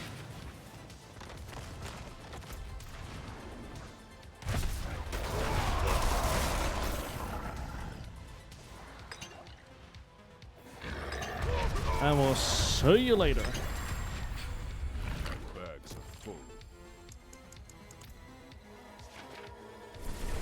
Any nightmare fixes I should stay away from as a barb, or can I do most? I mean, unless you're like really overgearing it, melee defenders crit resist are really annoying, like really annoying. So I tend to steer clear of those myself. Personally, I don't do storm, lightning storm, because I feel like it just slows me down too much. Other than that, no, you're pretty good. Hey Zelia, I was in Japan. Dude. I've been telling everybody for weeks. But I'm back now. How you doing?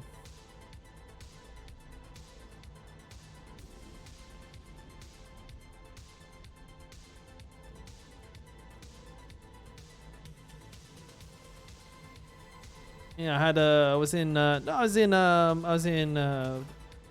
Fukuoka. I think I said it right that time. Fukuoka. Really nice city, dude. Really nice city. Liked it a lot.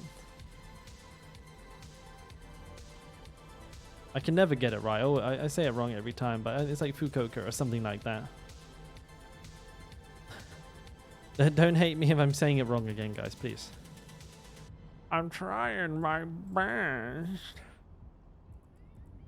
Are they kind to foreigners? Yeah.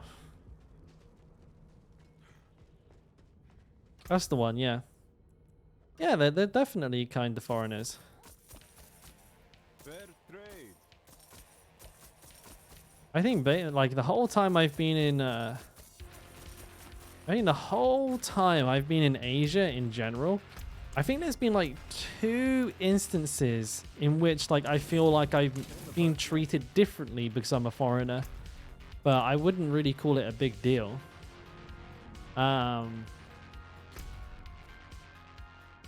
So it's like, yeah, it's just like one of those things where Can you feel it, Wound? yeah, pretty good. Probably a lot better than Westerners treat Asian people, I'll tell you that.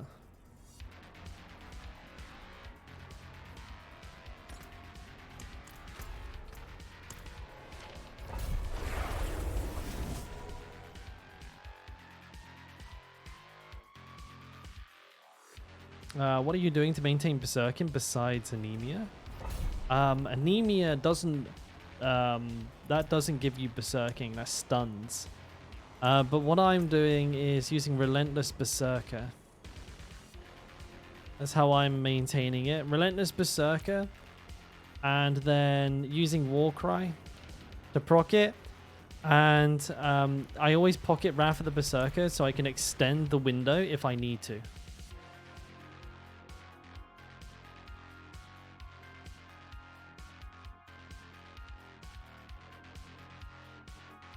I have no idea what you're talking about, Zini.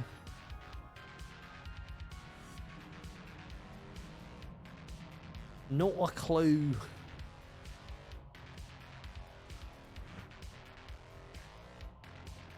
But yeah, usually Relentless Berserker will be more than enough to maintain it.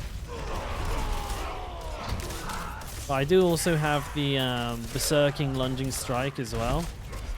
That can help quite a bit. But I think my biggest tip is not just popping Wrath of the Berserker willy-nilly, and instead pocketing it for when you really, really need to extend those windows.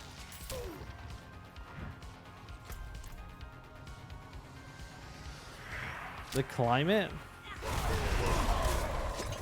I was going to say the climax. Yeah, it's like... You're talking about hot and humid, Uzidia. Hot and humid, yeah. Abso-fucking-lutely, dude. It's like being in a sauna. Very hot and humid in southern Japan. I was kind of surprised, actually, by the heat there. It was quite spicy.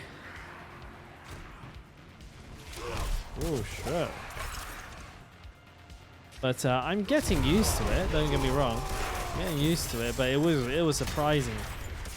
It was quite a few degrees hotter and quite a few % more humid.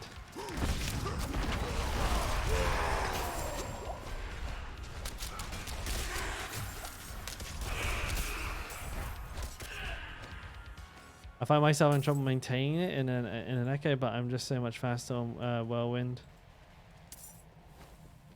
I mean, a lot of it's down to luck. Like, obviously, your lucky hit chance proccing Relentless Berserker is lucky hit chance. But that's what I'm saying. Pocket Wrath of the Berserker. Like, even if you don't get a Relentless Berserker proc, if you use Warcry and then Wrath of the Berserker, you should be getting like 14 seconds of constant berserking. And if you're running out of berserking before the enemies are dead, I hate to tell you, but it sounds like you have a damage issue. Not a berserking issue.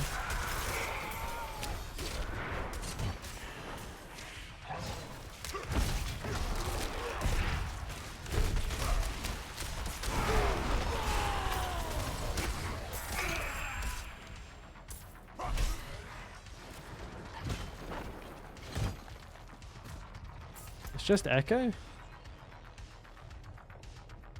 Oh, against the Lilith? Well, when you're saying Echo there, I wasn't sure what you're talking about. Yeah, for Lilith, what you probably want to do is, if you're using Kick, put 3 points into Battle Feather. XP buff should be in like 2.5 hours or something like that, jokes. So when you use Kick, if you're running Kick, which I would highly suggest you are, when you use Kick, you'll get 3 seconds of berserking from here. So that's what I would recommend doing.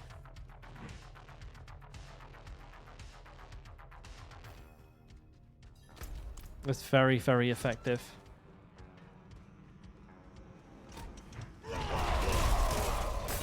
Just take the points out of, like, I don't know, challenging shout or imposing presence. Just take them out of something tanky. Like with Lilith, you don't really need to be that tanky because she's just going to one-shot you anyways.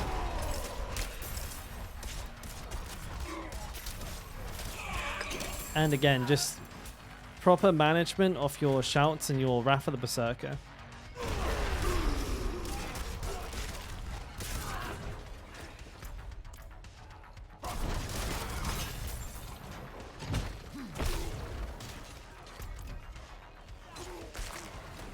And you'll be cushy, mate. Cushy. I need time to do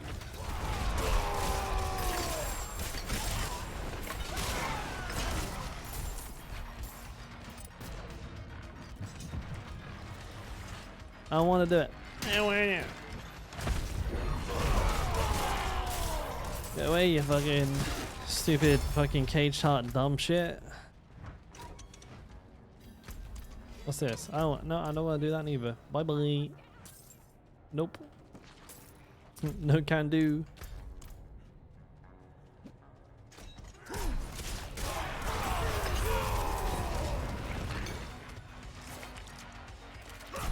I take elixirs, mate. Thank you.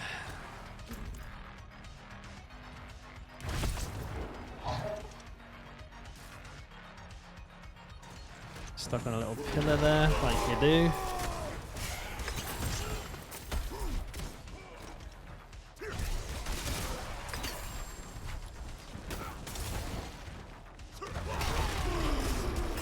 I hate it when they wall me off from them like that. It's so dumb.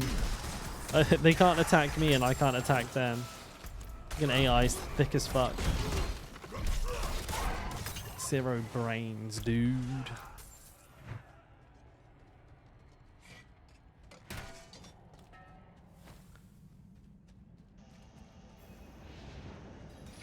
Let me in.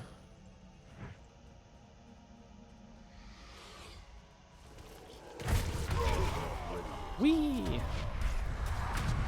You dead now? Ah, shit buckets.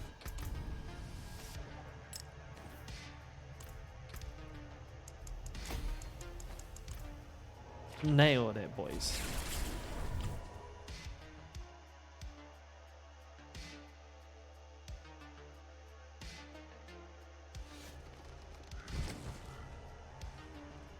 Alrighty then. What did I get? Can I get an improvement on my chest, boys? Like, the fuck, man. I've been like... Bleeding enemy is not so hot. I just don't understand how I've been like looking for a chest piece for like 200 hours and I still not found an improvement. It's not even that good.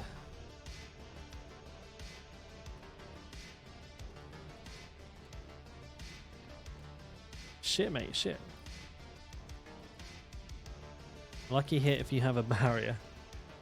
Sounds like fun.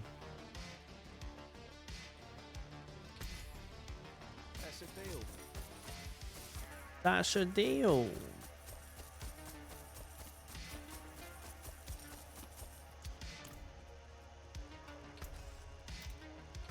Can still use these. What else we got? Deepwood. Lightning storm. I don't really want to do a lightning storm. Do this one instead.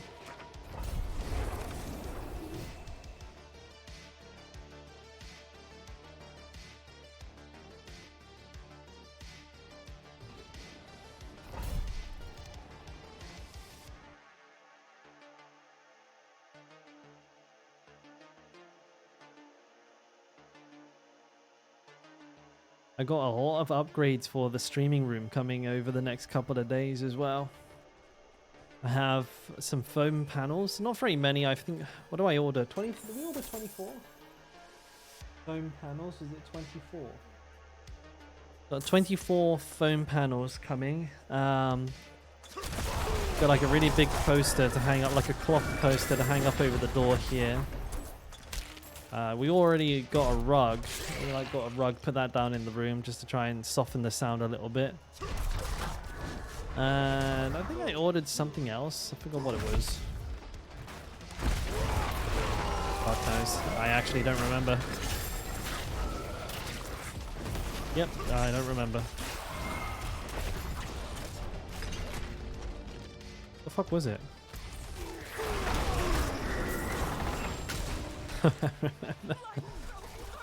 But I'm hoping it will soften the sound in this room. I'm a little bit worried that maybe upstairs can hear me. I don't know, man. It's hard to say.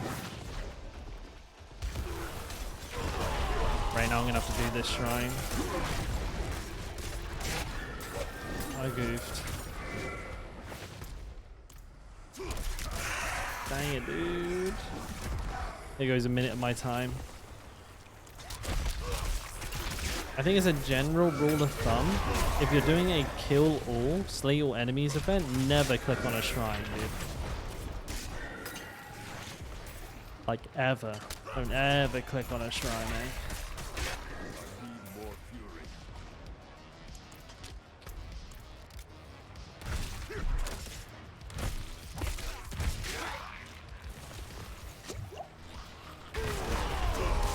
Like such a pain in the cock.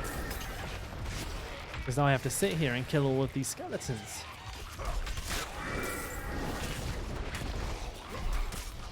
For a protection shrine.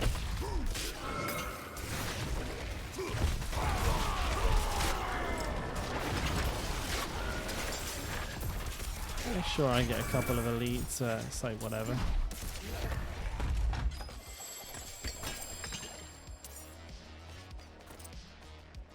Dead man's Durage though. Okay, okay.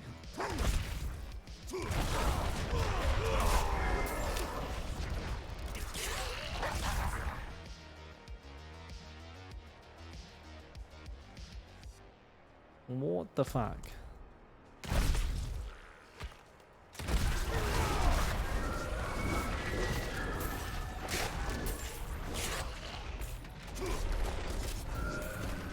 Easy money. Oh, let me do it. Bitch.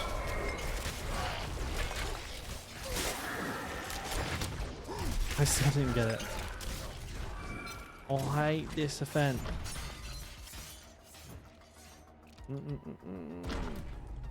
Any tips on making Barb build better? I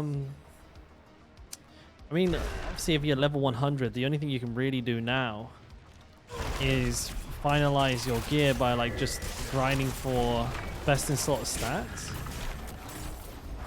If you're struggling with those, like my guides, like my guides on Mobalytics, they have like the stat priorities written in them. That's going to be the main thing to do. Like focus on just getting like as higher crit damage, as high vulnerable damage as you can get your hands on. Try and stack your strength. Like over 1k strength is a pretty good goal to set yourself. Make sure your Paragon board's optimized as well. No wasted points. You can sometimes find like huge chunks of damage if you go through your Paragon board and make sure to like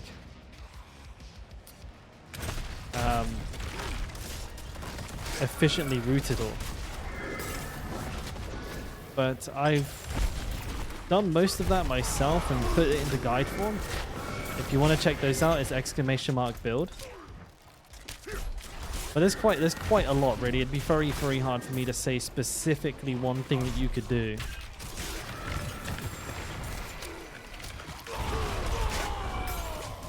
Is a wild grind? Well, you don't need to get like absolute biz, but if you can get closer to that, you know, closer than what you currently have, you know, that's kind of the goal, right? Just incremental improvements. I wouldn't ever expect to get like the perfect gear, but maybe like look at things that your gear is weak on and try and find ways to improve that as soon as possible. You know, through hell tides, through upgrading, through re-rolling, trading, shit.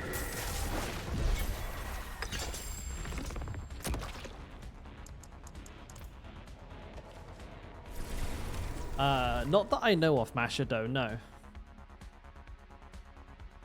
That's okay, Dan. Like I wish I could give you a more definitive answer, but what I would do, or what I would like to recommend is checking out like my Whirlwind builds and like seeing my stat priorities, see my Paragon board, and try and sort of like, you know, pick the parts from that are useful for you. Because that's a build that I've killed Lilith with. Like all of these builds can like one-shot Lilith. So they're highly, highly optimized.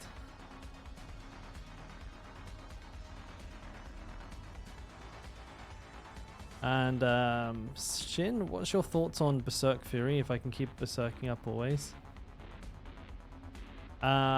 It's nowhere near as good as Echoing Fury.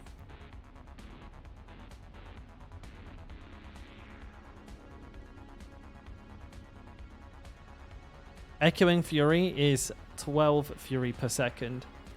Berserk Fury is 6.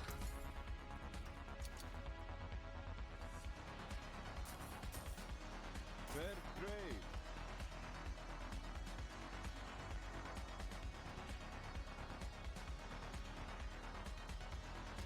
trade. If you're talking about killing Echo, Shin, you don't apply CC to Lilith, so you won't get any value whatsoever through Umbral. You could potentially remove Chieftains and put on Berserk Fury, but honestly, mate, you're gonna be like Fury capped like fuck anyways. You can do that though. You can do that, but Anything else? I would probably keep Echoing Fury. Echoing Fury is definitely way better. But you don't get Well struck. you don't get super good value from. I mean, you get 2-second cooldown if you have a max roll against Lilith. That's still really fucking good, mind you. Anything else? But you can't CC her, so I definitely would not use Umbra.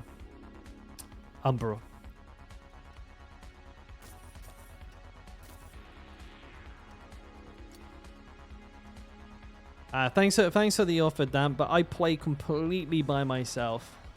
I don't even trade. Farewell and good fortune. Oh, that's not a good one.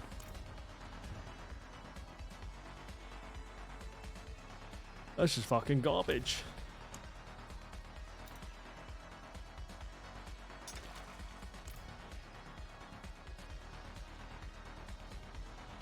Training mechanics weird. I like solo self-found. I like just doing everything by myself. Like if the game had Warcraft, a game that they've also made, and I would fucking love a solo self-found league. Like, why on earth do we not have it? Well, call it Hopium. They are trialing it, seemingly in Diablo 3. Diablo 3's final season will have solo self-found, which is pretty fucking poggy-woggy. So I'm fairly hopeful for them to also add it to Diablo 4, because it's so obviously something people want. So many people want solo self-found. And it's just good for the game. Like, it gives the player more choice to play the game that they want, the way they want to. And that can never be a bad thing. Also, this is a tier 70. What the fuck? What the fuck am I doing in a tier 70?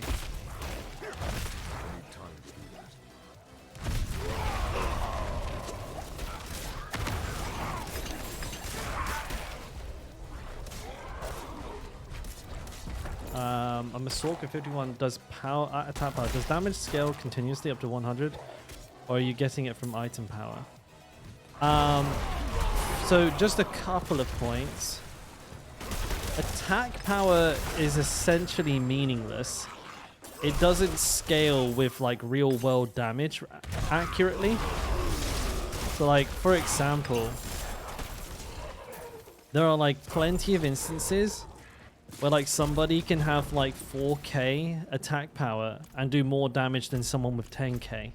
The game just doesn't take into account everything particularly well. Yes, as you level, your damage does go up, but that's obviously because you're getting more Paragon points, right?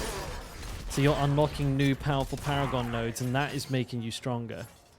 But your attack power doesn't go up just because your level went up. You don't get like extra stats other than health when you level up.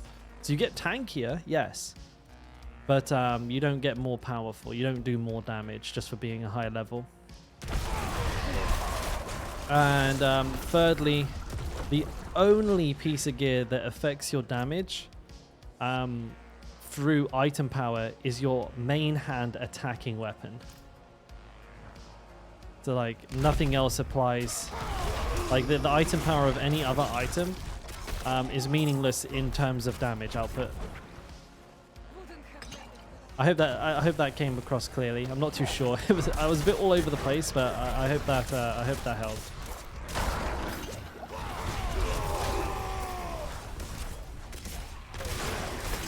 But don't ever put too much value in attack power. Unfortunately, it's kind of just nonsense. You're better off eyeballing it.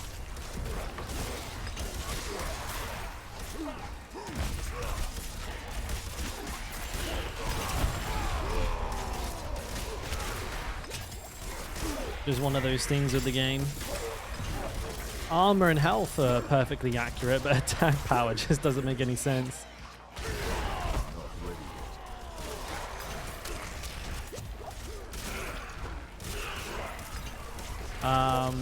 Do I do adventure or federal? I do world tier 1 adventure until level 45,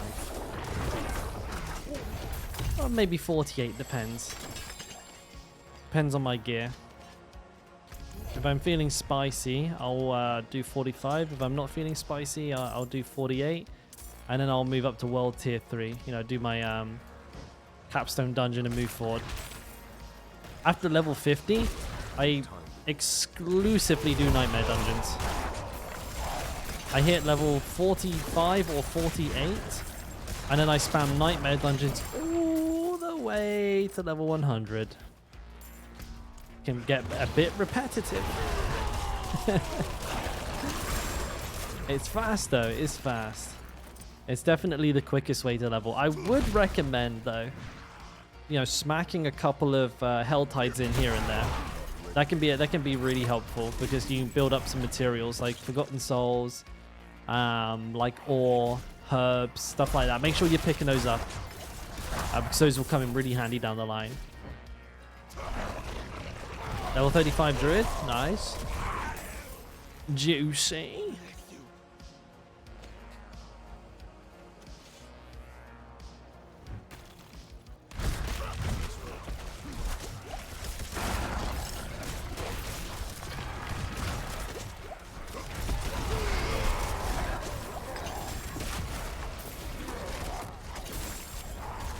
Come on now, boy.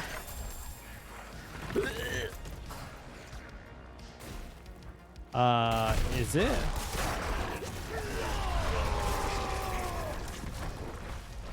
Is it Da Vinci? When did that happen? Came out earlier than I expected. Where did you see like a post or something?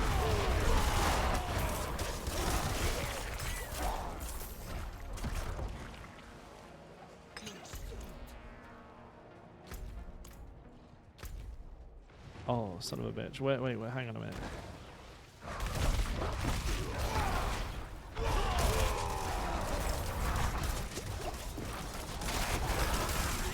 I didn't see anything. I tried checking their Twitter just about half an hour ago. I didn't see anything.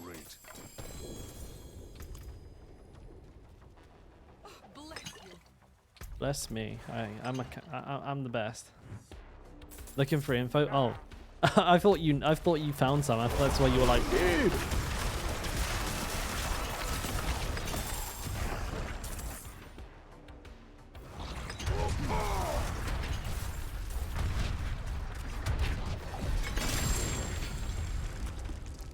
Where is it?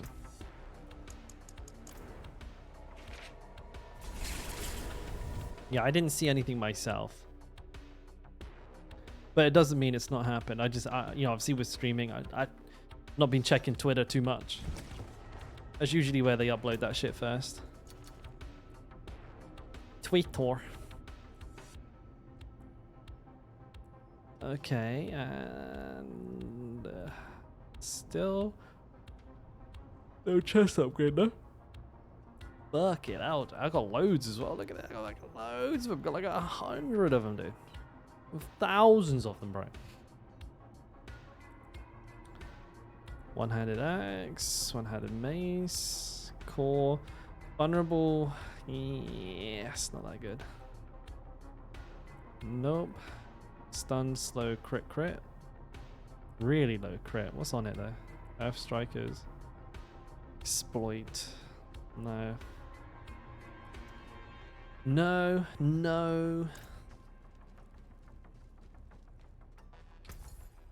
Fair trade.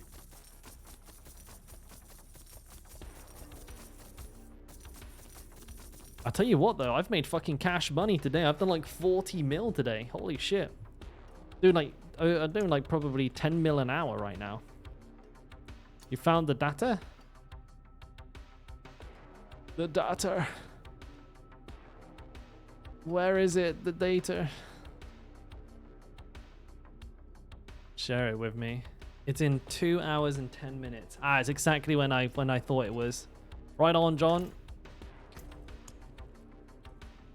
Oh dear's cave 46. Let's do it.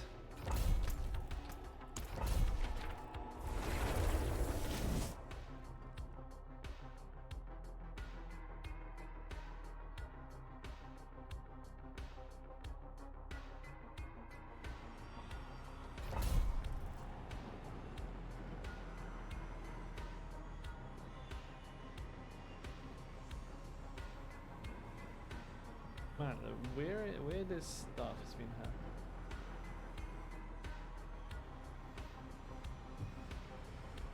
I gotta check something.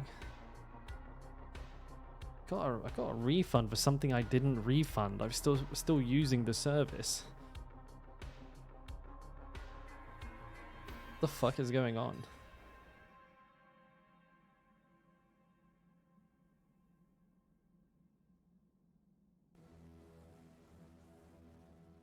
Yeah. What the hell?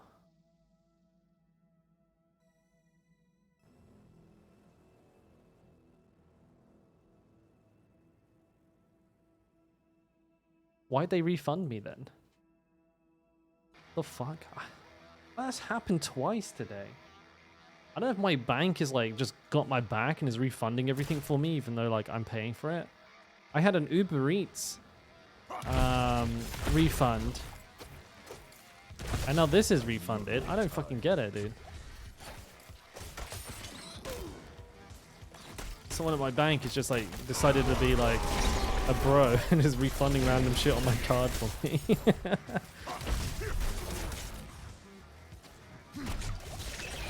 You've got 2 level 100 rogues and a 70 druid? Seasonal? That's a lot of fucking playtime if that's seasonal. It's like the same as me.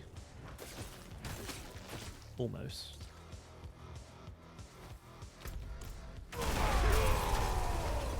Oh, bro, like Shred, dude, Shred, Druid is the fucking biz, dude.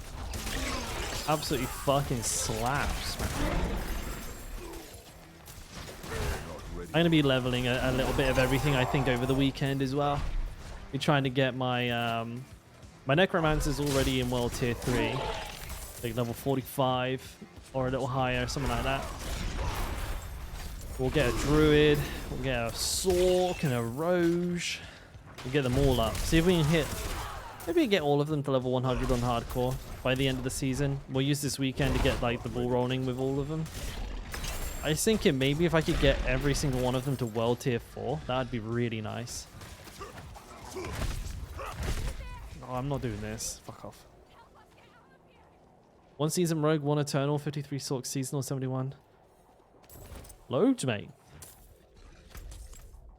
I think I'm like, this is like level 106?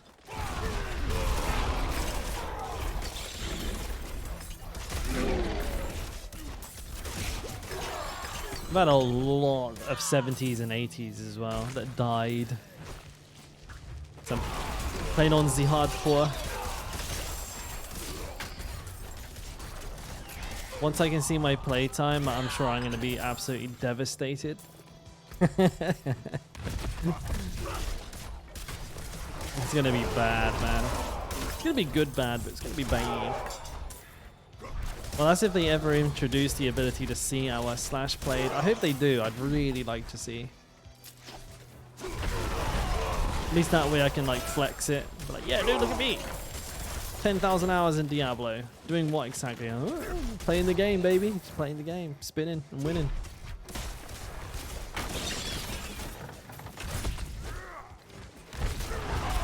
I suspect I'm over 700 hours right now.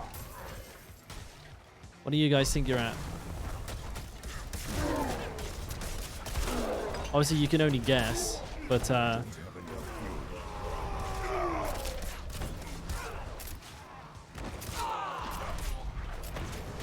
like, I know I'm pretty bad, but has anyone got like some big chunky hours?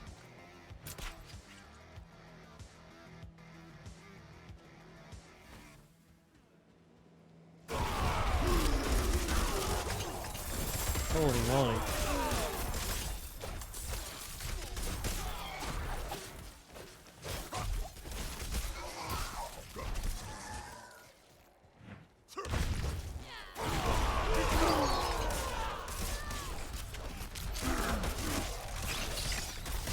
Plamo. It's kaplamo.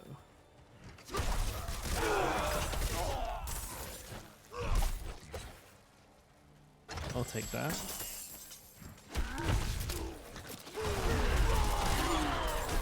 $640 on PlayStation 5. Damn, Paulie. Damn, Paulie. What the fuck? Yo, that's kind of wild, man.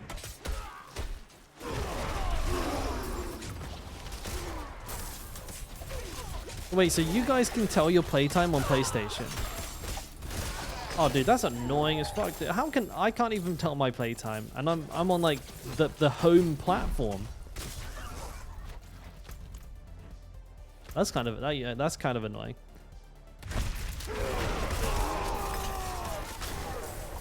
That's kind of yeah, that's sucky for me, dude. I really want to have that information.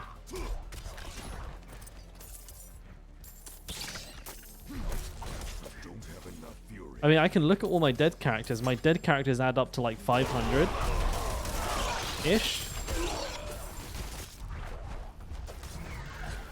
Ah, you're talking about D4 Armory, right, Gamma? I'm signed up to it, but it's like super inaccurate. And I think it only tracks per character. So you'd have to like connect it and look at all of your characters and add it all up. And I'd question the accuracy.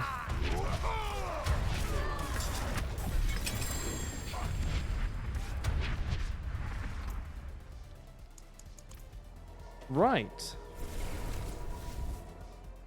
That's that.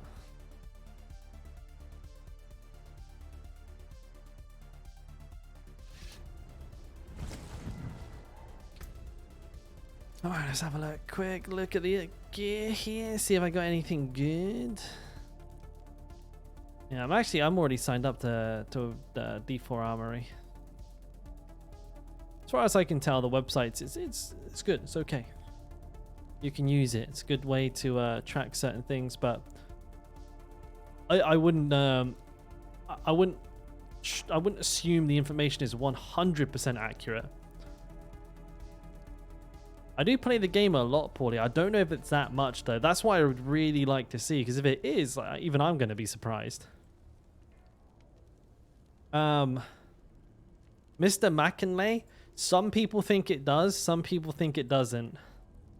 I have a feeling that I lean toward it does. Like it definitely seems like you get a lot more ancestral gear when you're doing like over like a tier 50, and it certainly does seem like the item power does get like on average higher and higher and higher the longer you go, or the higher you go.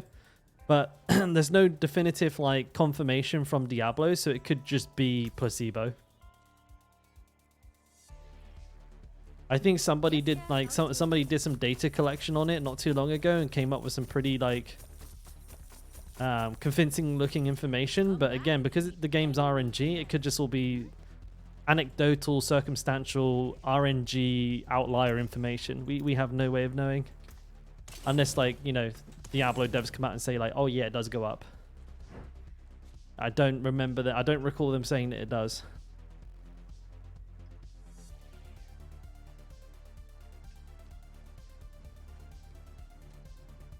There you go. Yeah, so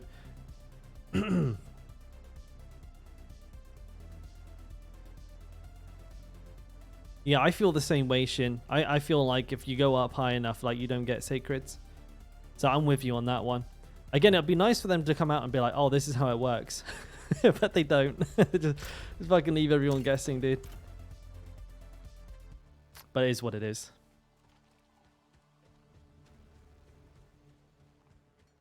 Yeah, that can happen. That can happen, but it's like super fucking rare. That's like giga rare when that happens. The Fender sending some like absolutely like insane shit. I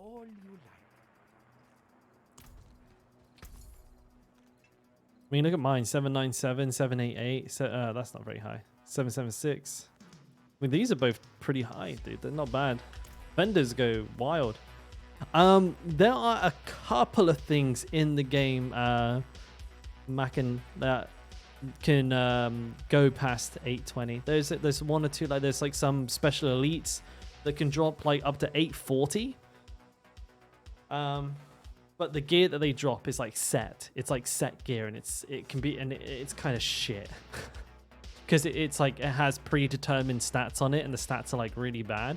But the item power can be like super high. That can happen. And no, I have definitely heard of people getting 825 gear from the Fenders. That can happen 100%. For sure.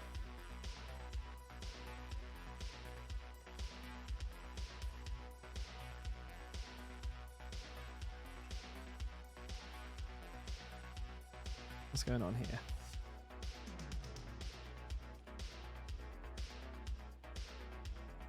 Okay. Right, boys. I'm going to tie a knot in it here for tonight.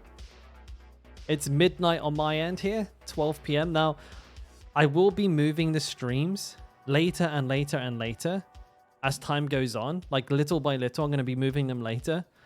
And so, you know, tomorrow we'll probably stream for like a little bit longer than this. And then tomorrow, the day after, a little bit longer again. But for tonight, I'm going to take some sleep soon. And be really fresh for tomorrow, because like I said, I traveled this morning and I didn't sleep a lot because of that. I didn't get a good night's kip. But yeah, boys, thank you for watching. As always, we've got a lot of new followers today. Nice to meet everybody.